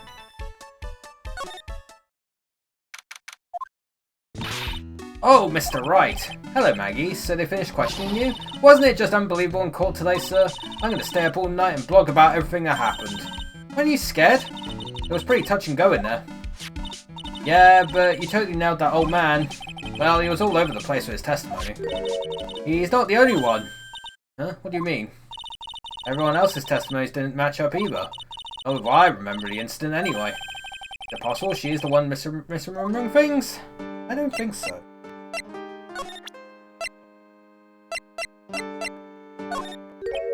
Oh, yeah, I've got something you're going to love. Really? What is it? A lunchbox just for you. Here. Wow, a lunchbox. Weenies too. I can't believe it. Thank you, sir. Did you make this just for me, Mr. Wright? Nah, it was Detective Gumshoe. Who else would make such a nice lunchbox for you? Detective Gumshoe? Yeah, he's really worried about you. He looks like he put a lot of effort into making this too. I can't accept it.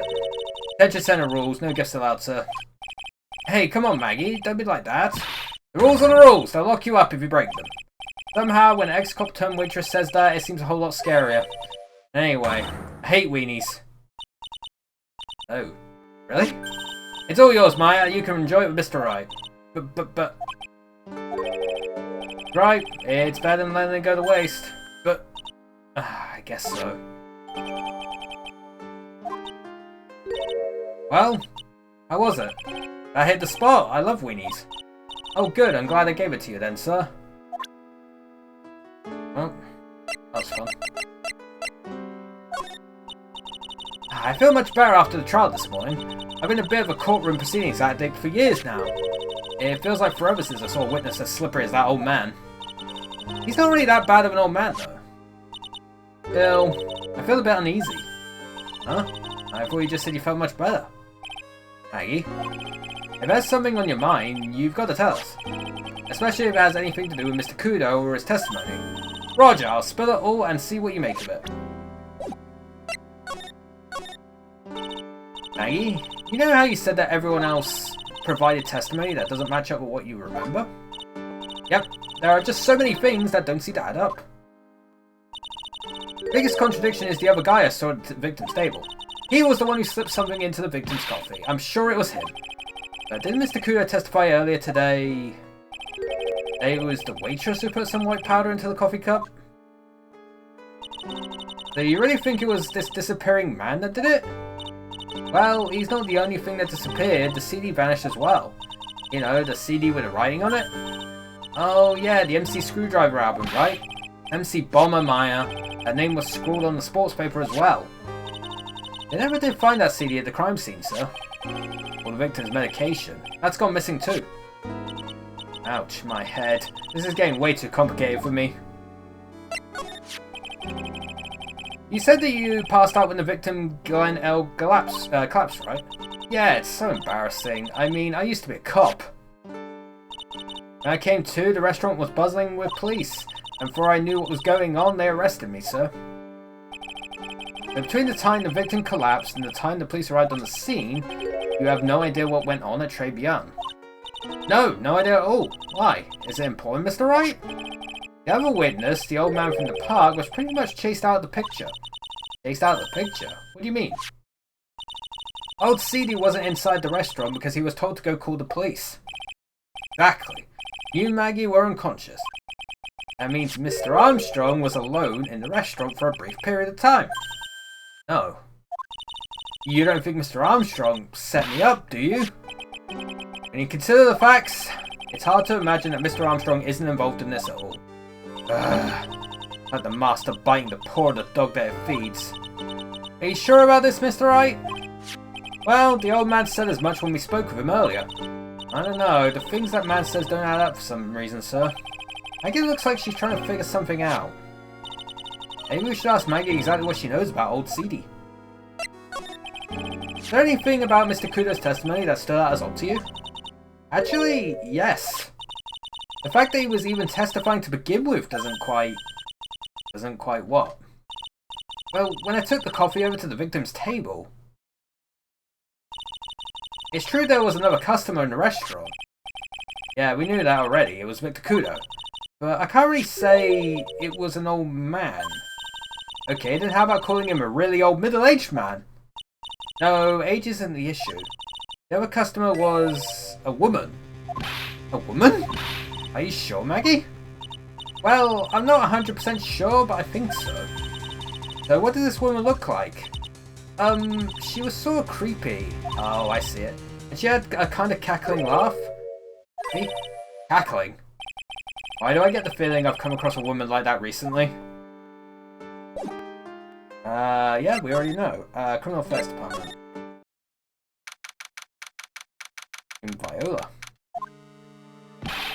Main server just went up in smoke! Why the heck isn't a press conference set up yet? The superintendent's here already. Yeah, and there's a problem with the internet too. I already told you to stop using your computer, Chief. But I'm watching videos online and catching up on my Asian soap operas. It's gonna have to wait, Chief. I'm throwing the switch. No! Just when some young guy was about to confess to his son's not hot to trot girlfriend. Wow, this place is really buzzing. Something must be going down. Something really big. Huh? What are you doing here, pal? Detective Gumshoe? Can't be here right now. You'll be roped into the briefing if you stay. Huh? We've got big problems here today. Why? What's going on? The virus! A virus! A virus? There's a virus ripping through the precinct's computer system. I really need to ask you some questions.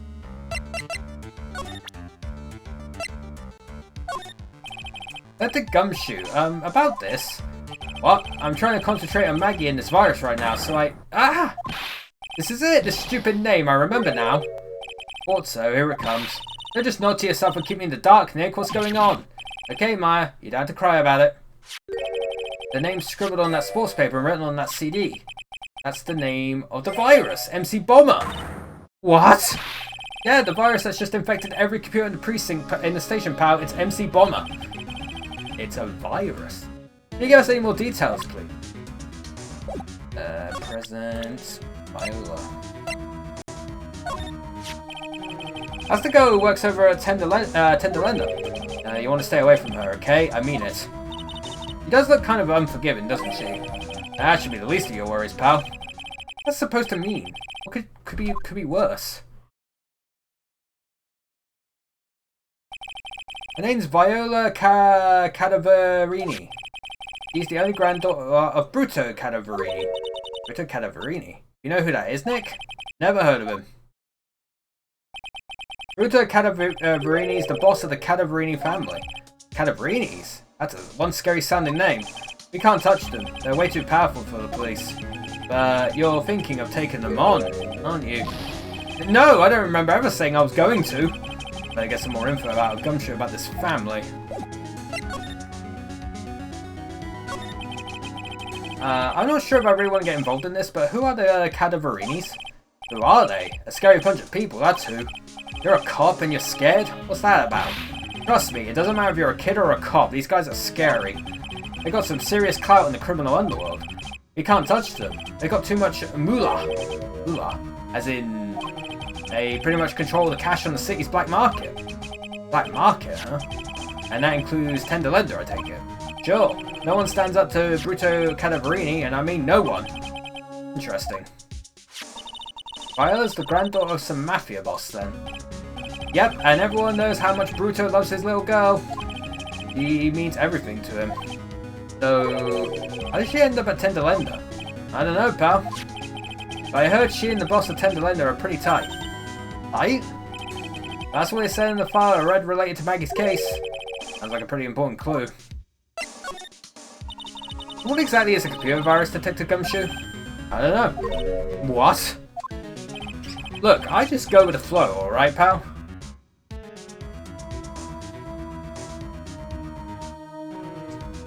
Just saying, I know a good YouTube channel that deals with computer viruses. Shout out to Dano81. And here I thought detectives were supposed to be somewhat knowledgeable. What's with that face, pal? You think you know what a virus is? Well, Nick, do you? A computer virus? Sure. I mean, only in simple terms, of course. Really? Wow, you know everything, Professor Nick. Yeah, I'm gonna call you Dr. Wright from now on. Hey, that sounds pretty cool. Don't you agree, Dr. Wright? Why do I get the feeling they're making fun of me? Okay, fine. I'm no expert, but I can at least explain the basics to the two of you. Virus is a program that gets inside the computer and causes damage. Damage? You mean it makes the machine go boom and explode? No, the damage is, well, it's all internal. The inside goes boom, right? Imagine all the case data you got stored on your PCs here in the station. The virus could wipe out all that. That's the kind of damage I'm talking about. Whoa, that's scary. Yeah, and what's even more scary is that viruses are infectious. Infectious? Most computers are connected together on a network, right? The virus can move from one machine to another over the network. The virus just keeps spreading faster and faster. Just like a real virus, huh? But, Nick, why would anyone want to make a program like that? Yeah, it takes ages to type in all that data. Why would you want to destroy it, pal? No, people don't infect their own machines. They send the virus to someone else's. What? That's horrible. Oh, I get it. It's like you sneezing on Mr. Godot so he catches a cold. Right, then he wouldn't be able to turn up in court because he'd be too sick. You really shouldn't do stuff like that, Nick. It's wrong. Who, what, where, when, and why did the conversation jump to talking about me? Anyway, that's what a computer virus is. A bad program that causes damage. And all the different viruses have names, right? I kind of feel like I've heard the name of the virus we called somewhere before.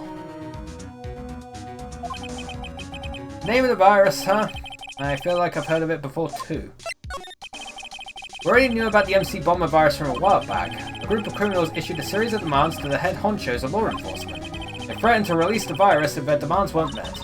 Who are they? I don't know. Some hotshots from the criminal underworld would be my guess. And now the virus has been released, huh? Yeah, it's in every computer in every public office in the city.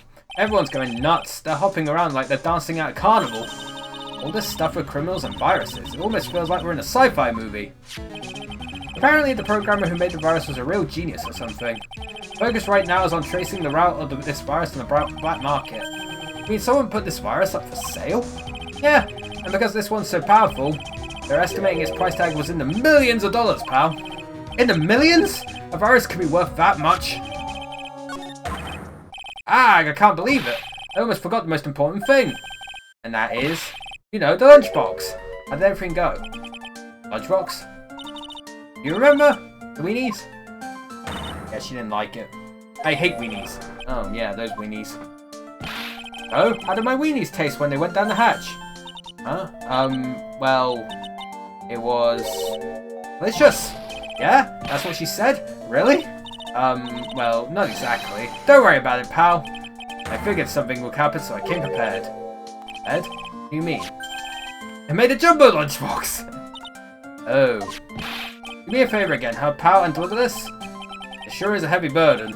More waste than one. I can just imagine Maggie's little eyes sparkling with joy when you bring her that. Weenies again, Nick. Tell me we don't have to eat all these too. I really can't eat anymore.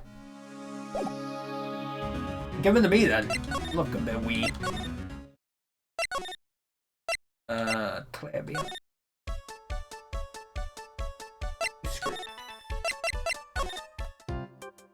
Fucking you again! Alright, I get to provide the Magatama to you this time.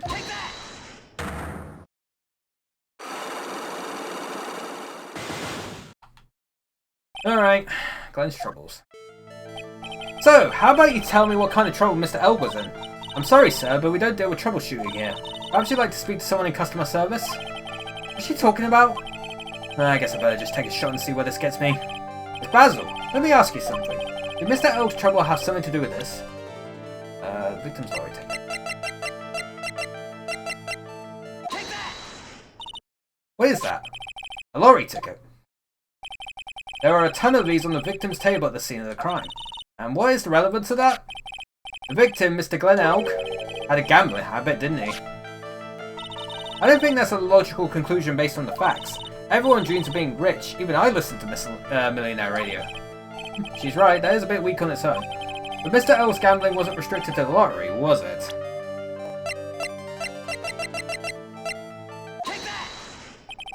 The lottery, horse racing, he bought a lot of tickets and lost a lot of times. That's got to have hurt his wallet pretty bad, don't you think? Maybe bad enough to be the cause of some pretty serious trouble, perhaps? No! You are right, Glenn did have a gambling habit. You good people must not follow his example, do you understand? Trust me, even if I wanted to, I don't exactly have the money to buy any. But if you win, there's no problem, is there?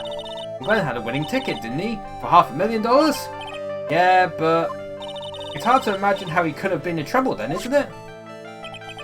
And it's true that Mr. Elk won $500,000 in the end. But that was his first stroke of good luck. He was in deep trouble before that.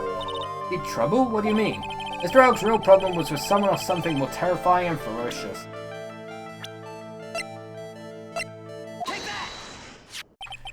Furio Tigre, the boss of a loan office called Tender Lender. Tender Lender? People with businesses should think harder before naming their offices. Like you'll want to talk! Well, what do you think? Our firm is doing very well at the moment. I don't think we need to borrow money. No. I mean about Mr. Elk. You think Glenn had something to do with this Furio Tigre? Yep. I'm sorry, I don't know of any connection between the two of them. Really? Because I got proof that Mr. Elk and the Tiger know each other. Glenn's calendar. Furio Tigre, aka the Tiger, is the boss of a loan office called Tender Lender. This is who Mr. Elk met with on the day of his murder. And the only thing a loan shark would talk to him about would be his debt. No. It's true that Glenn had racked up quite a bit of debt from his gambling habit. About $100,000, I think. $100,000? Ouch. But I heard he won the lottery, so he should have been in the clear. Maybe Maggie couldn't get a bit of that good luck. Okay. So the guy got lucky and won the lottery. But what if he hadn't won? What was his plan then? Well, this isn't easy to say, but he said he would use his talents to repay the money. His talents? I suspect he was talking about programming. What computer program is worth $100,000? Perhaps you good people should leave so I can get back to my work. Close to cracking her. Program in question. Was it by any chance this? Well, this is it, isn't it? This is the virus that's infecting computers worldwide as we speak. MC Bomber. No!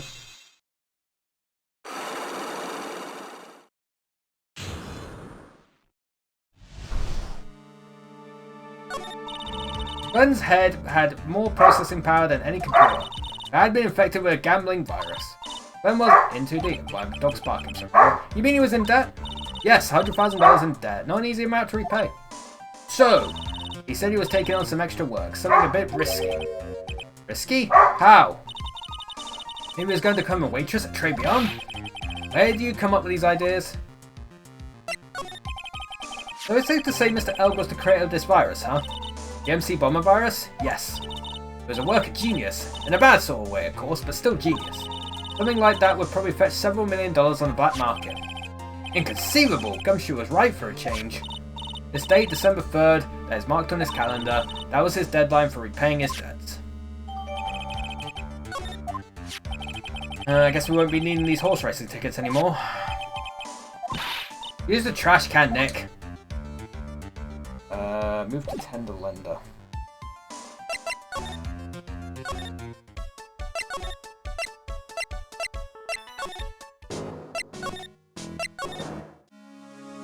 Alright, present Magatama to Viola. Take that!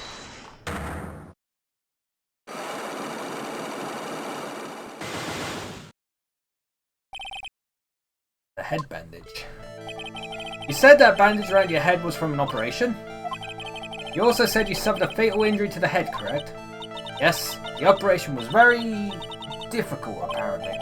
Now, by fatal injury, you mean you were hurt very badly somehow, right? Did the injury in question have something to do with this? I gotta present the attorney's badge for a dead human chap. Well? Donuts? Huh? I baked them myself. Homemade donuts. Have one. What's inside? Jam and... I'm sorry, but I didn't quite catch that. Thanks, but no thanks. I think I'll pass. I guess that was a flop. What happened to this woman for her to have such a huge bandage around her head? There must be some piece of evidence that will prompt her to tell me what happened. Hey, there we go, chap. Well, this is homemade donuts. Now I've got to present the repair bill. I have here a car repair bill. From this, it seems pretty obvious that this car was involved in an accident. Let me see that. This bill is made out to the Cadaverinis? Yes, it is. I don't think I ever introduced myself. Tell me, what do the Cadaverinis have to do with me? Something tells me she's not about to say hi and introduce herself. Alright then. The relationship with the Cadaverinis is very strong, and this is why. That's your frickin' name. I know exactly who you are, Viola Cadaverini. You sustained that injury in a traffic accident, didn't you? It happened about 4 months ago. I was driving in one of our family's cars when someone pulled out in front of me. It was a motorbike or something like that. I don't remember it much. Anyway, I swerved to try and avoid it, but... it was the tiger. I took a blow to the head. Bad one. Yeah, I can imagine. So what happened to the person on the bike? I'm guessing they didn't get away with injuring the Viola Cadaverini, right? I don't know what happened to them. They ran away. So I heard. Ran away? If they'd stayed, I'd have... is it possible? Could the person who committed the hit and run have been? Has to be him. It was this man, wasn't it? He was the cause of your accident. It wasn't Don Tigre. I refuse to believe it. We collided. The motorbike and my car. But Don Tigre isn't injured at all, is he? It was the tiger who caused Viola to crash. I could feel it. Plus, one of her locks just broke, so she must suspect it was him too. I'm sorry, Miss Cadaverini, but I have proof that the tiger was involved in a traffic accident on his bike. Scooter.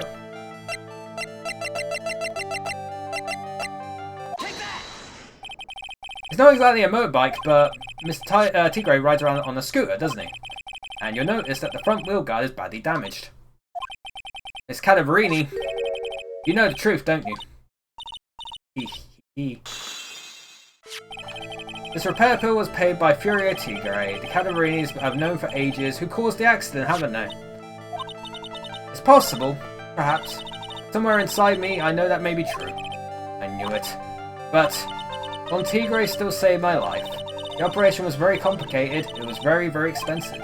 How much are we talking? Very, very, very expensive. He seems kind of hesitant about giving me an actual figure. I should back off. Well, anyway, it was the tiger who paid for it, right?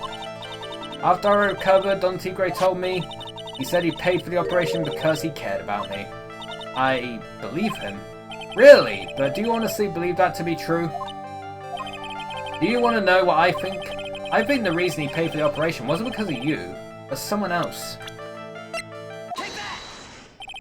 Perhaps I shouldn't be saying this, but your grandfather, Bruto Cadaverini, controls a lot of dubious cash, right? And you are his beloved pride and joy. Sure, I don't know exactly how much the operation cost, but if you weren't the granddaughter of Mr. Cadaverini, you think Mr. Tigre would have paid the money? $1 million.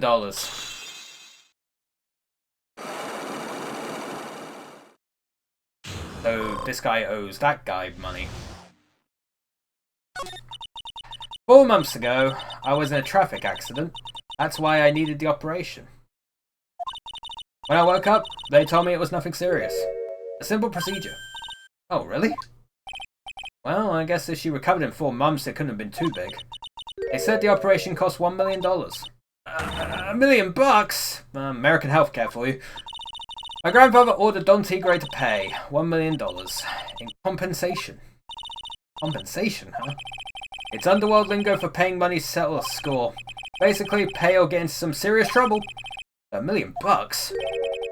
Has to be related to our poisoning case somehow. I wanted to believe him. I wanted to trust what Don Tigre said. He said it had nothing to do with my grandfather being Bruto Cadaverini. I wanted to believe he helped me because he cared about me, not about my grandfather. Oh no. But I knew. I knew that wasn't really true. Wow, I'm so sorry. What he did to get the money was evil. He said it was all for me, so I helped him. You helped him? In what way? Here, take these. What are these? Medical papers? I'm Bruto Cadaverini's granddaughter. He had to pay compensation. He was made an offer. He simply couldn't refuse.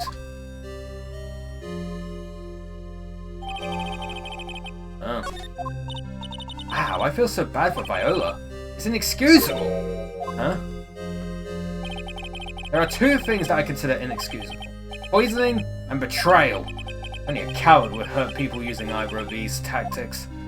But you know, stabbing's fine. Is everything alright, Nick? We should get going. Right after we finish our espresso.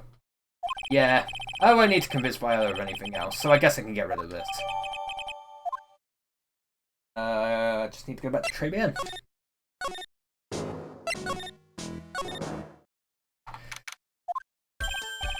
Hey, bonjour, I've been waiting for you to return. Mr. Armstrong.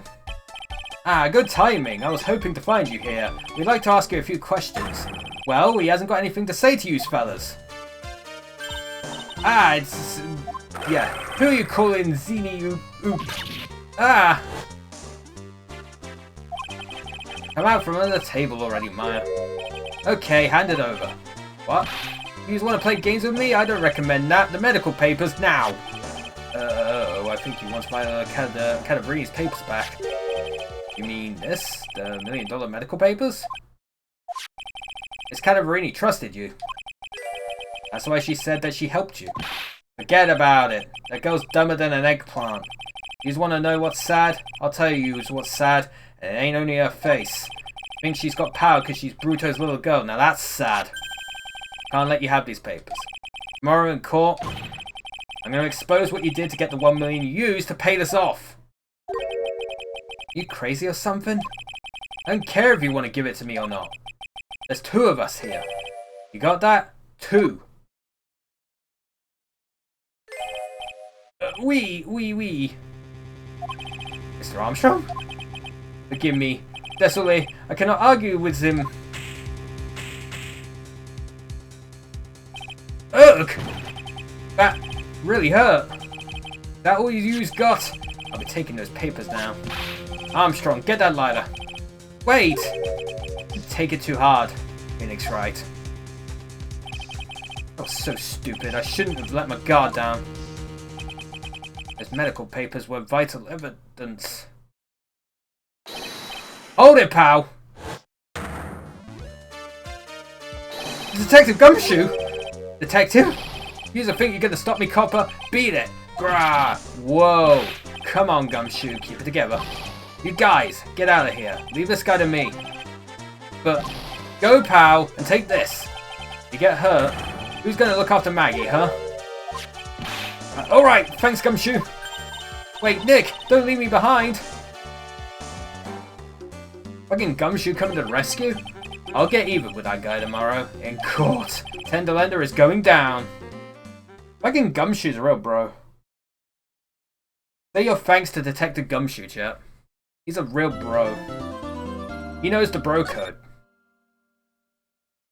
Number 7. Yeah, I do number 7. God, this episode is so fucking long. Good morning, Mr. Wright. Good morning, Maggie. So, what do you think is going to happen today, sir? Yesterday's session didn't go so well and ended on a giant mystery. That's true. And we still haven't solved a single part of it yet. Are you okay, Nick? Huh? Oh, yeah, of course. I saw that little flash of doubt in your eyes. No, that wasn't doubt, that was, determination. Why don't I believe you? It's nearly time, Maggie. You better get going to the defendant's seat. Roger, don't let me down, Mr. Wright. I'm counting on you. Hey, pal! Hey, Detective Gumshoe. Quit stressing Maggie out. She doesn't need that. How did you know she was stressed? I was watching through the doorway. Oh. You look like you lost the case already. Show a bit of confidence, will you, pal? Here, maybe this will help. Huh? Have you taken up aromatherapy too? Not in a million years, pal. Don't tell me that you don't remember this thing. Had to think of it, that doesn't look like one of those aromatherapy bottles. This is the small bottle that turned up in Tribulations' kitchen a couple of days ago. Wow, look at all these little bottles. Oh, they're aromatherapy oils. He's got so many, they're overflowing onto the floor. Hey, wait a minute. There's one bottle that's different from all the others. And what do you know? And it doesn't have a label either. And it doesn't smell. We finally got the analysis results back from the lab. So, what is it? Is it the poison? Pray not, pal. It's medication. Medication? Yeah, for ears. Topical use only, apparently. For ears? You mean... Yeah, it's the medication Glenn Elg was using for his ruptured eardrum. What was Glenn Elg's ear medicine doing in the kitchen? What about the unidentified fingerprints? Anything on that? Someone screwed up, so they had time to analyze the contents of the bottle. Another hour and they might have gotten something on the prints, but... that's going to weaken its impact as a piece of evidence. Okay, pal, this is it. Make sure your defense is impregnable today, got it? That's a word. Today's trial. I'm going to expose that guy for what he's done, or my name isn't Phoenix Wright. Let's fucking do it. Court is now in session for the trial of Maggie Bird. Defense is ready, Your Honor. Ready and waiting as always, Your Honor. Very good, then we'll get underway at once. Yesterday we heard the testimony of Mr. Victor Kudo. He claims to have witnessed the defendant putting a powder into the victim's coffee. However, the witness's testimony was plagued with a number of problems. The mark on the rim of the cup shows that the victim drank it with his right hand, and according to the old man's testimony, he picked it up with his left hand. Thank you, Mr. Godot. Furthermore, according to the witness's account, the victim was listening to the radio with an earpiece in his left ear, yet the victim's left eardrum was ruptured, which made him effectively deaf in that ear. Amazing how many contradictions a single case can have, huh, Nick?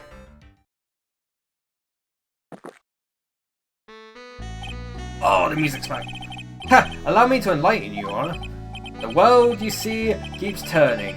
We must turn with it. You've lost me already, Mr. Godot. I let the mysteries of yesterday mystify you today. Only losers think like that. You've got to change with the times. That's one of my rules. Implying that you've resolved these contradictions. You know the answers to these riddles? The old guy wasn't just throwing seed in there, he was throwing us off the scent. Today I'll prove it. Very well, let the first witness take the stand. Oh my god. Armstrong. And you are? Oh, bonjour everyone. I am John Armstrong, the owner and head chef of Le Tribulations Restaurant de Chanté. Forgive me for asking, witness, but are you a woman? Ooh la la, monsieur! As you can see, I am la pert and perky gentleman, no? On the day of the incident, you were in Tribulations' kitchen. Isn't that right? Is you, monsieur? Everything feels right.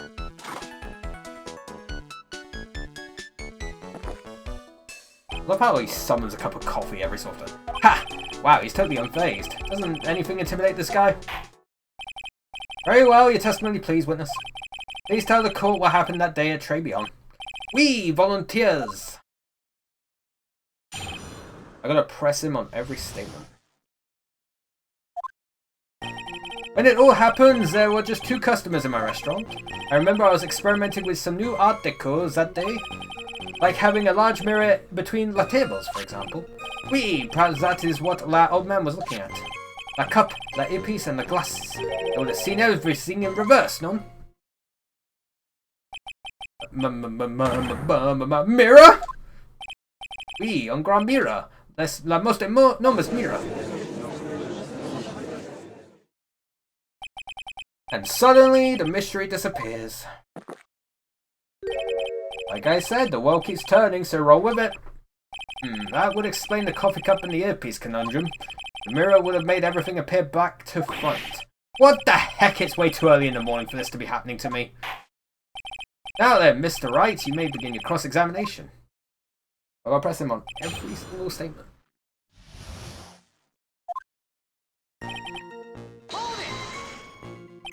And who were the 2 customers exactly?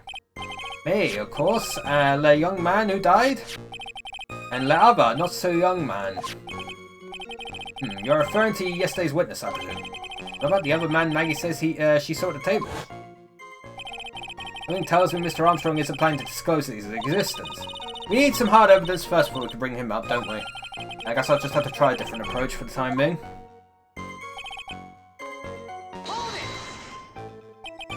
You're experimenting with art deco? How come I never heard that before today? You are not familiar with the language of interior design, monsieur. Please stay on topic. Now, why didn't you tell the court about this before? I did, just a few moments ago. Excuse me, Mr. Armstrong. This deco you mentioned, are you referring to some sort of that word. Decorate. No, Art Deco, it's a style of design, Your Honor. He's talking about interior design. Walls, ceilings, carpets, that kind of thing. Ah, yes, of course, that deco. I was trying to achieve a more effeminate look for my restaurant. I was planning the most bold remodeling of La Decor. How big of a mirror are we talking about here? Boff. Something about 4 meters wide and, about 2 meters high. Let's see, 1 meter is about 1 yard. Holy, glass in a frame, that's huge. I was intending to install it on the last ceiling eventually. Ceiling? Was there a mirror on the ceiling? I don't remember. Hey, no, but I decided not to go through with it in the end. What should I do? Should I ask him more about the mirror or not? Press harder. If you really had such a large mirror in the restaurant, someone would have noticed it. But there's nothing about a mirror in Mr. Kudo or Maggie Bird's testimonies. But... Objection! You didn't ask, Wright. You have only yourself to blame for such sloppy work. What? The mirror was delivered to Tribulations the day before the incident. Really? As Mr. Armstrong testified, he was carrying out some design changes. And as it turned out, he didn't actually use the mirror in the end. This just doesn't add up. Even the mirror was delivered to Tribulations, it doesn't prove that it was in the restaurant on the day of the crime. Ha! If you want to doubt someone, Wright, look in the mirror. I'm sure the person looking back at you will be dubious enough. So the witness yesterday had seen the victim reflected in a mirror. Normally I expect people to know the difference between a reflection and a real object. Normally? How does normality come into this? That's lame, Wright, even for you. Huh? Are you trying to say that if something isn't normal, it isn't possible? Is that it? Does that leave the porky-headed lawyer and the top-notch chick over there? And the ungodly cool guy with the mask over here? Well, Wright, Ack! Not the hair. I do not have a top knot. Mr. Godot is correct. A lack of normality is no basis for discounting an argument. Bien, logic has won la day. Everything? He would have seen everything in reverse? E. Hey, Nick, we should take a second and think about what old CD said in his testimony. How did he phrase it again? Boy was wearing the earpiece on the same side as the green lens of his specs. No question, you can lock me up if I'm wrong, it was his left ear without a doubt. Then he used the same hand to pick up the cup, his left hand. We saw everything that described reflected in the mirror. Everything he said he saw on the left was actually on the right, huh? That clears up all the problems with his testimony, I guess. Or does it? Ha! Kinda hard to believe everything's the fault of the mirror, but do you think old CD saw everything for a reflection? If he did, it would explain all the contradictions in his testimony. But that just makes the situation worse for Maggie. There's probably something in that old man's testimony. We just gotta dig deeper.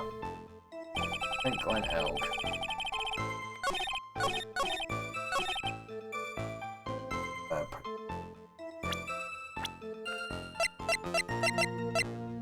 Objection! A coffee cup, the earpiece, and the HMD. Let's think back over Mr. Kudo's testimony for a second, shall we? Boy was wearing the earpiece on the same side as the green lens of his specs. No question, you could lock me up if I'm wrong, it was his left ear without a doubt. So, to summarise, we were told both the HMD and the earpiece were on the victim's left side. Now, if Mr. Kudo saw all that as a reflection in the mirror, it means both the HMD and the earpiece were actually on the victim's right side. Exactement! You see, monsieur, now that you think about it, it's not so hard, no? Unfortunately, that's where we run into a monumental contradiction with the facts. If Mr. Kudo really did see everything in the mirror, why is it that the HMD is now on the wrong side of his head? Order! Order! Mr. Wright is correct. The witness genuinely observed the victim reflected in the mirror, then we would expect the victim's eyepiece to have been over his right eye. Objection! How bitter. Trite, you should have a taste of this bitterness. It will calm you down in no time. Are we talking about your coffee or something completely different? You don't understand the way the witness thinks. How he thinks? You remember this, I presume? I broke the vase, sorry apology, Mr. Kudo's sworn testimony. Exactly. The old man has one very grievous habit other than throwing seeds. The more of an impression something makes, the more muddled his mind makes it. And what's the most striking thing about Mr. Elk? Clearly it's the victim's eyepiece. And that's my point. The old man strikes again. Mr. Elk's HMD made a big impression on the old man.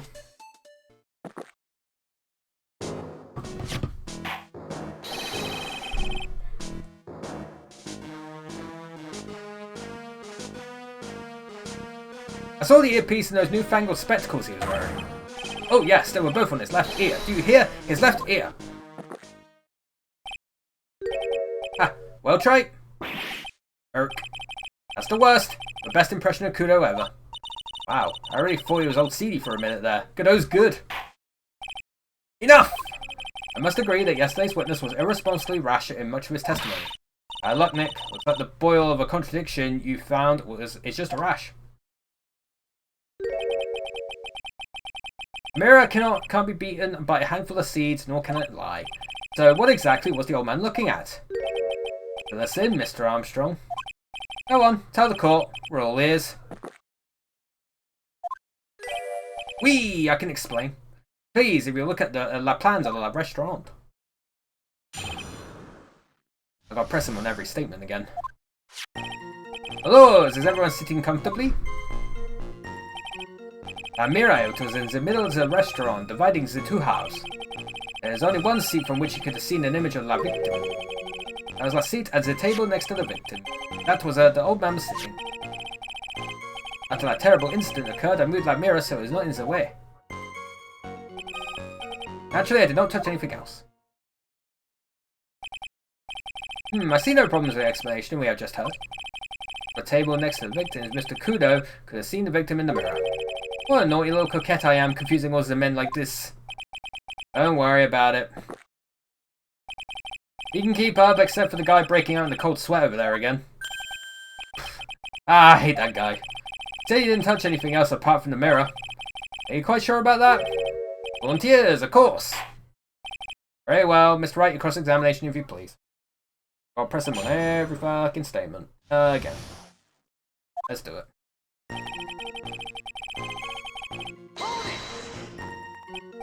So, run this by me again. The mirror was here, correct? We? Me? Really? Because I know if I were you, I wouldn't have put a mirror there. It would have been in the way. Look who's talking, Wright. Huh? You're obstructing my view, among other things. But this is my seat in the courtroom. Fabian's charm is that it gives you the impression that you're the only customer. Temporarily placing a mirror in that spot would hardly be in the way. Unlike you, trite. I tell you, monsieur, la mirror was there in the middle of the restaurant.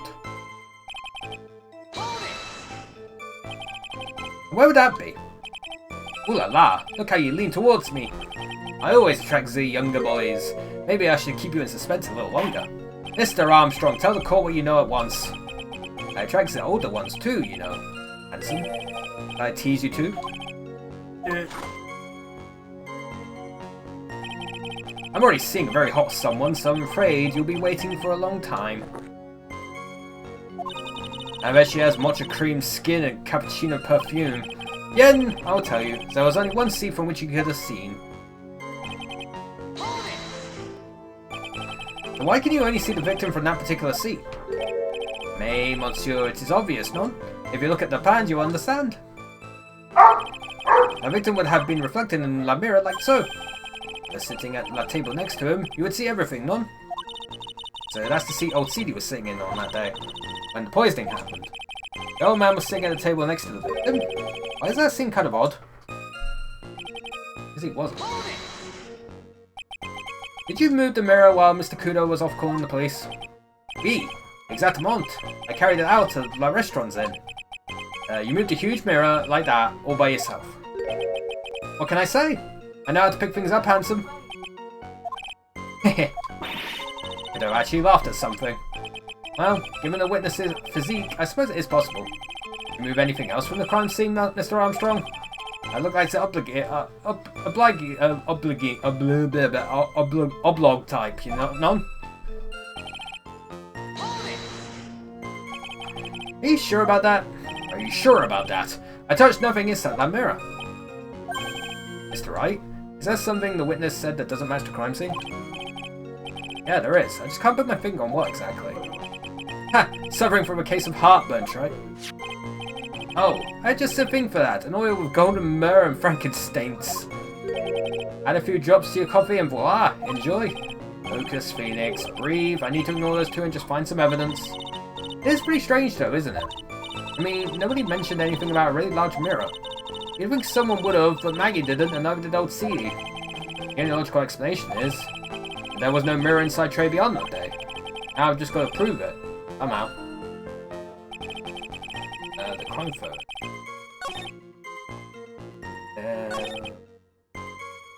Okay, I'll present the crime photo. Objection! This piece of evidence contradicts with the testimony we have heard, Your Honor. Crime photo? Yes, this photo clearly shows something that theoretically should not exist. What on earth do you mean by that, Mr. Wright? Not exist? Ha! Sounds like you're describing yourself, Troy.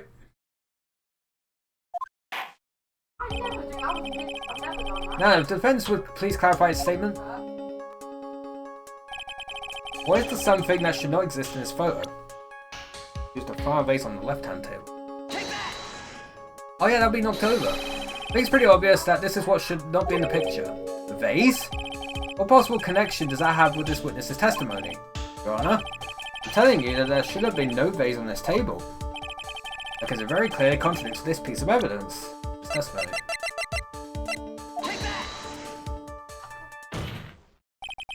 There is one thing that was clearly demonstrated by yesterday's testimony. Mr. Kudo broke the vase that was on the table where he was sitting. Yet, the court can see there is an unbroken vase on the table next to the victim. Why? Because Mr. Kudo was not in fact sitting at the table next to the victim at all. Objection!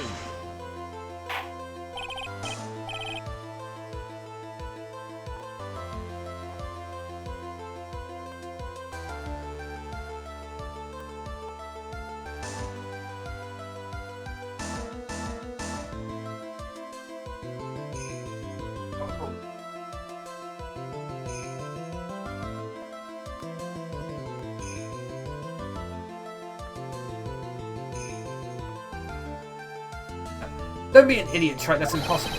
That seems the only one Kudo could have seen the victim's reflection from. Exactly. There's only one conclusion we could draw from this contradiction. There was no mirror in Tribulations that day.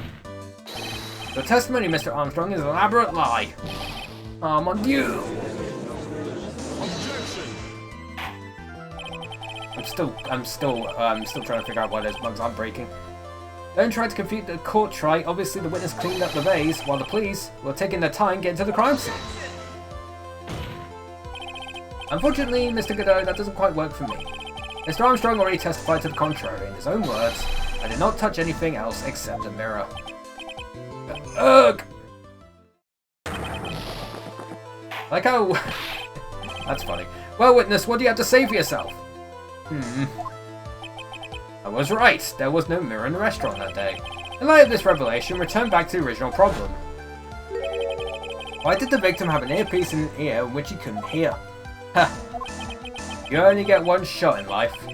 There's no turning back. If you want to claim that the mirror wasn't there, Trite, then this problem is all yours. How do you explain what the old man saw? If I can answer this, then I'll be that much closer to the truth. I can feel it. Are you going to be okay? Can you really solve this contradiction, Nick? There's more than just this one contradiction, Maya. What do you mean? Remember what Maggie told us? There was another man at the victim's table. And there was a sample CD on the victim's table. All flies in the face of Mr. Kudo's testimony. And I think I know the reason why nothing in this case is adding up. Well, Mr. Wright, let's hear your answer. Yes, Your Honor. The reason behind all the contradictions in Mr. Kudo's testimony is simple. The victim was a phony. A big fat phony. This case is riddled with contradictions. Yet, there is one very simple answer that clears them all up. And what is that? The incident Mr. Kudo witnessed and the incident the victim experienced were two completely different events. What? Yes, the victim that Mr. Kudo saw wasn't Mr. Glen Elk at all. It was an imposter. A phony pretended to be Mr. Elk. Obviously, unlike the victim, there was nothing wrong with the imposter's left eardrum. That's how he ended up wearing the earpiece in his left ear by mistake. This is getting well out of hand. He did it again. I love it. Order in the court! Settle down or I clear the courtroom. Quiet, Gramps. Why did you clear out of here, huh? What did you say? Trite, are you saying that what Mr. Kudo saw was a setup? Yes. The one pretended to be Glen Elk and acted out the whole coffee poisoning. All for the express purpose of creating a witness out of the one Mr. Victor Kudo. Get real, Trite. Why would anyone want to do that? Isn't it obvious? The thing Mr. Kudo was most insistent about in his testimony was... The serving girl brought him a Javachino, but she put something in it. That's the serving girl, right there in the defendant's chair. I remember her well. It's so hard to believe, but... There was one and only one reason to show Mr. Kudo this fake poisoning. Show Maggie Bird in the act of poisoning the coffee. Objection. Viola, that one. Are you insinuating that the waitress in the old man's story was a fake as well? It's true that there were no other customers in the restaurant at the time, but...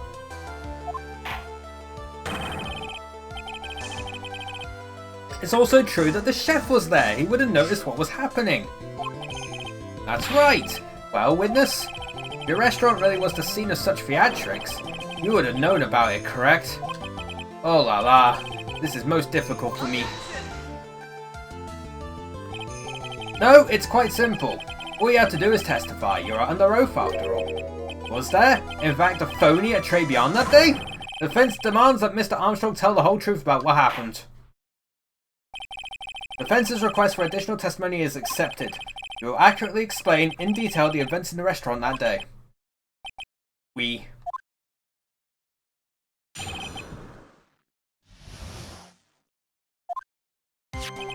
La victim, Monsieur Elk, he came to my restaurant alone. I remember that old man arrived not long after him. There were no other customers. When he got word he won la lottery, Mon Elk became very excited. It was approximately 5 minutes later that that la poisoning incident occurred. None. There was no time for a phony to do la acting. I gotta press him on his statements again. Just so we're clear, there was no mirror in the restaurant after all. Je vous demande pardon. Forgive me, Your Honor. I lied because I wanted the mess to be cleared up quickly. What you have just done is commit perjury, Mr. Armstrong. I will decide how to punish you later. For now, we will hear your cross-examination. Mr. Wright, if you please. He took that perjury charge a bit too well. But I'm guessing he'll be in more serious trouble after this cross-examination. Yeah, I've got to press him on all his statements again. For an achievement, hopefully it unlocks after this chat, but we shall see. Was he alone at his table as well? Nay, I saw him from the kitchen. Yet the defendant, Miss Bird, remembers it differently. He swears there was another man at the victim's table. Ha! Unfortunately for you, Wright, yesterday's witness also testified that the victim was alone. You know, seeing you squirm like that reminds me. A certain coffee's bittersweet bite. What kind of coffee has he been drinking? Not coffee, it's love. It's love that's bittersweet. Hearing Maya say that makes her seem wise all of a sudden. By old man, you mean Victor Kudo, correct? It comes often for my special coffee. I drank your coffee once, Mr. Armstrong. It's special, I'll give you that. It's worth a sip just for the experience. Oh, you make me so happy, monsieur. You are most welcome any time. I said it was worth one sip, and nothing more. Oh, Mr. Kudo arrived at the restaurant around the same time as the victim. Maybe I should ask about his arrival in more detail. How many minutes after? So you're saying that not much time elapsed between when the victim and Mr. Kudo arrived? Oui, that is correct. But that still leaves the possibility that something happened in that gap of time. And by your recollection, how much time would you say elapsed? Well, let me see, approximately 2 minutes, I would say. 2 minutes! That's all?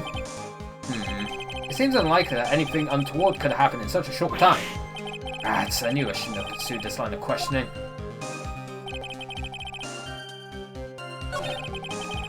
I'll press it again.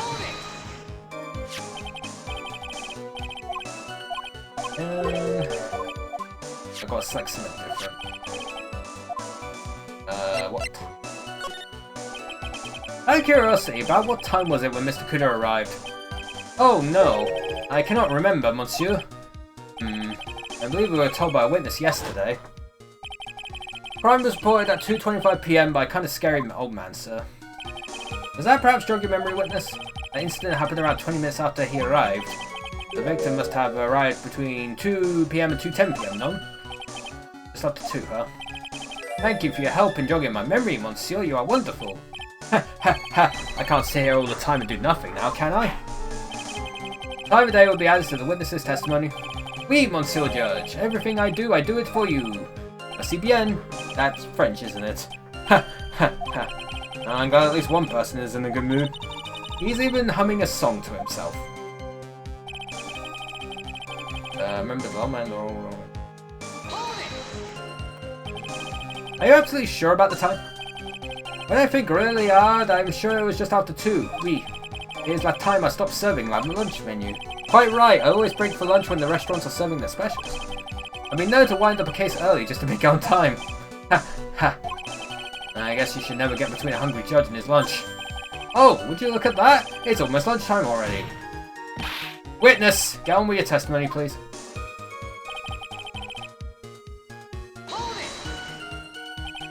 So your only customers were Mr. Kudo and the victim. How many times do you need to ask the same thing, Try? You never catch me drinking the same blend twice. Huh? You're trying to establish the presence of a phony victim in the restaurant, but you're wasting your time. You can't grind birdseed to make coffee, to catch my drift. But there's a hole in this testimony somewhere, I'm sure of it.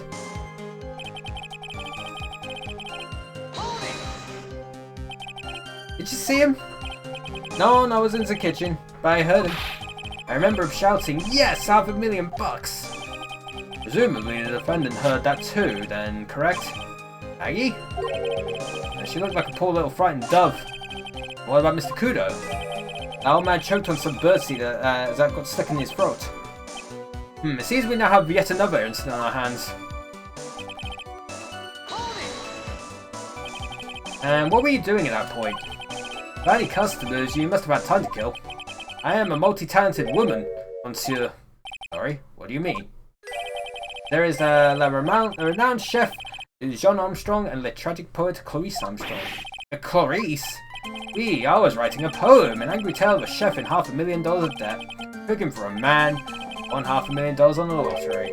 It is called Pourquoi? It means why. Perhaps I could recite it for la court? Please don't.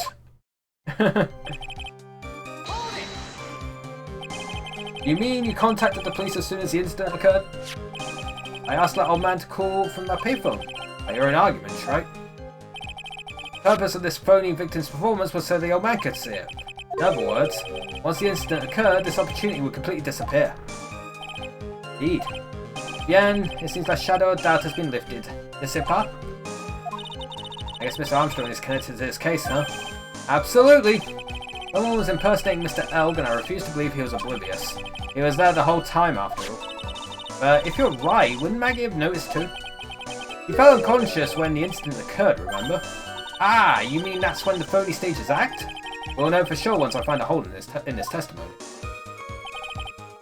I've done everything. I've done everything. When you got when he won the lottery,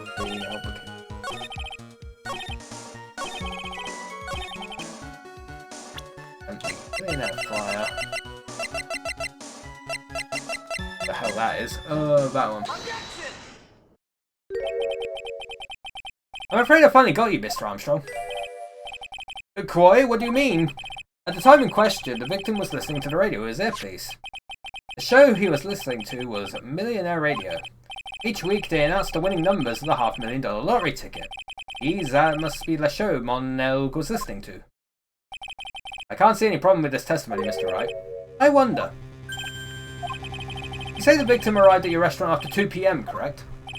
Oui, I am sure of it. I remember it perfectly now. I know it was that time because I had just finished serving the lunch menu. Get to the point, Wright, if you have one. That show is broadcast live at 1:30 p.m. It claims to be the most thrilling 10 minutes of your life. It's on the air at 1:30? Now, supposedly the victim made some noise when it was announced that he had won. And yet, I don't believe this cry of joy could have occurred after 2 p.m. Because the show had already finished more than 30 minutes earlier by that point in time.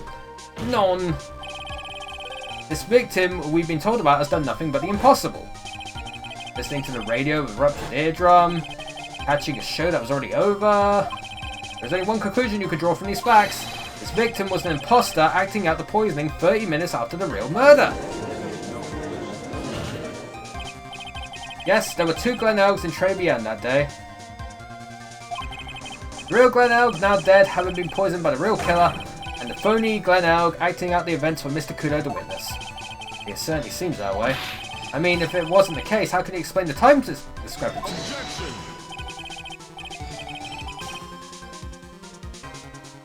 Quite a performance, Trite. You're almost on a roll. But sadly, you lack the rock-hard foundation of rhythm to build your song. What is this? Music Theory 101? Let's recap. According to your imaginative theory, it's now just after 2 p.m. Phony Elg is performing a play for the benefit of Mr. Kudo. How do you explain then where the real Glen Elg is? I don't believe I had to spell this out for the court. However, at that time the real Glen Elg was already dead. That's certainly the obvious conclusion. Thank you, Trite. That's exactly what I was hoping you would say. What? Now, I presume you can prove this theory of yours? Can you explain where the missing corpse went to? The missing corpse? According to the old man's testimony, there was only one other customer there. If that customer was the phony Glen Elg, then where did the killer hide the body of the real victim? Ugh. The prosecution has a valid point, Mr. Wright. If your theory is to stand up to examination by the court, you must provide us with proof by answering the prosecution's question. Where did the killer hide the body? Yes, Your Honor. No conjecture, Trite. Let's hear some facts for once. Go to court, a piece of evidence, that proves where the body was hidden. Evidence? What's with the intense pressure in here all of a sudden? Oh, I had him with that contradiction. But he's turned it all around and backed me into a corner instead. Well, Mr. Wright, The court will now hear the defense's theory and evidence. First, where was the body of the real Mr. L concealed? Clear me out.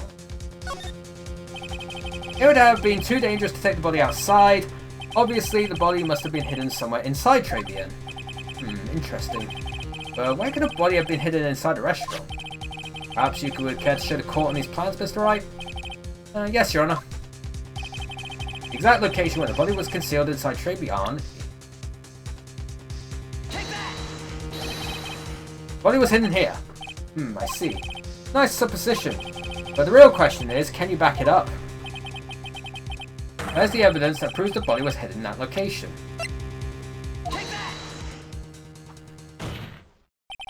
Mr. Armstrong, do you recognize this bottle? None. None. I have never seen that ugly bottle before in my life. I only use the very best bottles, monsieur. It's the highest quality only for me. Where was that bottle found, Mr. Wright? Interestingly enough, Your Honor, it was found in the kitchen of Tribulations. Quoi? Hey, we got the achievement. Oh, thank God I don't have to replay anything. None of all of Armstrong's fancy foreign words. I only ever use these bottles for my aromatherapy oils. But this bottle doesn't contain aromatherapy oil, Mr. Armstrong. No, it contains a medication. What kind of medication? I'm sure everyone remembers, don't they?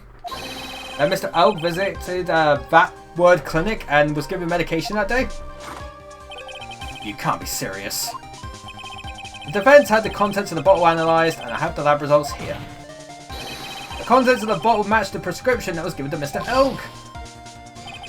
Then Elk's murderer hid the body in the restaurant kitchen, at which time this bottle fell out of the victim's pocket. Mr. Armstrong, when the incident occurred, didn't you say you were in the kitchen? Mon Dieu. Yes, you know what I'm about to say. It was you who hid the victim's body. You did a fine job pretending to defend my client, Maggie Bird.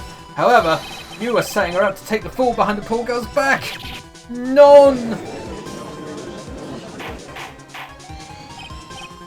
Order! This is an extraordinary development. Witness, did you murder Mr. Glenn Elk? Never! I could not do such a horrible thing. No! Godot. Mr. Godot? Bitterness. Every time I get lied to, I always down a mug of coffee. That's one of my rules. Do you have the slightest idea how many cups you have by now? And I like to do the same to the person who lied to me. I like to take them down with my empty cup. Listen up, chef. How about a brand new flavour of Muri, my age-deficient friend? Je vous demande pardon, please, you must hear me out. It is a trap. Listen to me. Por favor. Yo hablo español, Mr. Armstrong, and por favor is Spanish.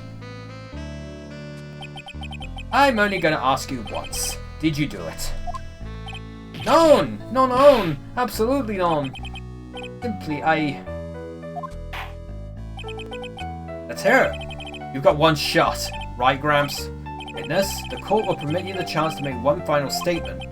If you lie under oath again, Mr. Godot's coffee mug amates you, as does my gavel. It is clear.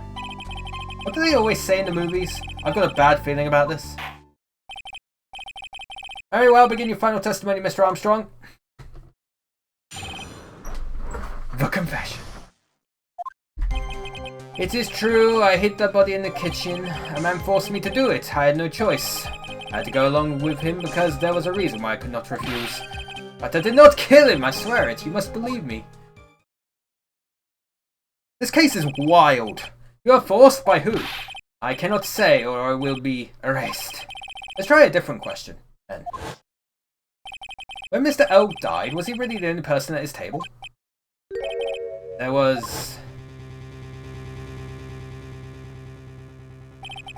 was another man. I knew it. Maggie was telling the truth. You may cross-examine the witness now, Mr. Wright. There's just one more thing I need to do.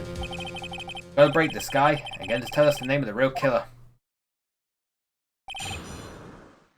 And force me to do it. You all know who that was. Objection!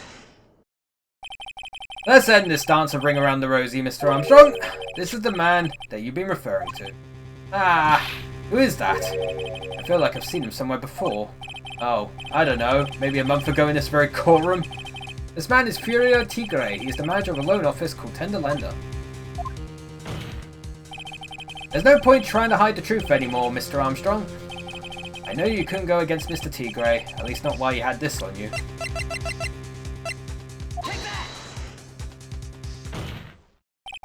A $500,000 loan from a black market loan shark. You had no way of paying it back, did you? That's why you were forced to do anything man told you. It is as you say, Mr. Armstrong. That tiger, he told me he was going to use my restaurant for a business rendezvous. On the day in question, he was meeting La Victime to demand that he repay his loan. I don't know why it happened like that. I just did what he told me to do. I had no choice. I carried the body and La Inconscient Maggie out of the dining area and into the kitchen. After that, I just tried to forget what I had seen. And I think we can now safely say that the man who forced your hand was Mr. Furio Tigre. I do have one further question for you, Mr. Armstrong. Poison and the lottery ticket that were found in the defender's apron pocket, was that your doing as well? No, I knew nothing about that. Making it look like it was Meg who had done it, I was not. It's despicable. Mr. Godot, you will summon this Furio Tigre as a witness. I doubt that can be arranged today, so we will adjourn for now. Proceedings will continue tomorrow. Already got him. 30 minutes. 30 minutes! 30 minutes is all I have spare to play with you. What? Maybe I'll stream Resident Evil 5 someday. God. That's the one line I remember from that game. 7 minutes. 7 minutes is all I have spare to play with you. The trial will go on. I'll see to it myself. I need half an hour to get that guy on the stand. Not a minute more. How though? Don't sit back and relax yet, Wright. No one knows if that chef is really telling the truth or not. This trial could still go either way. There's no point in hiding. Nope. Very well, your request is granted, Mr. Godot. We will resume once Mr. Tigre is ready to take the stand. Until then, call is adjourned for a 30-minute recess. Oh, let's finish this up, chat.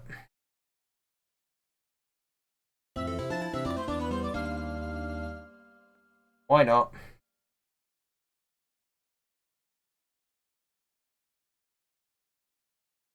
Okay.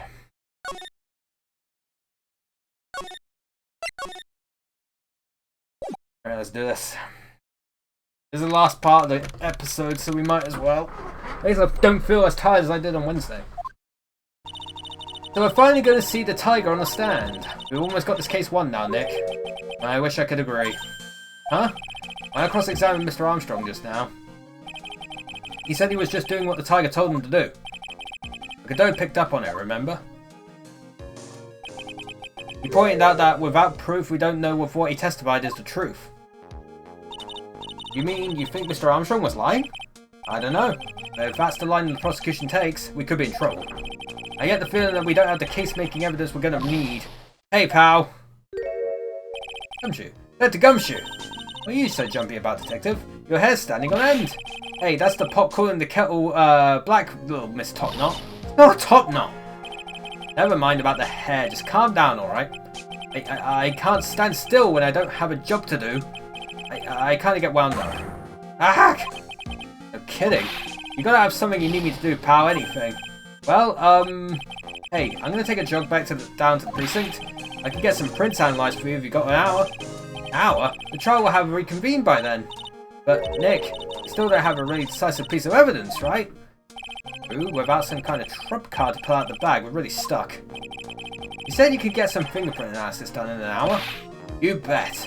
In that case, would you mind checking the prints on this for me? The big bottle, right? If you're going back to the station anyway, could you find out whose prints are on this? Oh, hey, that's the small bottle I gave back to you this morning, right? Yeah, I think it's time we solved the last mystery of who the prints on it belonged to. Sure thing, pal. Actually, that's been gnawing at me too. Okay, I'll get this off to the lab right away. Just make sure you don't lose the case before I get back. This is pretty much the final showdown, I guess. Time to separate the phonies from the real guys. Hell yeah, Maya.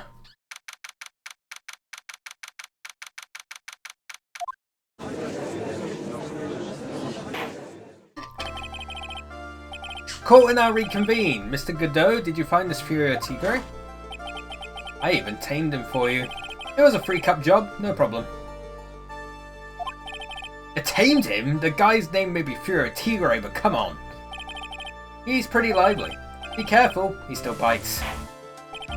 Very well, please show Mr. Tigre to the stand. Again, he's a fucking Street Fighter character. Witness, please state your name and occupation for Grrrg! Dude's a furry. Don't hide under the table, Maya, unless there's room for me down there too. Hey, would you mind... What did you say to me? Nothing, I didn't say nothing, honest.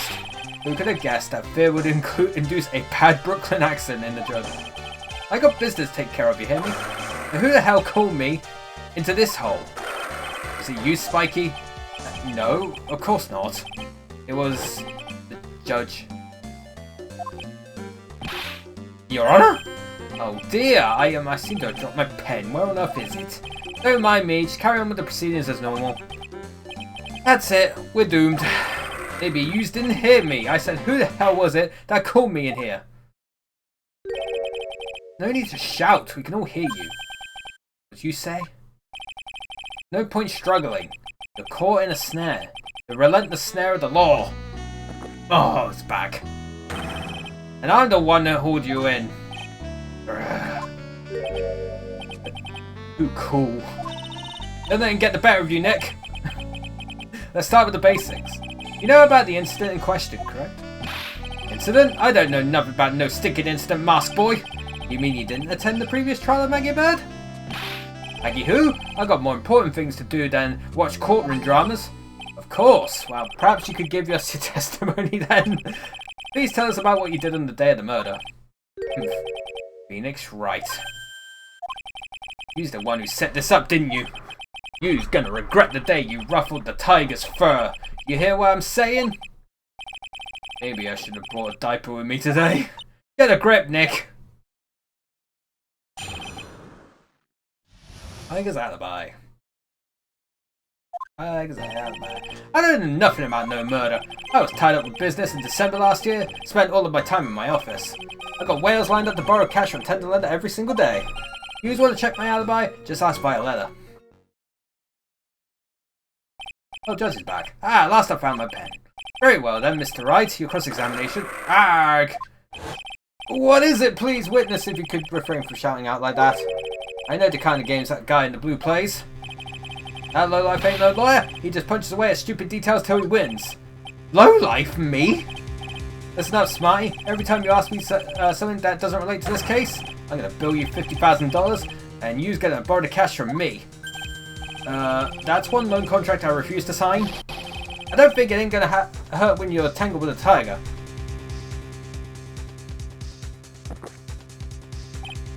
Ha! I love a good spectator sport. Just a minute. That's really not... This witness is... How can I put it? A hungry tiger roaming the urban jungle. Get on his bad side, and you'll bite everyone's heads off. Yours too! Very well. I have no choice but to impose a penalty system here. You'd better be listening. I said I got business to take care of. Big business. If I don't split now, I ain't gonna catch my bus. The court will impose a penalty for any irrelevant pressing of witness testimony. Keep that in mind as you begin your cross-examination, Mr. Wright. Yes, Your Honor. You can do it, Nick! Come out from under there already, would you, Maya?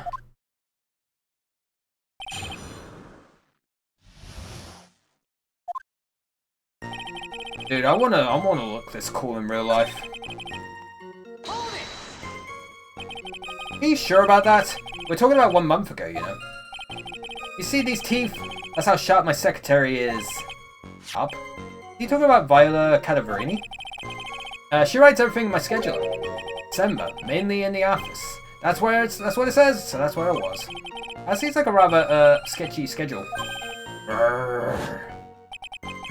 There he goes again. What the tiger did all December isn't the issue. What's important is what he's doing on the day of the murder, so now what? Mr. Tigre, what do you want? If you wouldn't mind going into a bit more detail. Objection.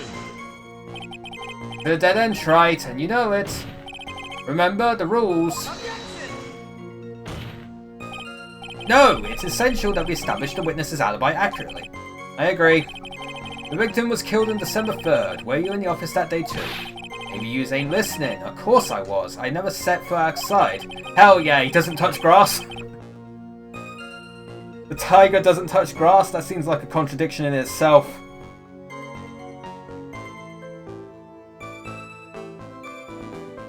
I had meetings all day with a bunch of cats wanting to do business. I ain't never seen that young kid before. I do believe the witness's last statement was important. Mr. Godot, if you could please. Mr. Tigre, the court asked you to add that last statement to your testimony. Humph. Don't let an animal beat you. Be a man, Your Honor, and ask him yourself.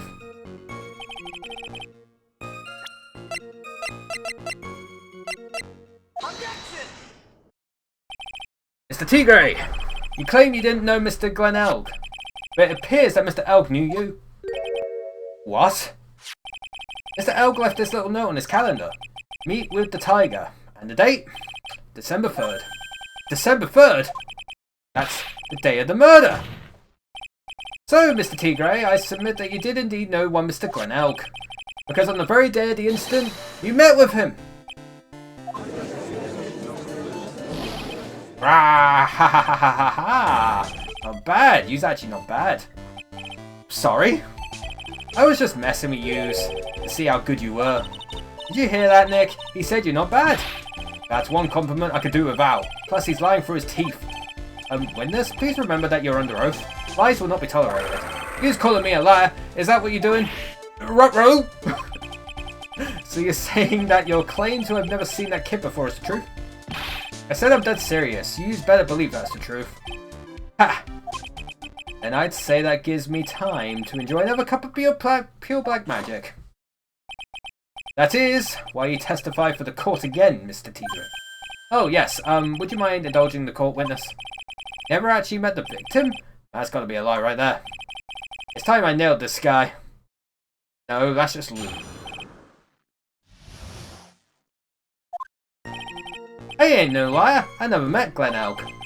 There was some lame guy with that name, though. Wanted to borrow cash from me. I set up a meeting with the guy at my office, Tender Lender. I waited around for him, but he ain't ever showed.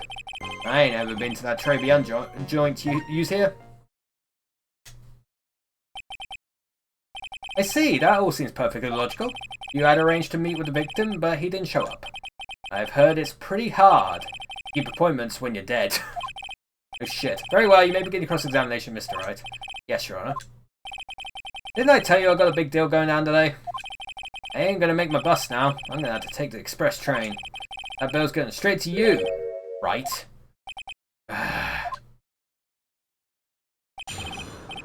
That tongue makes me uncomfortable.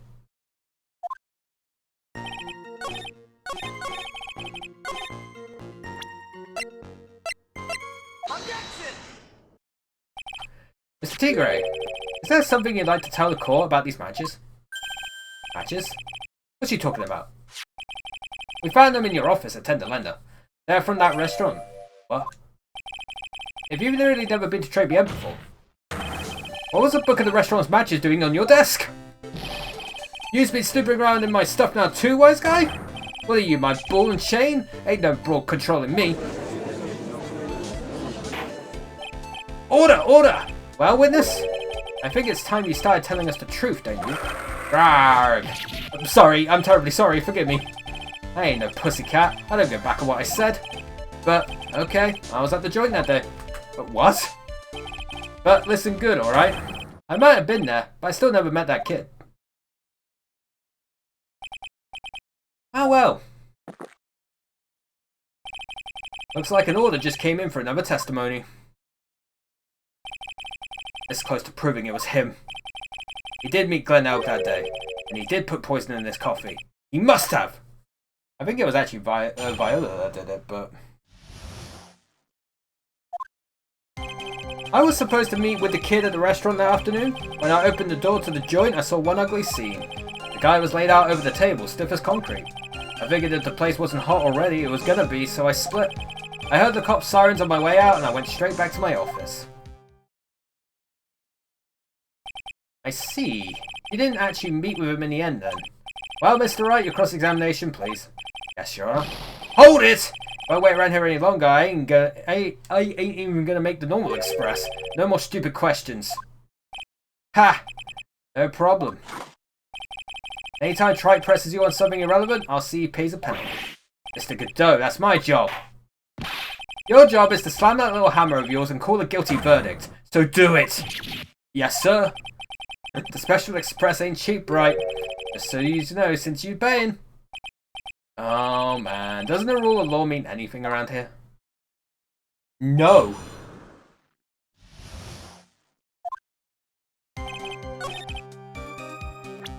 Objection! You're something of a loan collecting pro, aren't you, Mr. Tigre? No one escapes the tiger's clutches. Well, I'm something of a lie detecting pro. You got him. And no one escapes the Phoenix's clutches. I think it's time we got something straight. What's this, Trite? A new line of irrelevant questioning? These are the floor plans of the crime scene. You say you were standing at the entrance, Mr. Tigre. From there, your field of vision would have been covered in an area something like this. Indeed, the witness would have had a clear view of the victim's seat. Isn't that what I just said? I saw the back of the kid's head. But there's a wall. Unfortunately for you, that is not possible. If the court would think back, you'll remember that between each of the tables is a tall partition. Why, that's true. Now look at the plans again. The truth is painfully obvious. From the entrance, the field of vision of any customer walking in ends here.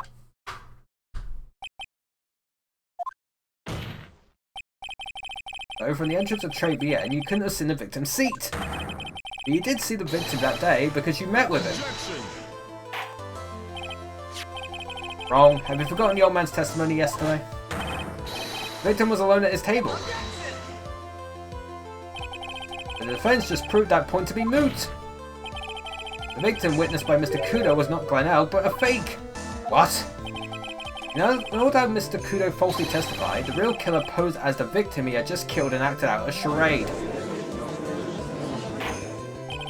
That will do. The trial has gone on long enough without the obvious question being answered. Who exactly was this real killer who impersonated the victim? You say the killer murdered Glenn Elk, and then impersonated his victim in a performance for Victor Kudo? In that case, Mr. Wright, reveal the identity of this criminal to the court. Obviously. Obviously, the killer is Furio Tigre. No one else could have done it. What? Well, witness. Ah ha ha! Now that's cute. Here's the thing, you could pin this on the tiger. Maybe you don't understand. Tiger is king of the jungle. So I dare you to say it again. Come on, you got the guts. You can't threaten me, Mr. Tigre. It's the defense. Go ahead and tell the witness, Mr. Wright. Mr. Wright? Sounds to me like it must be you, old man. You've got guts, I'll give you that. Mr. Wright, do not leave me to handle this alone. Perhaps I can end this embarrassment. Mr. Godot. Let's just go back over Mr. Kudo's testimony one more time. The old man didn't see just the victim. Oh, no, no, no. Servant girl brought him a Javachino, but she put something in it. There's no question about it, she very conspicuously put some white powder in there. The victim he saw, the real victim or not? That doesn't matter. Fact remains, he saw the accused put the poison into the coffee. Yes, it was the waitress who poisoned the coffee. Very impressive, Mr. Godot. Waiting for my absence to launch your attack. Ha! Found your pen at last, Trite? It was in my pocket. But anyway, Mr. Kudo witnessed two people that day. Saw the victim, the supposed Mr. Glenelg, and the waitress from behind. Yes, your point, Mr. Wright. I think the conclusion is obvious.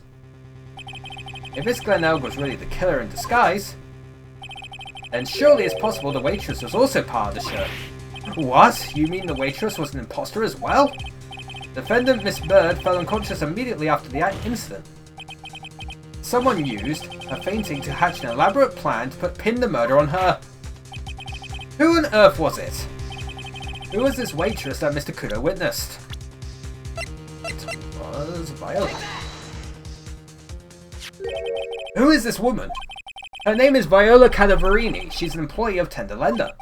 You're making a big mistake. You know who Violetta's grandfather is?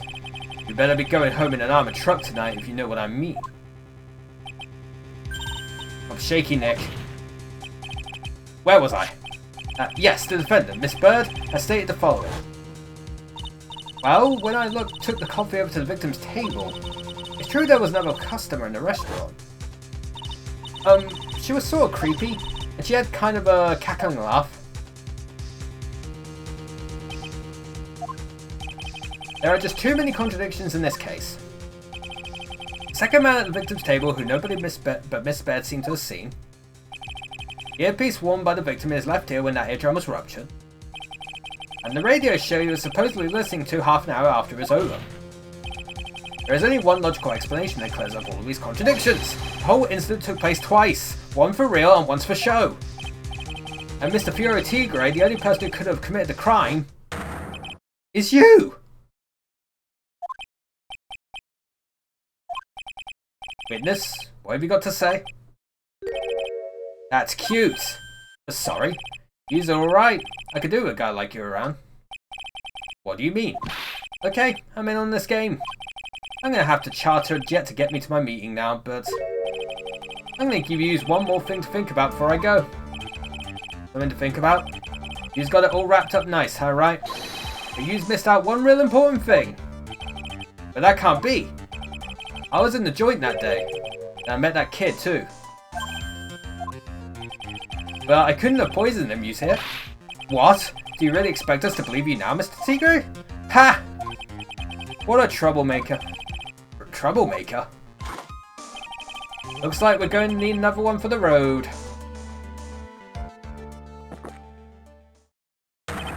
One more steaming cup of hot testimony. Indeed. Witness, you will explain yourself to the court. I will give you one more chance to testify. What happened that day at Tribulations between yourself and the victim?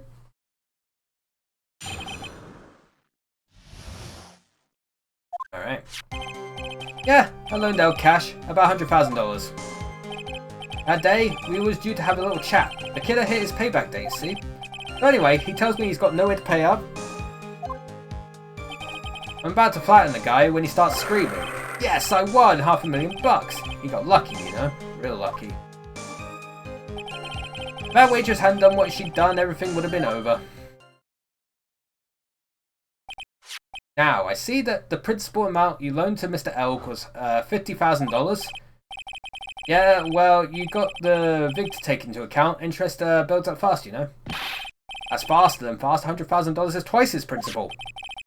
The repayment deadline was December 3rd, day of the incident in question. Yeah, he was one lucky kid. He got that $500,000 just in time. So I ain't have no reason to kill the kid.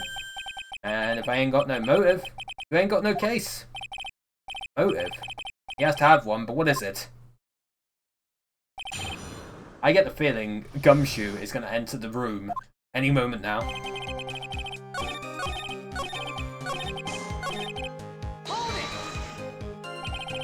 Waitress, you mean the girl with the glasses in the defendant's chair? Who else could I mean? If she hadn't got in the way, things would have been bada bing, bada boom, over and done with. Maybe I should push a little on this. Nothing. What do you mean things would have been over and done with? Are you all there or what? I'm talking about the cash. I was there to get my $100,000 back. That's all. I'm a businessman. It was all coming together before that waitress got in the way. As far as I could tell from the witness's testimony, other than recouping his loan, Mr. Tigre had no motive for killing the victim. Witness, we'll amend your testimony to reflect what you just said. Tiger's motive, huh?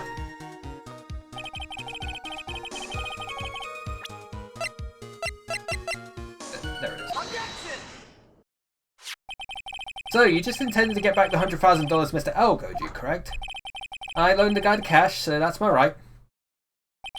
Unfortunately for Mr. Elk, I don't believe the $100,000 is what you were really after. Objection. What are you getting at, Wright?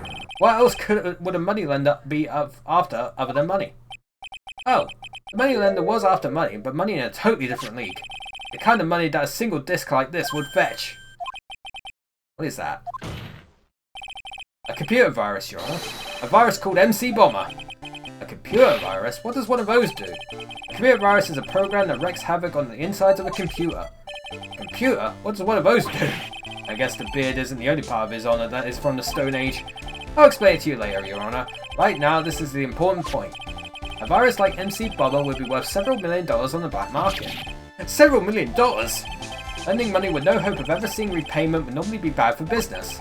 But in this case, the very fact that Glenn Elk had no way to repay the money is crucial. What?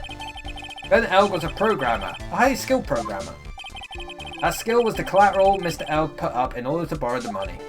Objection. You're trying to suggest the witness's motive was to get hold of that program?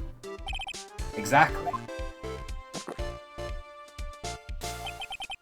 Witness may have poor fashion sense, but he's by no means an idiot, Wright. A man like him could get his hands on $1 million without resorting to murder. Of course he could, provided that he had time. What if he had needed the money right then? When the pressure's on, the luxury of choice tends to disappear. It seems you have a logical conclusion for this theory, Mr. Wright. Would you care to share it with us? Why did Mr. Tigray need money to the tune of $1 million? Adequate. In December of last year, you found yourself in need of a huge amount of money. About 6 months ago, you were involved in a traffic accident, weren't you? An accident involving a car and a scooter in which a young woman was injured. She was taken to the hospital where she underwent surgery. How much of this do you know? These medical papers document the treatment of the young woman in question. According to these, her operation costs $1 million! And yet, when the payment was due last month, you somehow managed to pay it in full. $1 million? Preposterous sum! Someone should sue these HMOs. Ha! No one would pay a bill like that. If the medical association got wind of it, the hospital would end up as dead as a morgue. Mr. Tigray had no choice but to pay, because his very life depended on it! Rargh! Order! You say his life depended on it, Mr. Wright? Indeed it did, simply because the injured woman was none other than Viola Cadavarini. You say Cadavarini? Bruto Cadavarini, mob boss in charge of all underworld activities in the city, and doting grandfather to his precious Violetta, also known as Viola Cadavarini. Wah! Your life was in danger unless you paid compensation to the boss, correct? It makes sense. You were desperate to acquire the $1 million Bruto Cadavarini demanded of you. So desperate, in fact, that you decided to sacrifice Glenn Elk's life to pay your debt.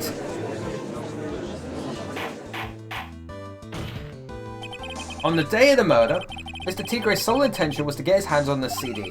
Glenn Elk had no way of paying back the $100,000 and Mr. Tigray knew it. But then a miracle happened. Kind that Mr. Tigray would prefer to say never happened, but he can't, and neither can I. Lottery win?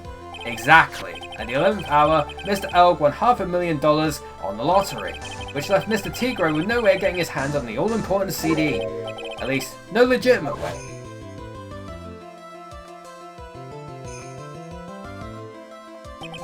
So he resorted to illegitimate means. That's crazy. He murdered Glenn Elk and then made his next move. To frame Maggie Bird for the crime. Mr. Tigray posed as Glenn Elk, while Viola Cadavarini played the role of Miss Bird. Then they reenacted the whole thing in order to establish a witness. The witness being the one we all heard testify yesterday, Mr. Victor Kudo. Like I said, Trite, that's crazy. No one would pull off a stunt like that. For starters, there's no way the chef could have been kept in the dark about it. But Mr. Armstrong was in on it from the very beginning. Have you forgotten already, Mr. Godot? Mr. Armstrong owed the witness money too. $500,000, in fact. He had no choice but to go along with Mr. Tigre's plan.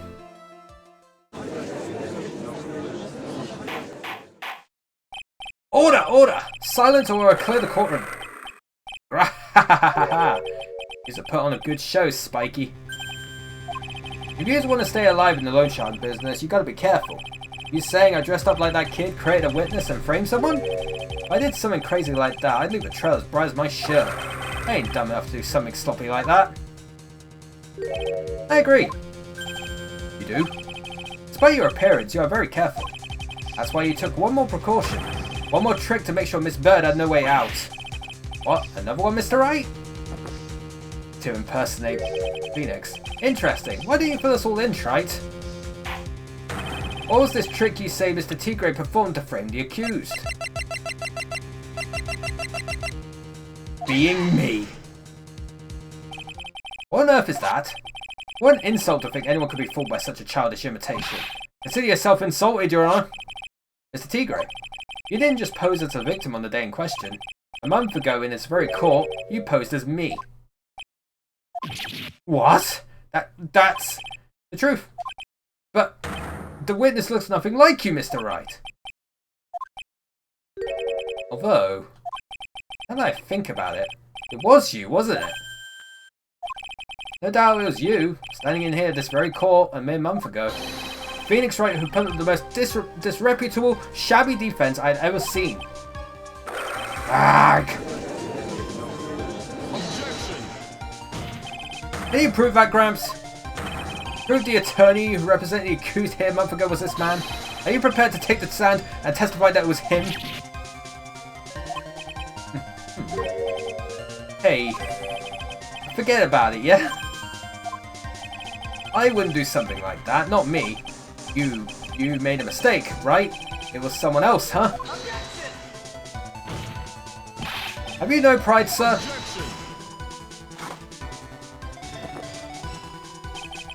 This isn't a matter of pride. In case you didn't know, Trite, here in court we deal with people's lives. Ugh. Mr. Godot is right. Your Honor? Speaking for myself, I am absolutely convinced. The attorney in question was the witness standing before me now. However, I preside over this court as the judge with the vested power to hand down a verdict. No one in my position cannot be swayed by a memory without evidence to support it. No! And this is where Gumshoe comes in. The defense has no further evidence. The court will now excuse the witness. Circumstances surrounding Mr. Tigre are dubious for sure, but not conclusive. But we come so far. Say he's impersonated a Glen L. He say he impersonated you. But none of that adds up to a murder charge. You don't have a shred of evidence that the witness poisoned the victim's coffee. Narg! Gumshoe's gonna come in. Ha! Sucks to be you, right? Don't mess with the tiger or you're gonna get mauled, you got that? All we managed to do here was chase him around a bit. I was so close to getting him to admit his own guilt. Ha! Looks like I won't be needing a refill. Let's have one more piece of evidence.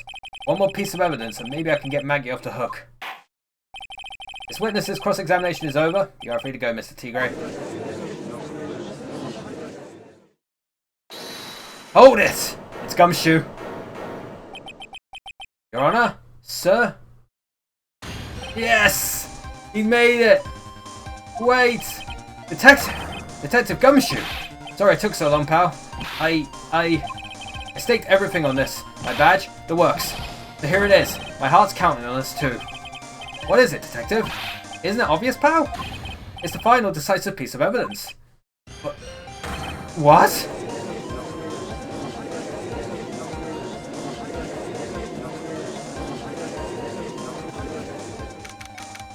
Oh, I get to see this. Sorry it took you so long, pal, but I finally got results from the lab. The results? About the prints, pal, from this medicine bottle. Oh, so, do you know who the prints belong to now? Do you think I'm some kind of hack detective? Of course I know. So, tell us. They're the tigers, right? I knew it. Hey, you bet. Clear as crystal all over the bottle. They're Furo Tigre's paw prints, alright. That's great, we got them now, Nick. What's wrong with you? You've hardly said a word since Detective Gumshoe got here. He's laid everything on the line for this, Nick. I know. Look, I'm sorry. It's kind of hard to say, but it really doesn't make any difference whose prints are on that bottle now. Huh? What? Why not? What we need to produce at this stage in the trial is irrefutable evidence that Tiger put poison in Bell's coffee. He's already admitted that he met the victim. The fact that his prints are on this bottle, that really doesn't make any difference now. I knew it. Great, no matter how hard I try, I'm never of any use. Hey, don't be so hard on yourself. This was our last chance to help Maggie, and I've been working on some useless piece of evidence the whole time. It's alright, I'm a real loser. It's not breaking news to me, pal. Detective? Gumshoe?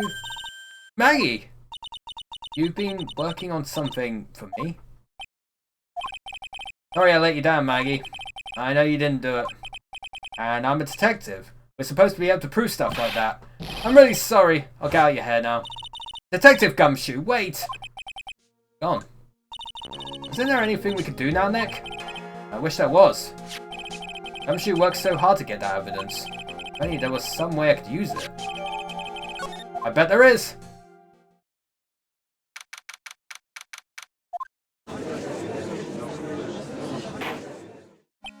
Mr. Wright? Yes, Your Honor? I granted you a recess so you can prepare this decisive evidence you discovered. Yes. What if the bottle actually contains a thing? Don't keep us all in suspense, Troy. Show us. Naturally. We can assume it's evidence that will actually stand up in court, can't we? Think, Phoenix. Don't let Gumshoe's hard work go to waste. How much more of my time are you gonna waste? I ain't been to no court before. You lawyers sure know how to blow things out of proportion. No doubt, given the nature of the evidence, it will speak for itself. Nevertheless, you will talk us through it, Mr. Wright. Well, I know I can't prove anything new with this evidence. I'm really backed into a corner here. But maybe if he thinks he's got me beat, he'll let his guard down a bit. Don't keep us waiting any longer, Mr. Wright. Present this final, decisive piece of evidence to the court. This is the defense's final piece of evidence. Isn't that the victim's... Your Honor? Naturally, the court is already aware of the contents of this bottle. However, interesting new information has come to light. We have clearly identified some fingerprints on it. Fingerprints belonging to you, Mr. Tigray. What? But, Mr. Wright, what conclusion are you hoping to draw from this new information? Everyone in here knows what this bottle contains. Except one man. One person in this courtroom should theoretically be in the dark. My prints are on that pantsy-looking bottle? Is that what you're saying? Well, what the hell's in it anyway? Are we going to do the bluff? A phony trial, a phony lawyer, and phony clues. Everything about this case has been phony. It's not the perfect excuse for some phony evidence. Mr. Tigray, this is the decisive piece of evidence that will prove your guilt. Why? Because it contains... This bottle contains potassium cyanide. Potassium cyanide? The poison used to murder Mr. L, Your Honor. The victim's killer used this very bottle. And on this bottle, Mr. Tigray, we found your fingerprints. Well, how do you explain that? You'd make a good clown, you know that. What? Yous ain't never gonna get this to stick. You're just making me laugh now. You think a cheap bluff like that's gonna fool the tiger? A bluff? I see straight through you, Phoenix Wright. That ain't the bottle with the cyanide in it. No, no. This is the bottle where you found traces of the poison in. Don't mess with the tiger, or you're gonna get ripped to shreds. The cyanide bottle was brown. It was made of glass. That cheap piece of trash. There looked nothing like it. Oops. Oopsie.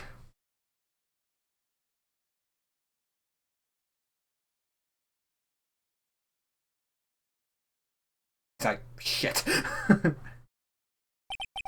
Got him! At last. What? Why has everyone gone quiet? I said that bottle. Is this the bottle you're referring to? Yeah, that's it. That's the bottle the cyanide was in. But yous ain't gonna find any prints on that bottle. And now that cozy looking suit for you people. That lawyer's just playing games. Hello, Mr. Prosecutor. Tell that guy where to go. Still haven't figured it out? Do you realise what you just said? I said. What did I just say? You were summoned to this court for the first time earlier today. You really had nothing to do with the murder. You shouldn't have known all the little details. For instance, you shouldn't have known what kind of bottle the potassium cyanide was in. But just now, you stepped up in front of every single person in this courtroom. You described the exact bottle used by the killer to hold the poison. Yous don't know who's you messing with. I'm the Tiger. I control millions of dollars on the black market. You to think I'm gonna let some jumped up suit get the better of me? Sure. The last piece of evidence was phony. But that's just what you deserve. A phony trial with a phony lawyer. It was all played out by you. The biggest phony of all. Ah! Ah! We got him, chat. Ladies and gentlemen, we got him.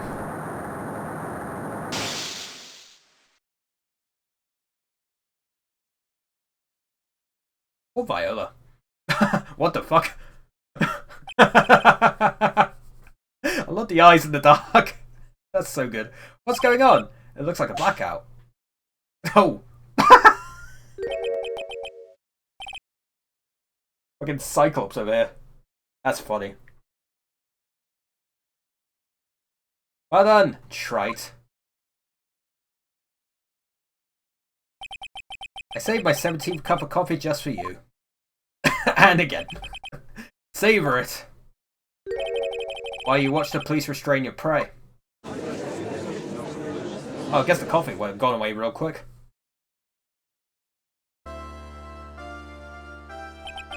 Mr. Wright! You caught a tiger by his toe, but if this one hollers, he won't be let go. Now then, how are things going with Mr. Tigray, Mr. Godot? He is being arrested on suspicion of the murder of Glen Elgora. Fortunately for us, he managed to rectify a very grave error. This bird was found guilty in the absence of a genuine defense attorney. Yes, she was. And in the absence of genuine evidence. But the tiger made one mistake. Indeed. He very nearly got away with everything if it wasn't for that one slip of the tongue. Bureau Tigray is a truly frightening criminal. Ha! A truly frightening one. That defense attorney over there. Doe. Well, I am now in a position to deliver my verdict. This court finds the defendant, Maggie Bird, not guilty. Chat, it's finally over. That was like 4.5 hours. That is all. This court is adjourned.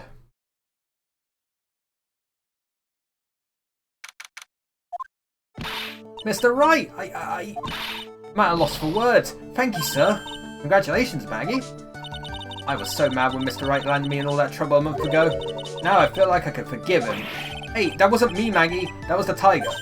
Look, Nick, in the doorway. Hey, he's back. There's a gumshoe. Oh, guess I'll be heading off then. See you around, pal. Wait! Detective Gumshoe.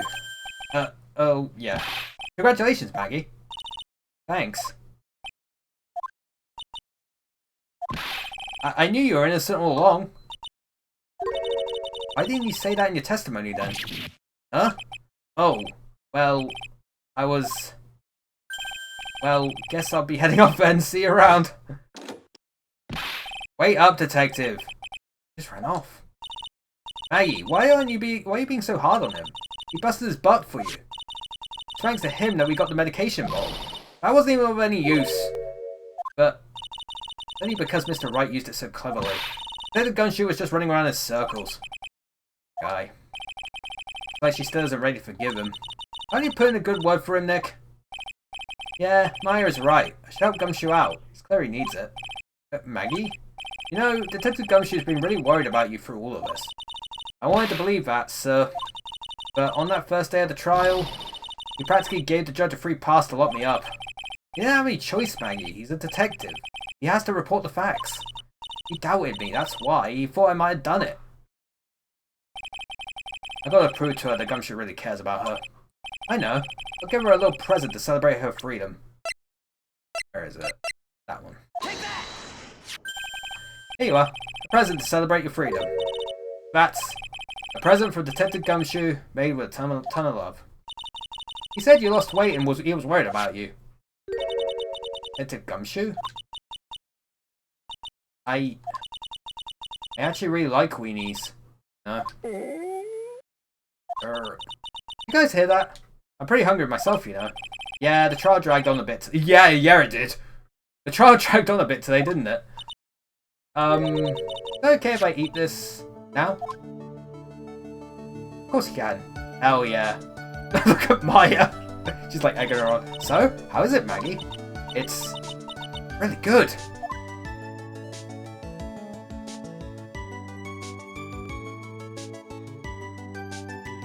So, the case of phony versus genuine comes to an end. False allegations surrounding Maggie have all been cleared up. And who knows? Maybe a whole new chapter of her life about to start. Hell yeah. Hey, episode 3 is done. Yeah, I think I'm gonna wrap it up there. Good point. Good place to wrap up, I think. Oh, it's Edgeworth! It's Edgy Boy! Oh, I'm looking forward to the next case now. Yeah, we're all in love with Edgeworth. He's so hot. Alright, let's save this and then next time we play as we'll do episode 4. But yeah, that's it for today. We went on for nearly 6 hours, but you know what? It was good. It was a good 6 hours. My voice is pretty much shot, but that's all right, because at least I'm not playing this tomorrow. Tomorrow, chat. It was going to be Jackbox, but we had to change of plans. Tomorrow, I'm going to be joining a whole bunch of friendos. It's no use! Someone just raided my channel just as I was about to finish up. Thanks to the raid, Alamau. I'm just about to wrap up. But thanks to the raid. Hi everyone. I was just about to explain. I'm going to be joining a whole bunch of friendos tomorrow, and we're going to play some Lethal Company. We're going to try out that game. It's going to be very good. We're probably going to start around 12 my time. I think it's about 12. I raided the other guy. Don't worry, I'll send them all along to another person who just went live, so it's all good. But yeah, we're going to play some Lethal Company tomorrow. As I said, it should start around 12. I don't exactly know the actual start date, but start time. But I think it's around 12, so we'll probably do that. We're going to be joining like Octavian and a bunch of other people as well. Penske, I think, is joining us as well. So yeah, should be very fun. And we'll do more Phoenix Wright next Tuesday, which is the 9th. Hell yeah. Alright, let's raid. We're gonna raid a good friend of mine who's playing VR chat. His name is the Nido Queer. And he's doing his first stream of the year. So go along, say hi, and go rar at him. Do a lot of rars. He likes a good rar. But yeah, that's it for today. Hope you enjoyed today's stream. Hope the rest of your Fridays go well. And hopefully I'll see you all next time. Boop.